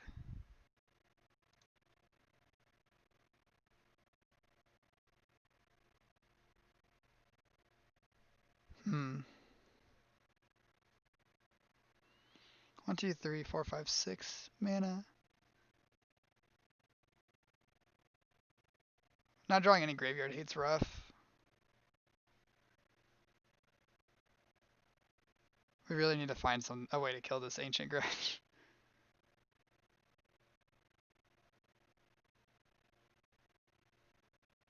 So I guess we're just teachings for Counterspell and passing. Feels pretty bad, but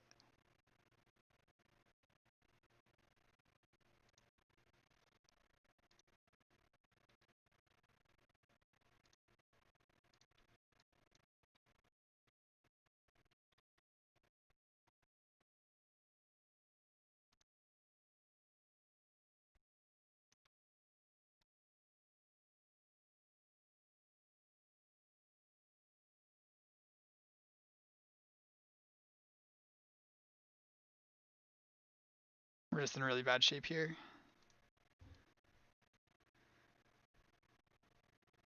Maybe we should just be trying to play fast since we're almost certainly dead.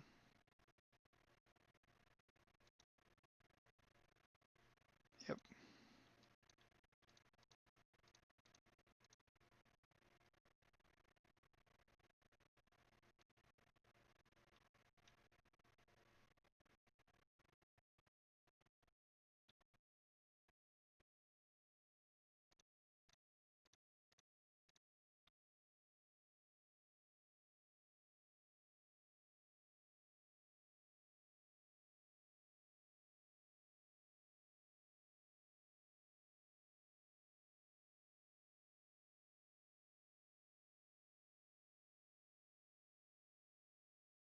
Opponent has a lot of things we can't beat, so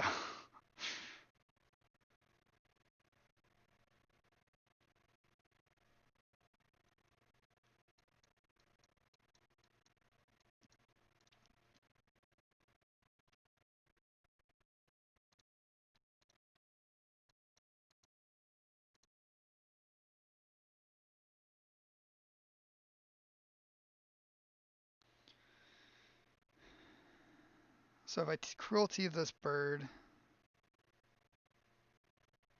I think I should because then that exiles their Ephemerate.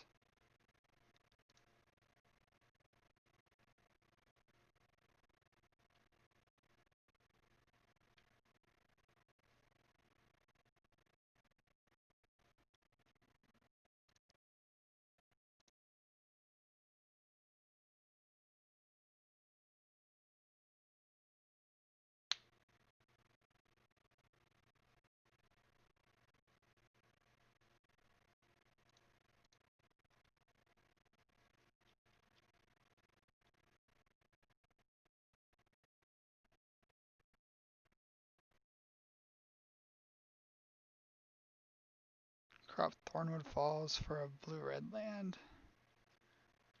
Interesting.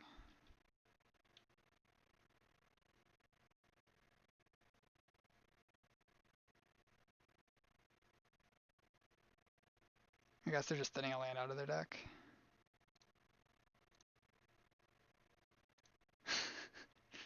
uh, sure.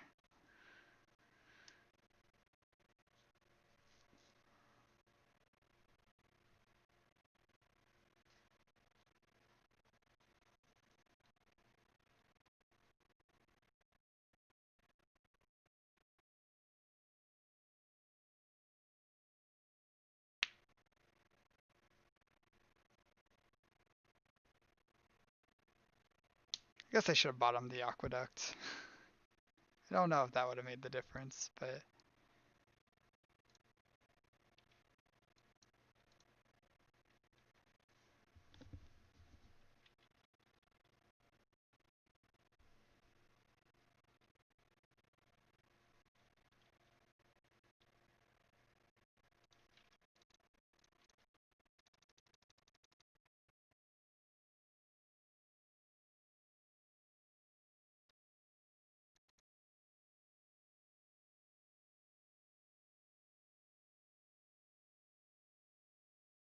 okay. I don't think this will resolve, but if it does, we have a chance.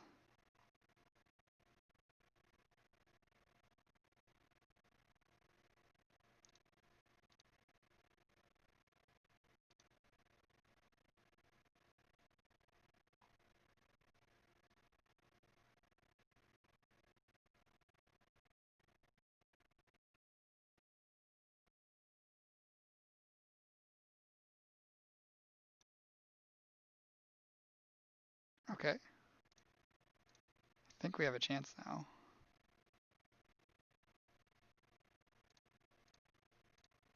Top both of these. Play ornaments.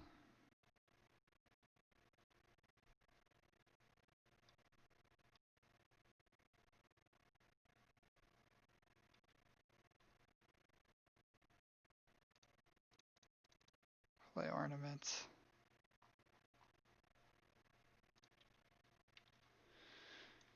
Alright. So you're saying maybe there's a chance.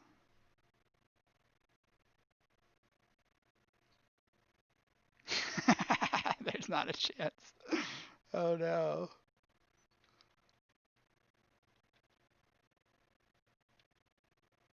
Goodbye, lads.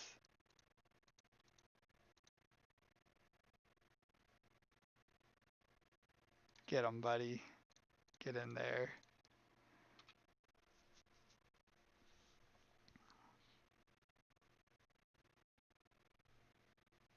Some interesting tech they got. So then they can just draw their deck now with Ghostly Flicker, Mole Drifter, and Wall. It's okay. We won the time battle on this one.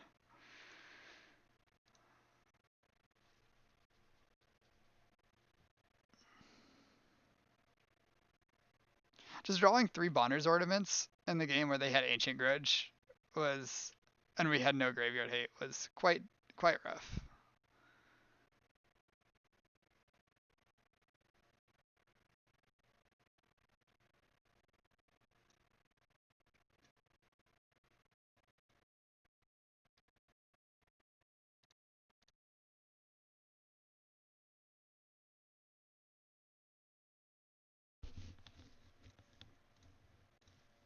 Neither of those help. Uh, so we have enough mana to activate this twice.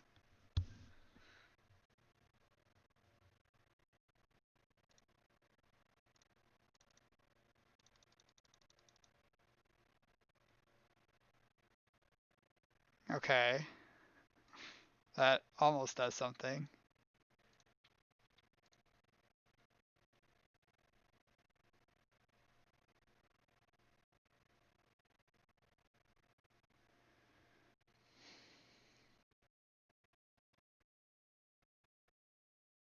So they have 1, 2, 3 mana.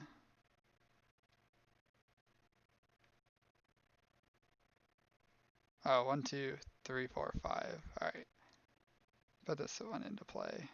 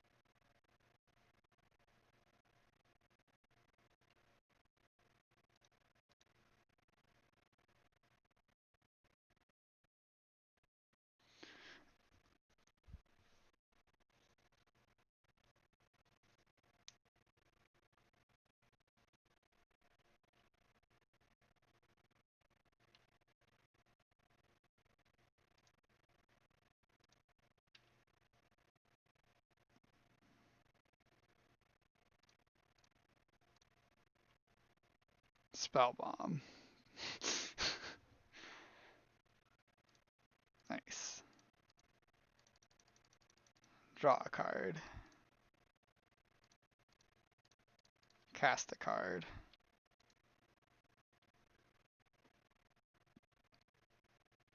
Okay, Ball Drifter down.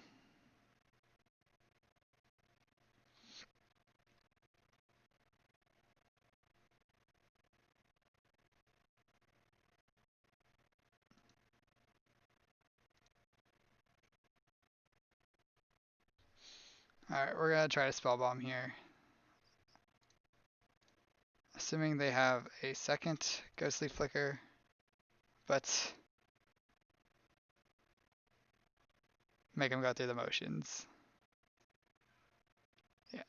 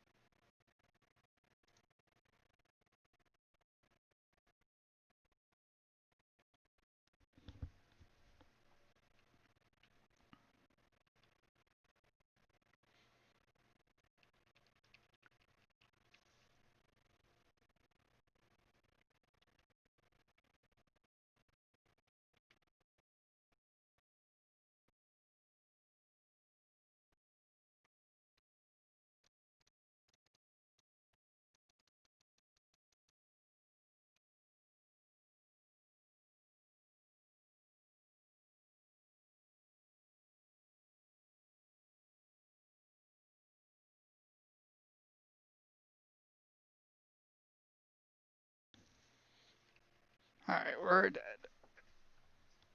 Game 3. So, post boards saying Mornwalk doesn't really make me want to change anything. I think I still like the cruelties over cast downs. Still like all the counter spells. Could see playing one Hydroblast over something. I don't know what, but could try to slot it in there. Maybe we got one more removal spell.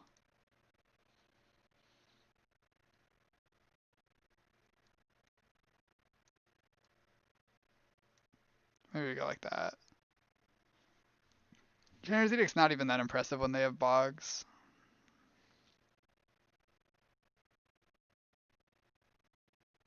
Yeah, let's try this.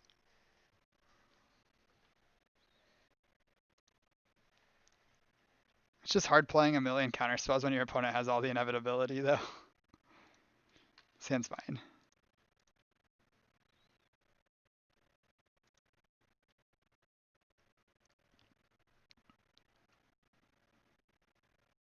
We have all graveyard hate and nothing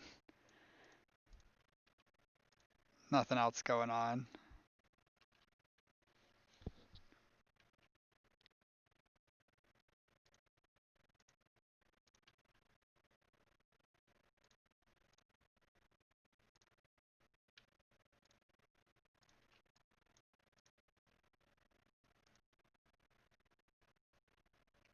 No second land. No second land. Alright, play Ornament, your turn.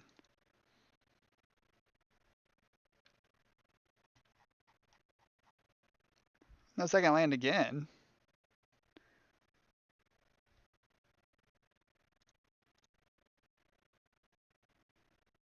Uh,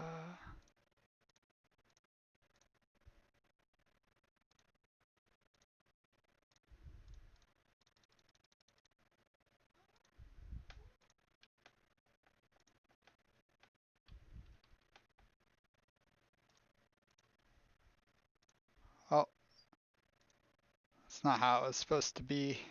1, 2, 3, 4.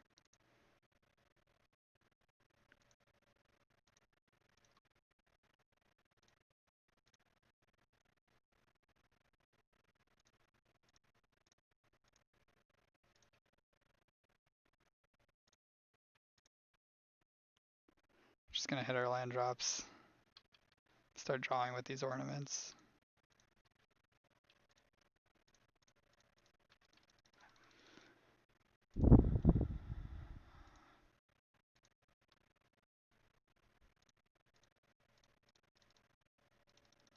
Opponent, you kept the risky one.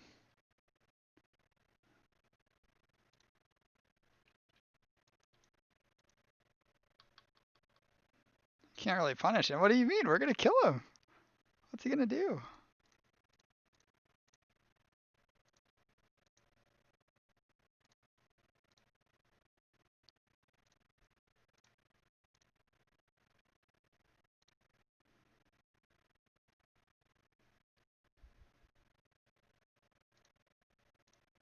Oops, that's not what I meant to click. This one.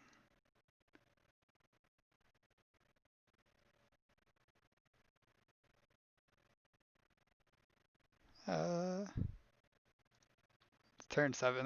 That's true. It is turn 7.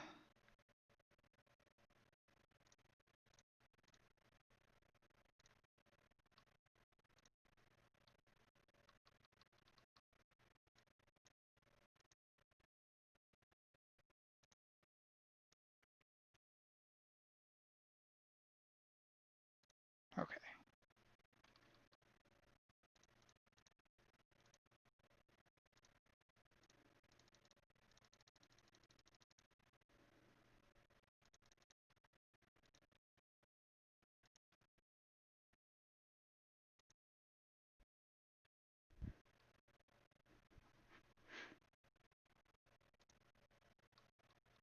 I'm playing fast because I don't want to time out when we are given this gift. Yeah, we don't want that to happen. And if they do this, then we get to do this. Now we got a clock. We got 3 power. 1, 2, 3, 4, 5. Okay. So we just draw with this.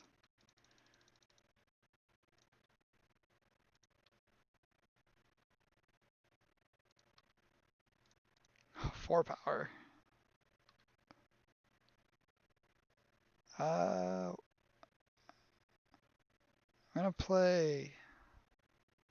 I guess I draw with this first. Okay, so we'll just play this land.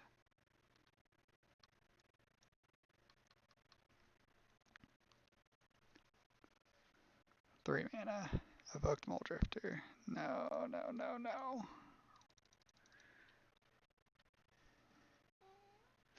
Boom. 4 and 1. That was they kept a 7, right?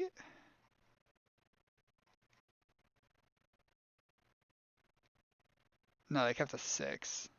They kept a 6. Okay. Yeah, we beat Tron. They kept the 1 lander. And they did not hit their second land until turn 5?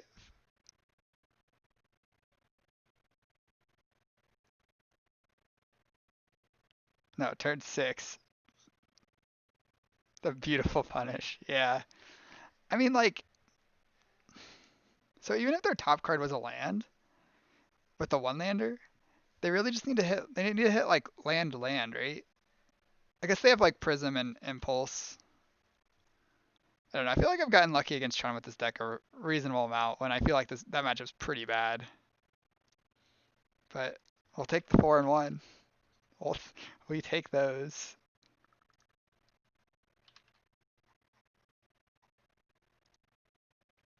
They had Impulse and Crops. Yeah. Yeah, they had Impulse, Prism, and Crop.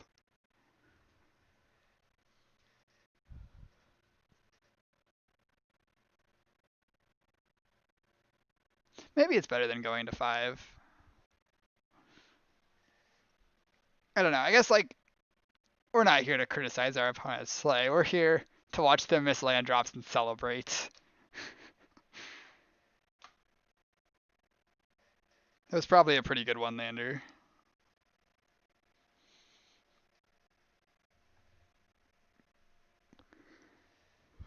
They just did not get there.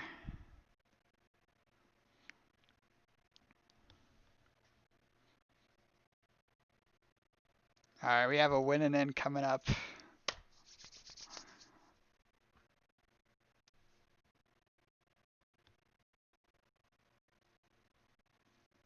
And a losing out because our tiebreakers are atrocious. I've had I've had some very lucky tiebreakers in the past. Today is not going to be one of those days. We're at the bottom of the X1s. We were at the bottom of the X1s the round before, and the round before that,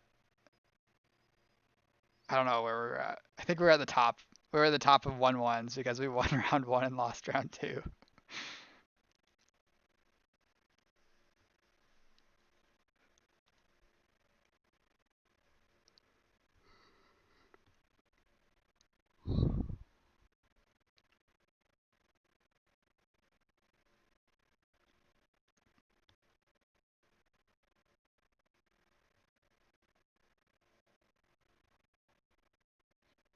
All right, we got 2 rounds left going.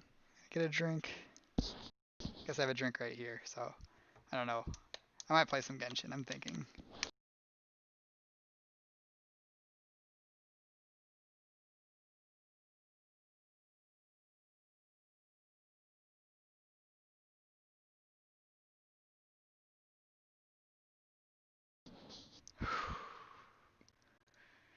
One more. Gotta get one more. After losing round 2, we had to 4-0 to make it. We've 3-0 since then. We need one more.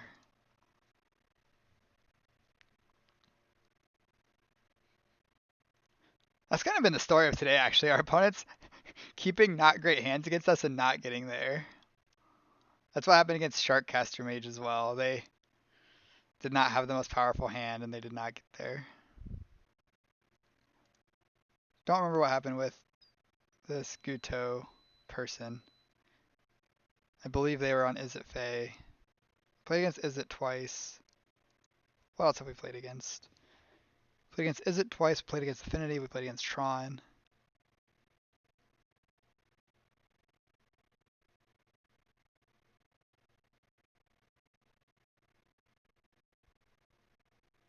I can't remember the last deck we played against.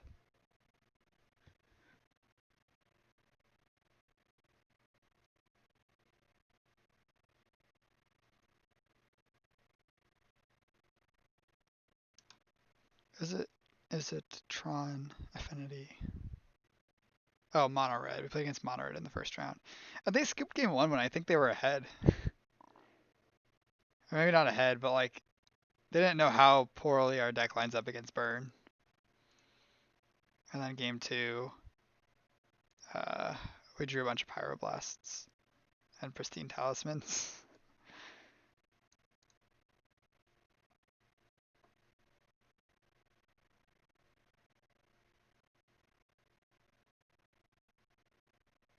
One more round. Playing Hades on my Switch right now. Just realized how Hades Full Year Morning is going. Yeah, Hades is sweet. That game's sweet. I like it a lot.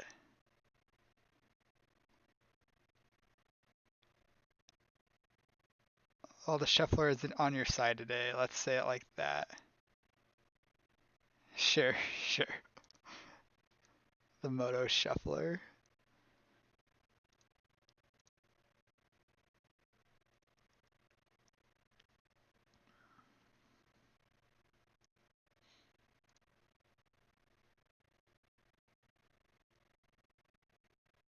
Started it last night. You're really enjoying it. The soundtrack is a banger. Yeah, I'm trying to think of the soundtrack. I really like the voices. How what's his name? Zagreus always has something to say about everything. I just appreciate those like little touches. And then I also just like all the other characters, like everyone that you talk with in hell, I guess, and the under. Yeah, it's hell. No, it's what is the underworld called in Greek mythology? Is it Hades? Is it just named after the god? I don't think it is. Is it just the underworld? Well, whatever it's called. I really like what they. I basically like everything about that game. It's got a good name. It's got a good story. The gameplay is fun.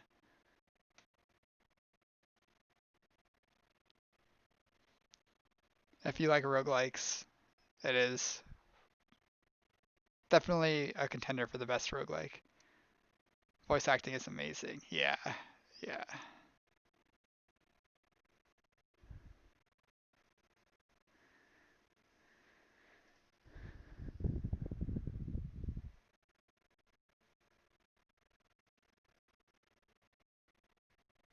I was kind of I was kind of hesitant to get it, and then I saw it was out on the Switch, so that's what sold me because I can just play it on my Switch. I was thinking like I'm trying to remember when I got it, but I'm hoping someday I'll be able to play it in uh or play it between rounds at paper tournaments, but I don't know if that's gonna happen. Might be done with it before then, before I travel again.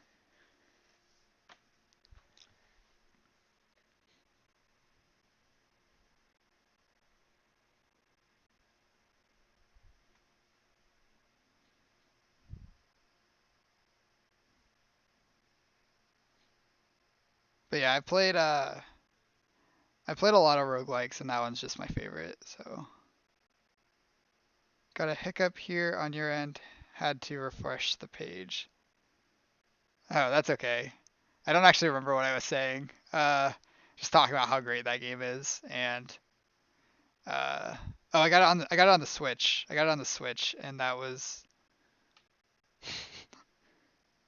I was just talking about how I wasn't sure if I was gonna get it, and then I saw it was on the Switch, and I'm like, okay, I'll try it out. And then I was just like very happy I did. Playing on your Switch also. Yeah. I've noticed that like when I buy single player games on my computer, I don't play them very often because if I'm on my computer, I'll usually just either play Magic or play a multiplayer game with friends over Discord. But like console games, that's I need some good single player games for my console, especially portable ones like the Switch.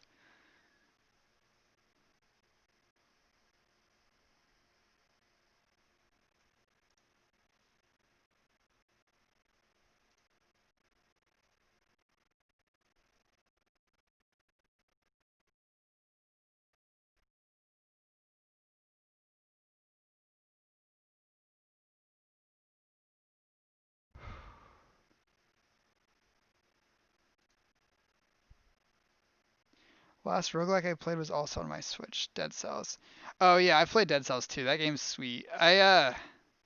I think I'm just not good enough though, because I beat normal mode and I was progressing so slowly in hard mode.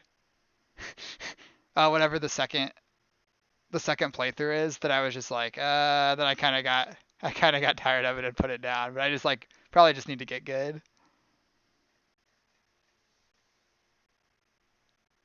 That's just really hard. People are saying Hades supplants Dead Cells as the king of the roguelikes. I think they both feel very different, I guess. I think they're both really good games though.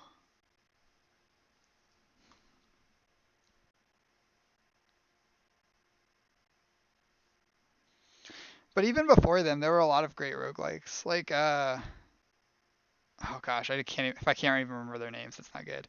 Into the Gungeon's really good. It doesn't have as much progression as like Hades or Dead Cells does. I liked Rogue Legacy a lot. I played that a long time ago.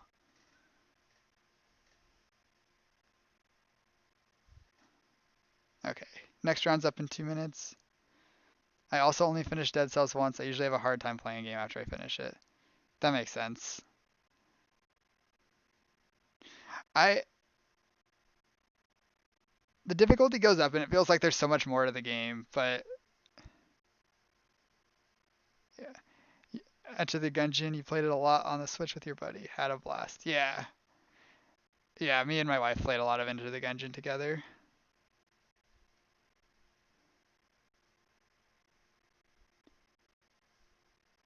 Co-op makes it so much fun. I wish they had I really like good co-op games and I feel like there aren't a lot of good couch co-op games since my wife and I are always looking for games to play together and it just doesn't seem like there's many. We played through Diablo 3. We played enter the gungeon. Enter the gungeon. I don't know. We played some Borderlands. I don't really like shooters or I don't like first-person shooters very much. Have you tried Lovers in a Dangerous Space-Time? Yeah, we played a little bit of that. Knights and Bikes. Let me look up Knights and Bikes. I haven't heard of that one. We played a little bit of Lovers in a Dangerous Space-Time, but it felt like kind of um I don't know. We didn't fall in love with that one though. Knights and Bikes. Knights and Bikes is a cooperative action adventure game inspired by the Goonies and The Secret of Mana, or in Secret of Mana. I haven't heard of either of these games. It's created by Foam Sword. I'm gonna look at the Steam thing, even though I'd be getting it on the Switch. Oh, it's on sale.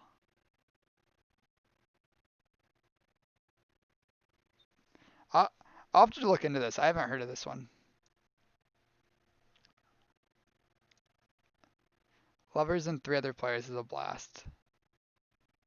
Okay, I might have to give it a go because I bought it on the Switch and I played it once with my wife and 2 of our roommates, and it just kind of we just played a little bit and just were like that was okay, but maybe I'll give it another go. Sans, hopefully our opponent's playing creatures because his hand's good against creatures and not good against non-creatures. Okay, potentially Fagin.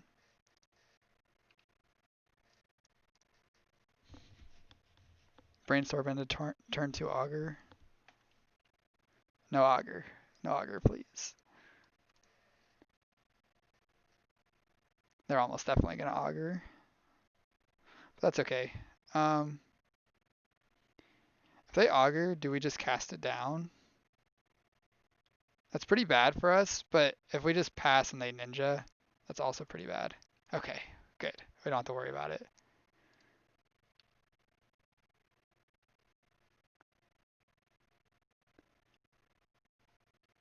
I feel good about this game state.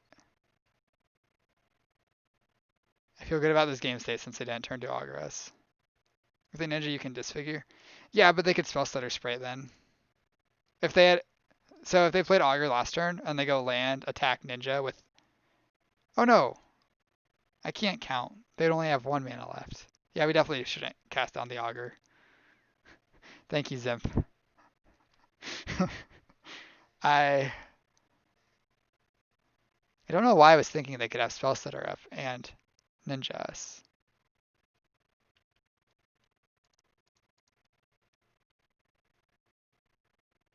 I'm gonna play Island because it lets us, if we draw another blue source, we can hold up double counter spell.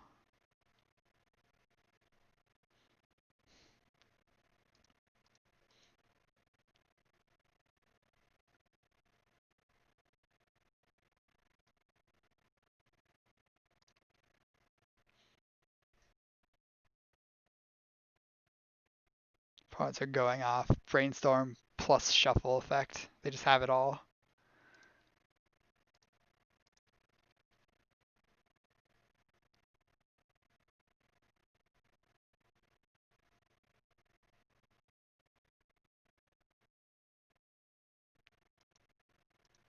We just want to keep drawing lands here. Since our opponent's not doing anything, we just want to hit our land drops.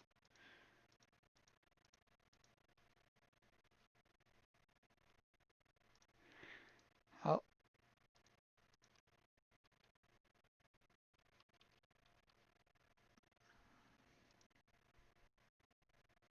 Fairy Seer.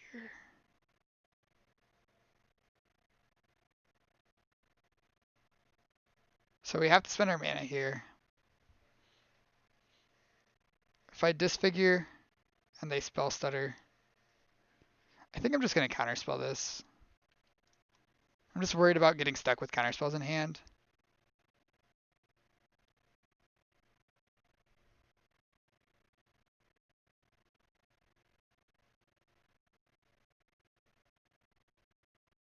Your deck seems like it should obliterate blue-red Fae. It's actually harder than I would expect it to be. I think it's a good matchup, but I don't think I would obliterate it, but it is definitely I definitely feel favored against them. Oh, we missed the land. That's not good. So, okay, if we disfigure now and they spell stutter, we can exclude the spell stutter, but then we're dead to fall from favor. So I'm just gonna wait. And if they ninja or fall from favor, then we can start doing things, but we're gonna wait for now.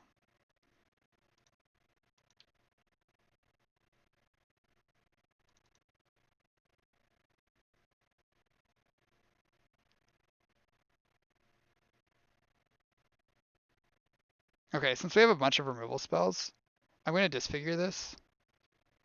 If they have another ninja, we'll just cast down.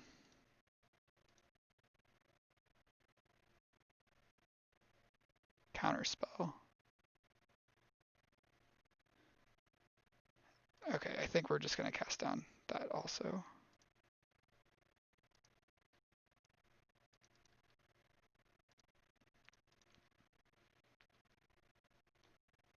Oh, we missed land again.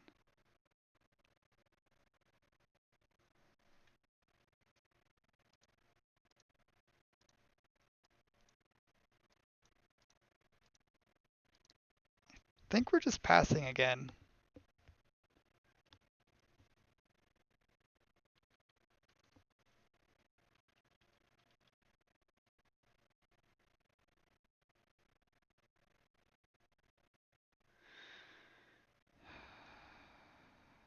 So I don't want them to have the fairy in play because of spell stutter sprite. So I'm gonna try to counterspell this.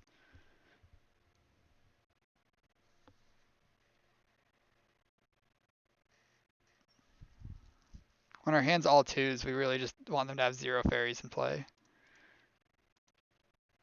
Okay, end step, I'm gonna cast this Frantic Inventory and really hope they don't double spell stutter me. Okay.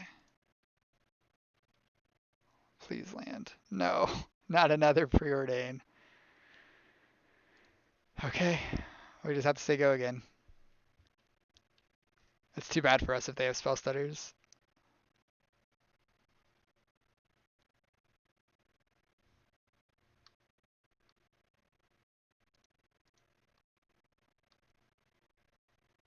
Okay.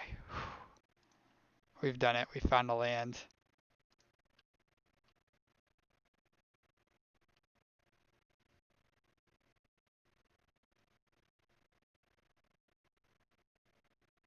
But yeah, this is definitely a good matchup. Even if they become the Monarch in game one, a lot of the time we can still beat them by decking them out just because they only have like 16 threats.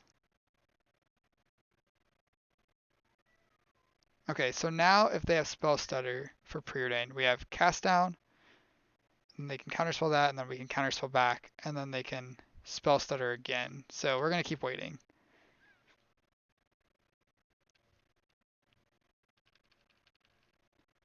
We really need to draw lands.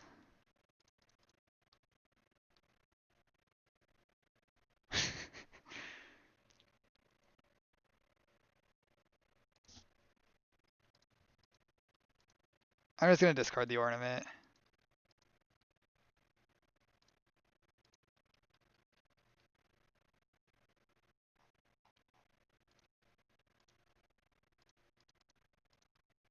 Any land.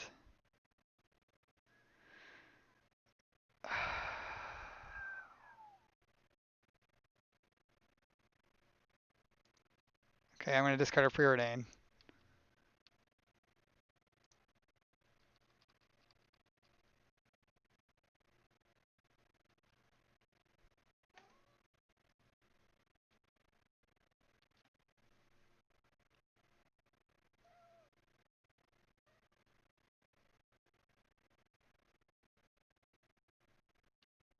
This is so sad.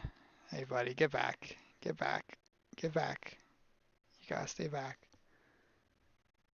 Cat glares at me. You can be on that half of the desk. That's the deal.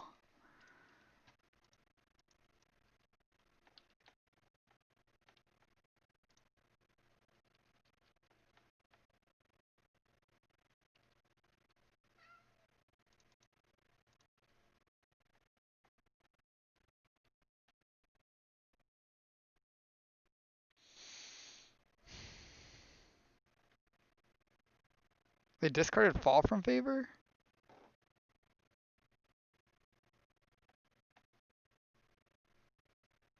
They don't have like Screds to discard? Alright, I'm gonna discard Preordain. Buddy, no.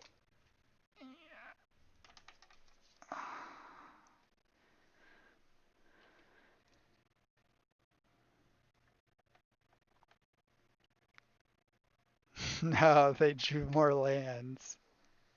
I want some lands.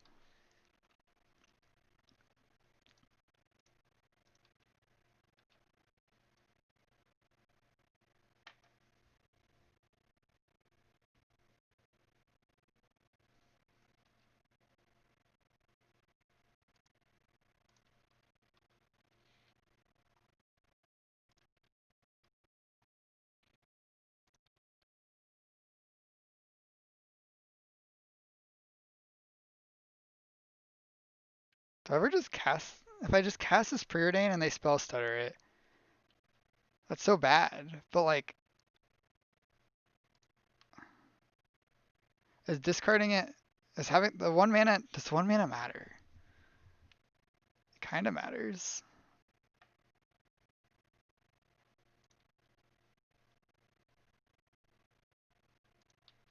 I think I'm just discarding it again. We're gonna die because our whole deck's gonna be lands now.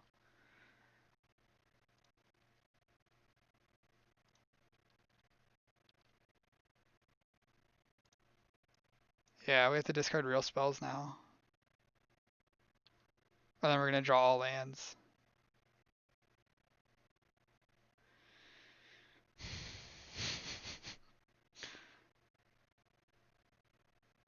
Um,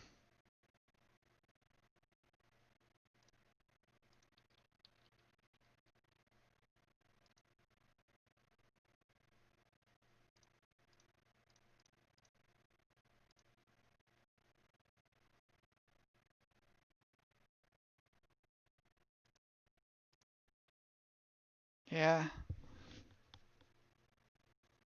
This is so sad.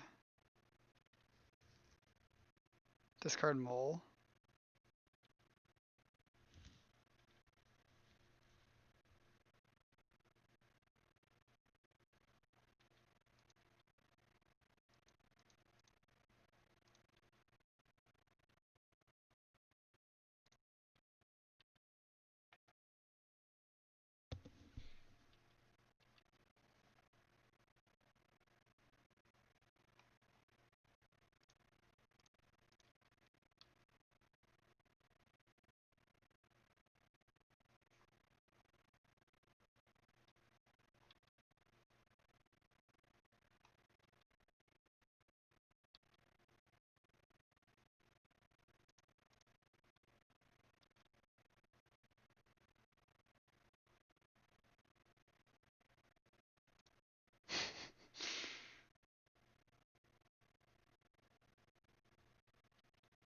That's crazy. We found so few lands.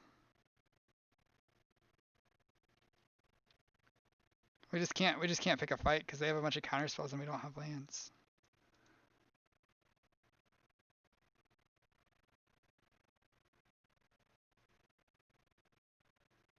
So they have 3 counter spells up, so if we go counterspell, cast down, they can spell stutter. I guess I'll just trade an exclude for a counter spell then. And then not fight back.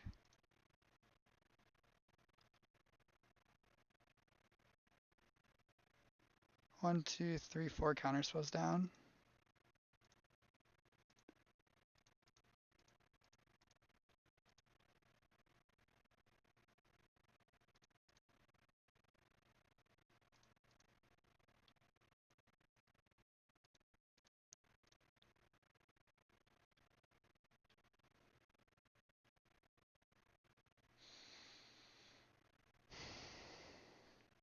That's crazy. We're like simultaneously mana screwed and mana flooded.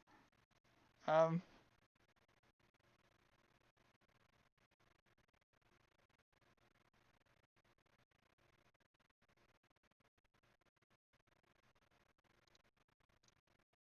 it's guess we cycle this.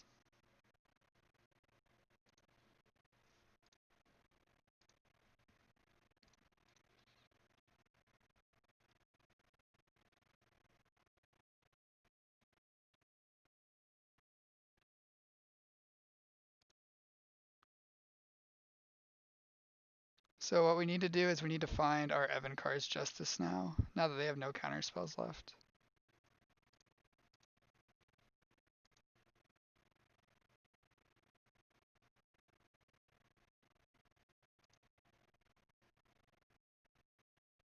So if I cast on this, they spell stutter, we counterspell. They spell stutter, we counterspell.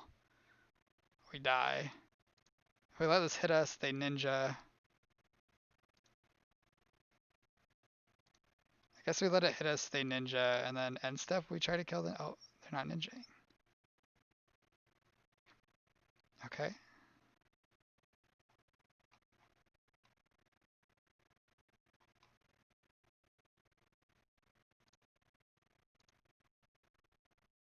Okay.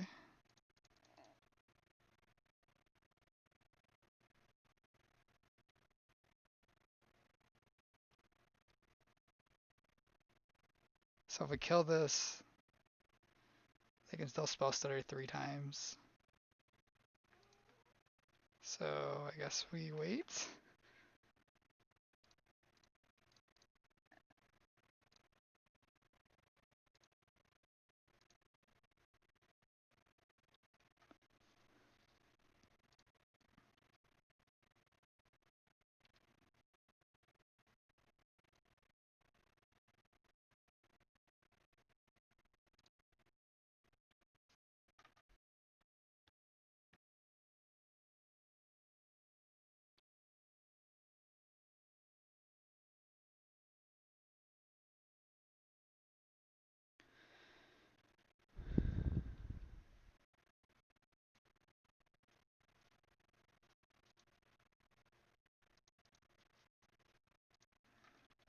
This is the saddest game.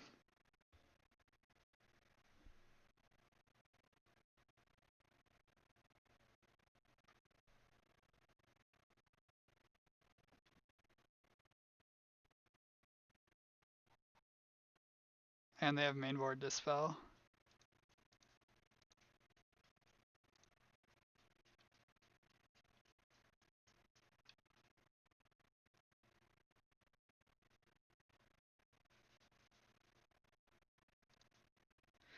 Five, six, 7, 8, 9. How many spell stutter sprites can we be? If they have 2,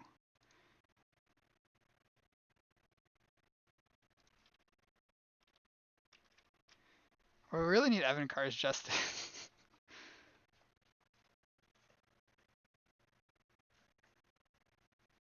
Or if there's 0 of their spell stutters.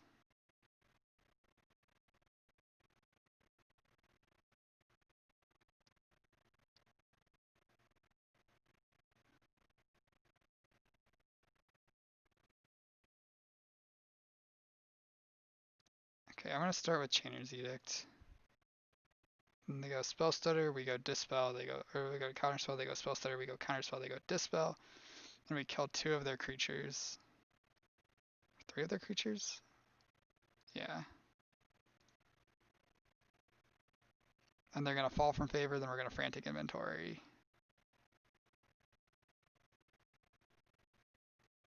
What's up, streamer? No red this time. No, no red. We're on straight blue black.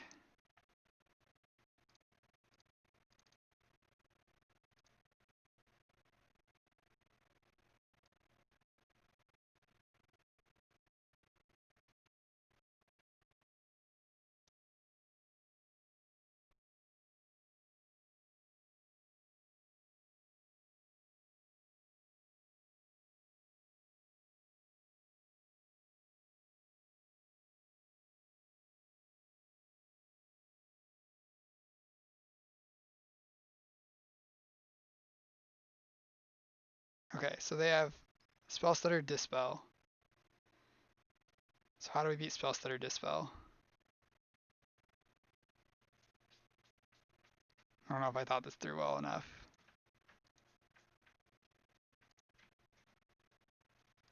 So if I play a spell, they spell stutter, we counterspell, they dispel. We can't stop the spell stutter from triggering. So why did I think this worked? So if I kill this, huh? Well,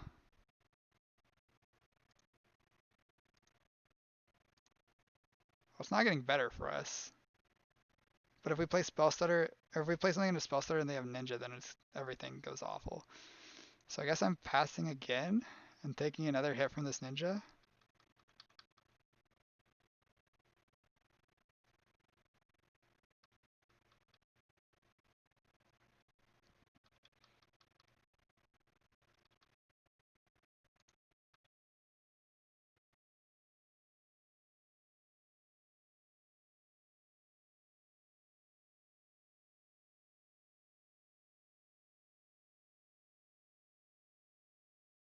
Okay.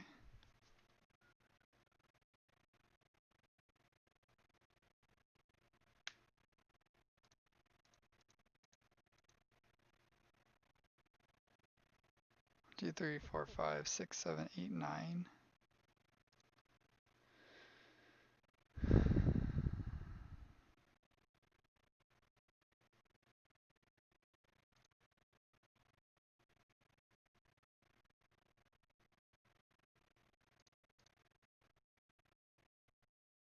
Okay. Gonna start with this. We have a million removal spells. They just said okay. They just let it happen. They didn't even care. Interesting. So if we cast Justice and they flash in 2 spell stutters, they get us 1, 2, 3, 4, 5. If we take 5, we go to 8. We're not dead if we go to 8.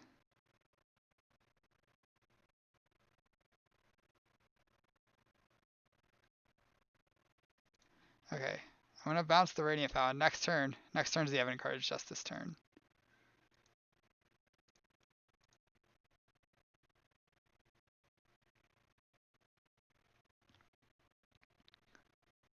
We're trying to beat 2 bolts, so we take 5, we go to 8, we go to 10, then we cast Evan Encouraged Justice, and we fight hard over it. I guess end step we can try to cast down this Augur or something, since we won't have infinite mana. Should we fight over? Should we try to kill it now? I'm gonna try to kill it now before they can do ninja stuff.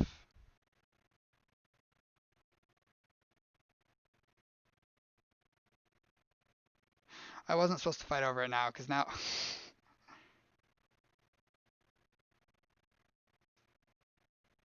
I needed to wait because this is worth more. Okay, so now what do we do?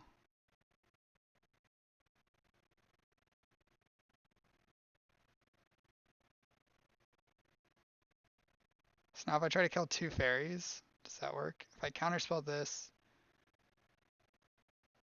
and they spell stutter the counterspell.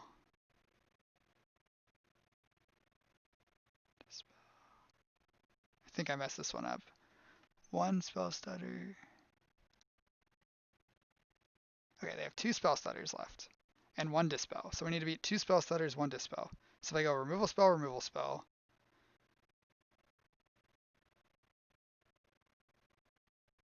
we have 3, 4, 5, 6, 7, 8, 9, 10, 11 mana. So we can go Evan Card's Justice. We don't even have enough mana to do this, to do everything. So we may as well play another removal spell on the Augur.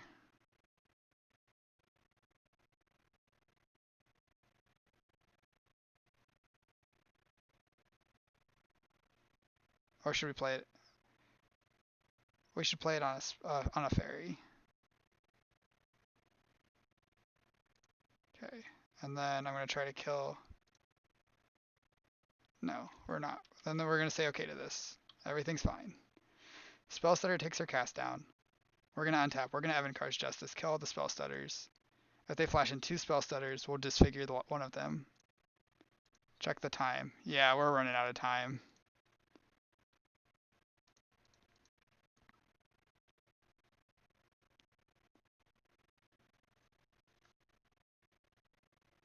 They ninja the Augur.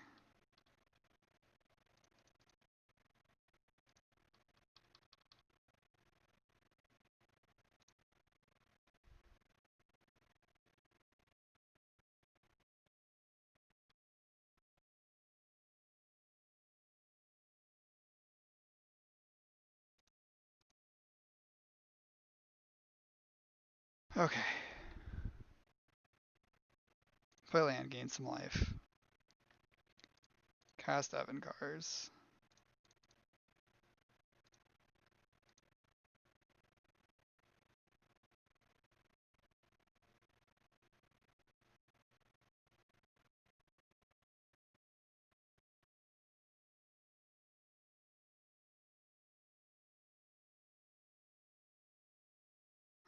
They said okay.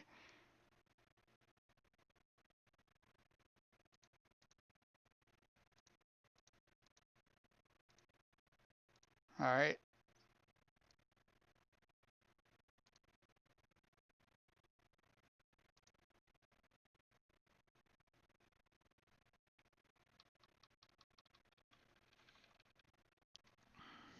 Their hand is 4 bolts. No, they usually play only 2 bolts.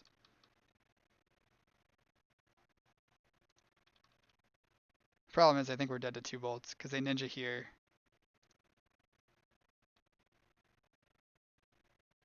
And then we're dead to the second bolt. We're dead to bolt.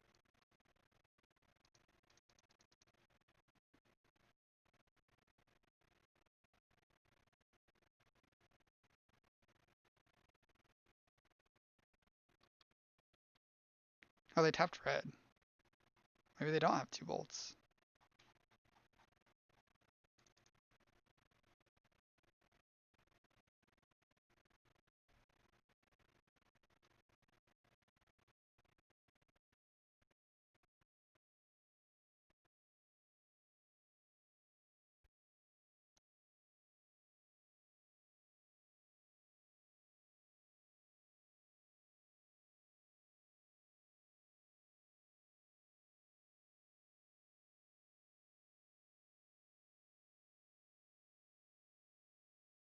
We don't care about this. They already drawn like their whole deck.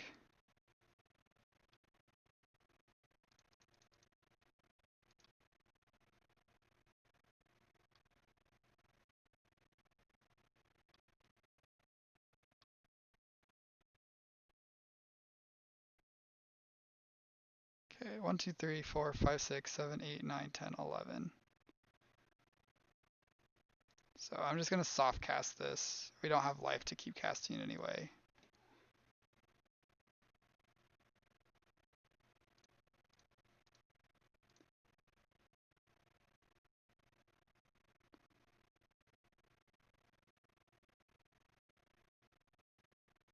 Oh, we don't. Why did I think this worked? I just needed to play Muldrifter first.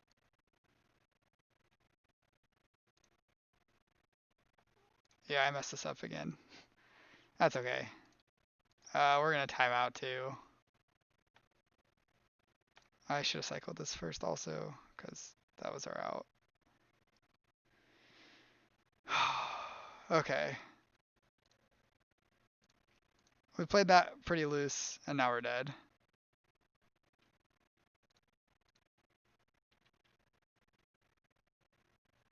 One, two, three, 4 ninjas.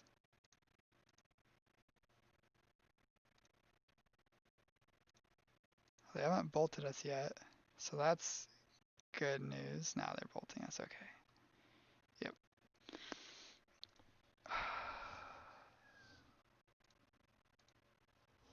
Dang, we messed that game up pretty badly. Okay, so we want fumes, we want cruelty, we want 4 spell stutters. 1 dispel, 1 hydro is how I've been boarding. These all come out.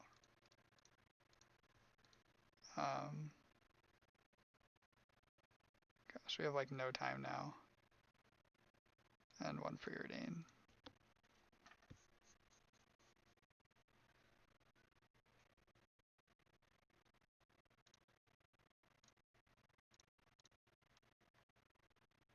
Okay, I'm taking a breath. Everything that could go wrong went wrong that game. Yeah. Yeah, we just needed to draw 1 more land early on, I think, and we would have been fine. We just didn't have lands the whole game. Maybe at some point I should have just ran preordains into spell stutter sprites, but I don't think that's right.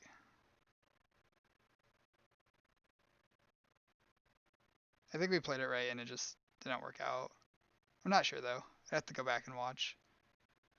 I think we messed up at the end a little bit there too. This hand's fine.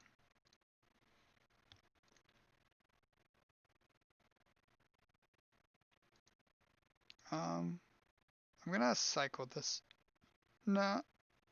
Yeah, I'm gonna cycle this for black on turn 1, and then we'll preordain into Aqueduct on 2.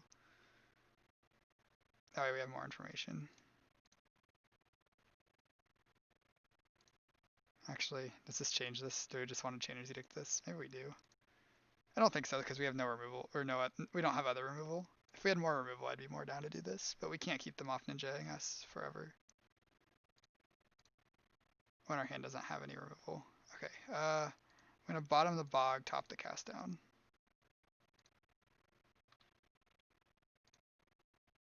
This is game 2, so we have to play very quickly. If they ninja us, then we Chainer's Edict it.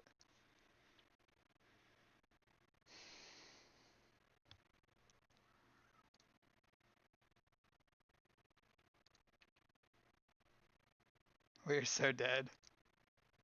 It's gonna be tough. It's gonna be tough. Did they miss their second land drop? Because if they had Evolving Wilds, they would have already played it. Okay, they did not miss their second land drop. I'm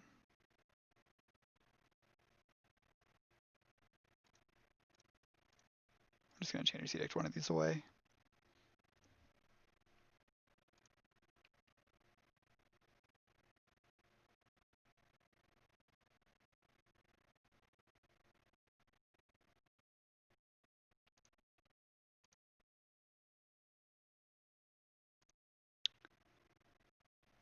Yeah, we're dead if I walk into that. Okay.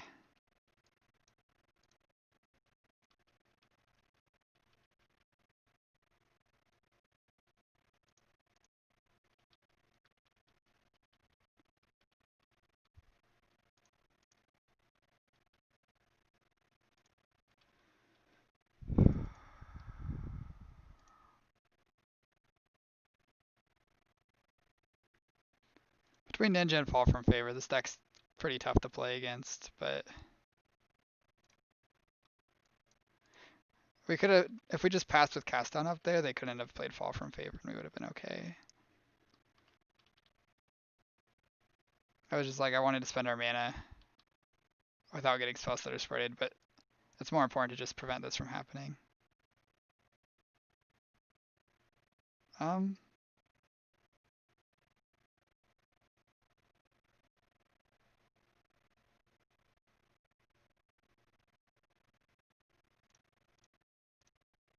gonna try to kill this in response.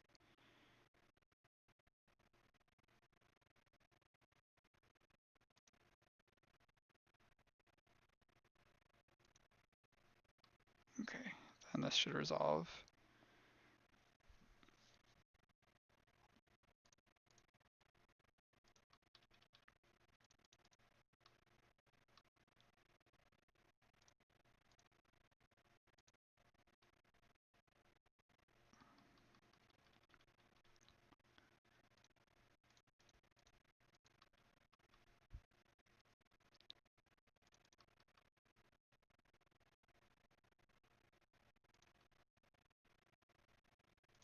If we cast on this and they have another ninja, we lose, so I'm gonna do it end step, I think.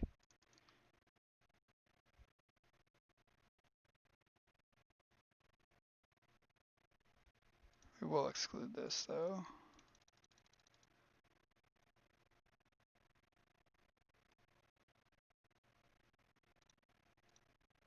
Okay.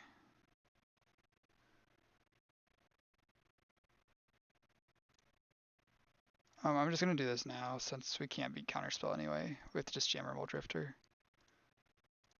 Okay.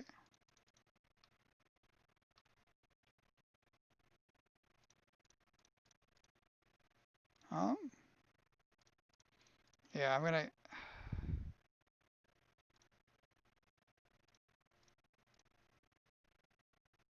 I don't know. I don't know which mode I was supposed to cast it in. Yeah. Okay. If they're counterspelling it anyway, I'm glad we cast it like that. And then we'll try to exclude something, get pyroblasted, lose the game. Or they'll do nothing like they were doing before.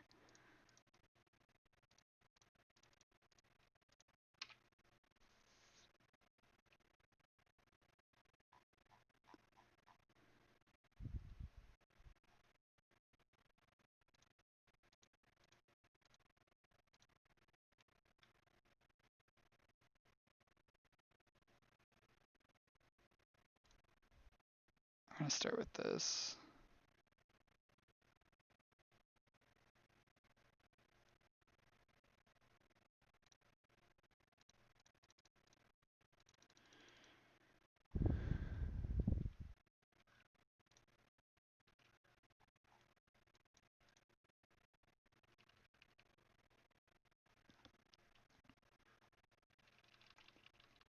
Yeah, so we basically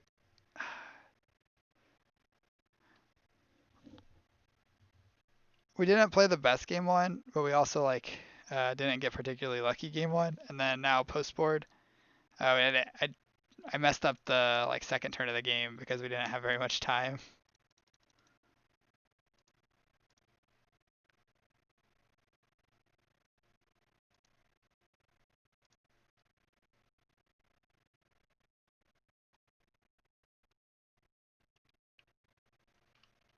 The third turn of the game. Because if we let them cast down there, we were taking two for a while, but we weren't just dead. And now we're just like dead.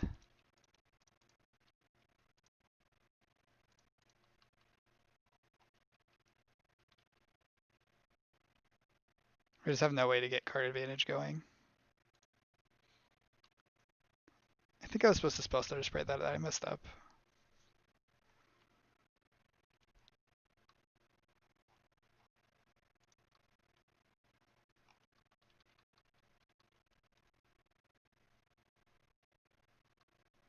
Yeah, because we can't spell stutter this.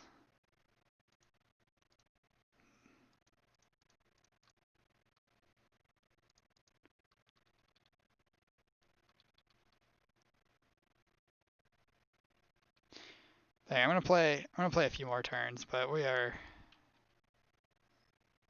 not really in this game anymore.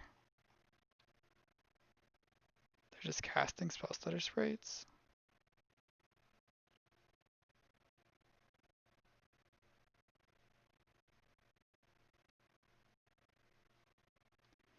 Six men to win this in another game. Oh yeah. Oh, because this turns on their other spell stutter sprites. That's why.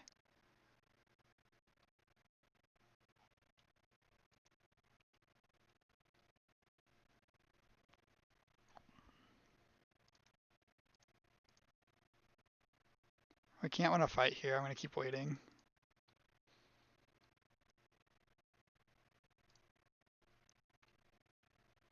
Maybe we had to just go for it. How do we win here? If we spell stutter this, maybe there's some world where we win this fight. I don't know.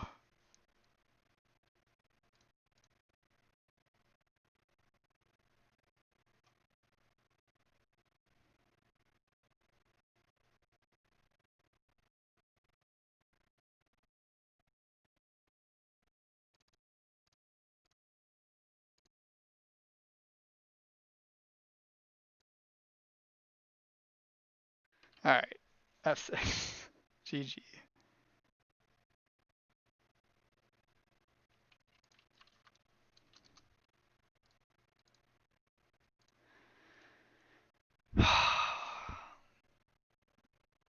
Dang.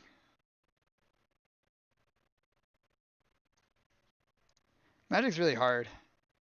Pity. Yeah, we did mess up this game. We gave them the Monarch on turn 3, which you just like aren't gonna win if they're the Monarch on turn 3.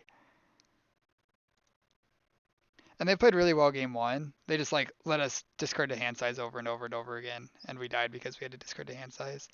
I wonder if we were just supposed to run the preordains into their spell stutter sprites. That feels wrong, but maybe it's just like better than discarding the hand size.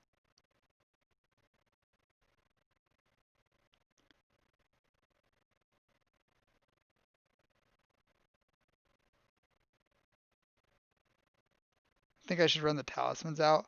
Well, the problem with running the talismans out is we don't have mana. So, um, we don't have mana, so then they can just resolve their fall from favor or ninja or whatever, and we can't stop them. But maybe that's just better than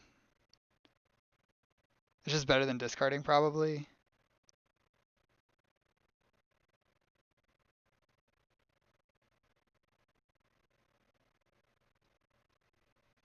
Yeah. Okay. Well, I'm gonna hang out, see what place we got, and then I'm gonna call it a day after that.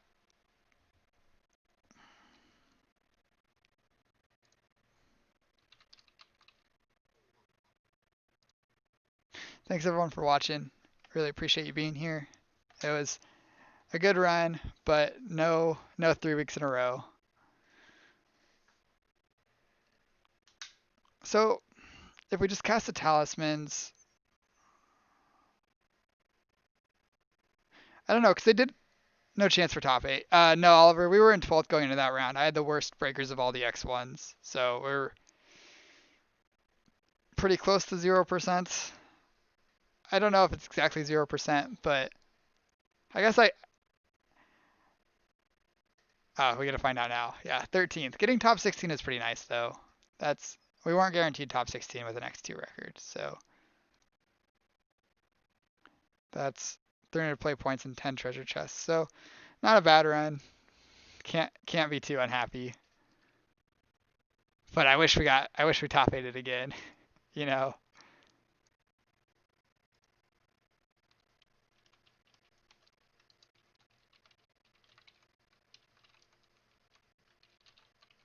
I haven't played it like any Magic this week. I started learning Dota 2, and I've been playing that instead of playing Magic, and I've been playing some other games, and also I guess I've also been spending a lot of time with my family for Christmas.